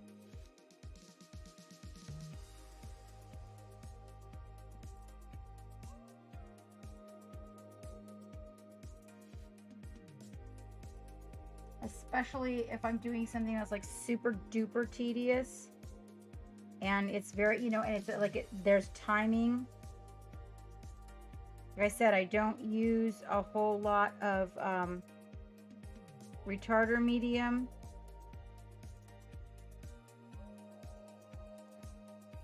And so sometimes it's easier for me to put the little dollop of paint right on the mini and then mix it on down from there. It depends on the size of the mini and what I'm doing.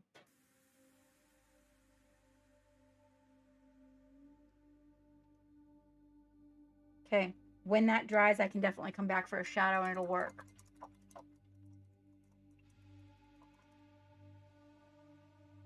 All right. Oh. This leaves us, oh my God, look at me, right on time. So that's a whole lot done in a sitting. And I'm going to take pictures and I will post it. We are going to take this and we are going to go over and we are going to raid somebody who is painting Chibis now.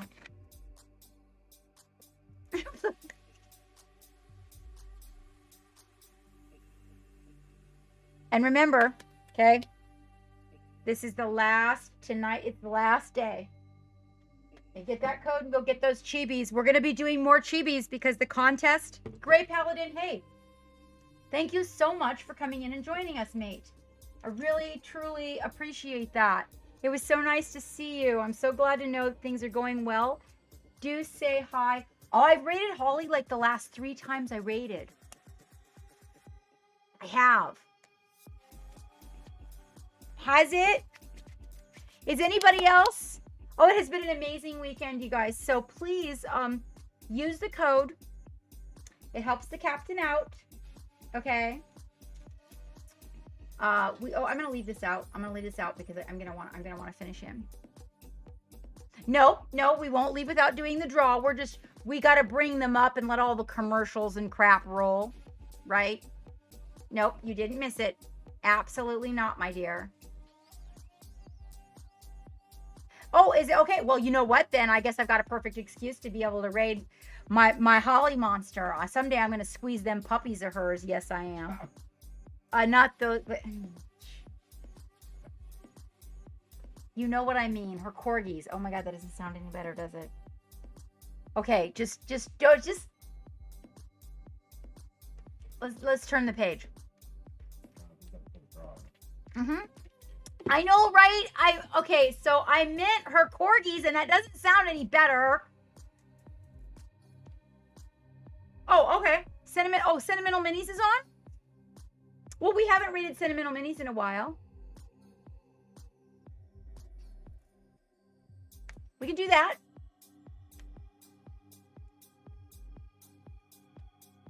Hello, Seafordy. No, well, we'll just say Dark Main. How you doing? We are getting ready. Actually, we're just getting ready to wrap it up. We have been working on this guy here. I did sort of want to get. Let me just get an additional layer of this blue because Geek's gonna draw the winner while I get an additional layer of blue on this.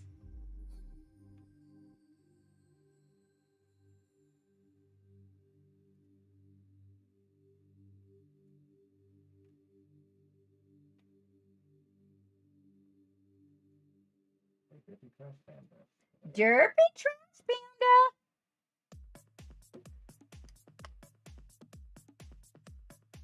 Dave, don't do that to me.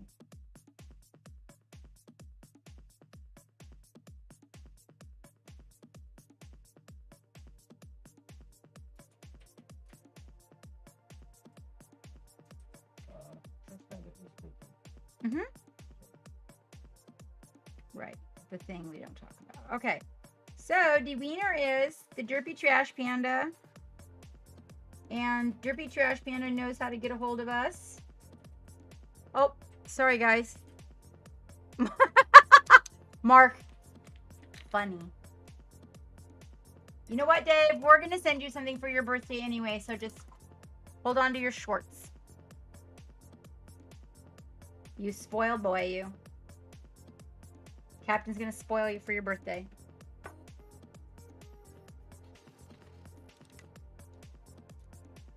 Oh, yeah. Okay, that wasn't me saying that, Dave. You know that was Geek.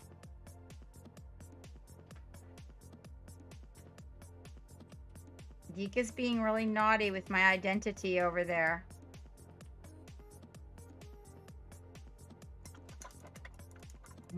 I hit you with another skillet. Oh my God. The research I have done on skillets, Dave. Oh my God, dude. So listen, it has been absolutely amazing, you guys. I hope, Raven, that you got some good information on painting with pink. And, oh, Geek opened the clips back up. So, you know, we're hoping that we do need to let you guys know. So there's a couple of people that I need to let you know this. There's a couple of people in the community that are no longer streaming. So we're going to get a lot of flux. Dave, you want to know this. We're going to get a lot of flux. It may even be the reason why we got some angry trolls coming over from D Live the other day. So there's going to be more people needing a crew place to gather, but also we're going to have a flux of some angry people that are pretty upset about the whole situation. So just to let you mods know that you're going to have to be like, you know, looking out for these people. Yes, that they are, and I don't mean the kind that we can convert. We know we have some trolls in our channel. They've turned into really good people. They just needed a place to settle. But we're talking angry trolls like the other night. Okay, so just to let you know, our mods are going to have to be on a special lookout. You know, I'll tell you in a chitty chat, Gray Paladin another time. Miss Half Damage, I want you to know that it is super duper nice to have you here. I appreciate it. And in case you didn't miss it, I just want everybody to know, okay, that I have officially been informed that we, at this age, we are too old to be doing this, and that I am fat and ugly. So those things being set aside, I'm still processing it, you know, I'm working it out, okay? But, I'll let you guys know. Dave killed him. He did. He killed him. Yes, it was yeah, it was a very, didn't even let you get a word in edgewise, jumped in from D Live and just, boy, let me yelling, just losing their shit about how I didn't belong streaming in this industry and blah, blah, blah. So that, however, you know, Bob Ross, hello. Right? I'm just saying, it's like, and then what was Pascal Ruse was informing me that you know, what they don't understand is experience. So what are they talking about? Yeah, it was a deal. You know what? It happens. It happens. So you know what it does do? It does give our mods the opportunity to get a little entertainment. I feel bad for people that are wounded by that. I also feel bad for trolls because I want them to have the opportunity to know that there is a place that, I mean, I know they're angry or upset or something's gone wrong. And then Geek is explaining to me like there's this whole other thing, but I feel bad because I would like them to just be like, you know, it's okay, dude. You just, but whatever.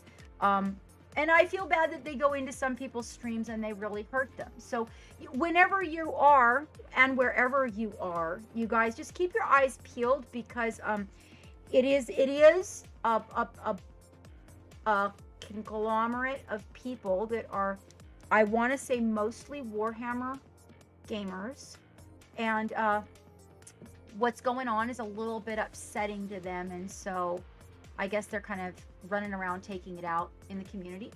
So just keep your eyes peeled in case they pop into someone else's chat, just to support that person, and do what you can to, you know, support the mods in that channel and kill them. Yeah, like, right, so it did really seem like maybe a pubescent individual. We've had teenagers, so it really did. It really did. It was like, I'm not even going to listen to you. I'm just going to keep banging on these. I'm not even going to try to have a conversation. I'm not even going to throw an insult at you and wait for you to react. I'm just going to jump in the channel and throw a fit. So it was really weird. Well, you know, yeah, it happens, Raven. It happens. But here's the good news. You know, that was, yes. Now the bullies that have attacked me behind the scenes, those hurt, you guys. This particular type of bullying doesn't hurt me, but it does. I know that it is painful to others. So just to keep your eyes open. I am a subject of bullying behind the scenes. You know, the kind of thing that nobody sees. They'll get over it and life will go on. Yeah, right. Oh yeah, because they don't think you have a mod there. I have no idea. I have no idea, Catmaster. It's just people. It's just people. So we're gonna go raid Sentimental Minis. Yes, Miss Half Damage. Yes. Yeah. Someday we'll talk about it. I'm still here, though. It's hard to shake a captain. I'm like a pit bull on a sock, man. The more you tug, the tighter I clench. Oh, okay. That's enough phrasing for tonight. We're going to go raid Sentimental Minis, you guys. Remember. Okay. Let's see, we are on Sunday, so I'll see you guys on Technical Tuesday. Thank you so much for being here and enjoying the process of building our little mech guy. Remember, today is the last, 25% off CAPT, MADDLOVE with Midnight Heroes. And if you are in our contest, then there's a discount code issued for that once you enter. So we still have about 3 weeks on that contest. If you're in the United States, you can ensure to be able to get that mini and join the contest. I know, there we have it, Mark. You know, it just takes getting my mind out of the painting before it's in the gutter, right? I will see you guys on Tuesday. Between now and then, brushes, paint, minis, and get your fucking paint on. Thank you, Raven. Thank you. Let's go see Sentimental Minis.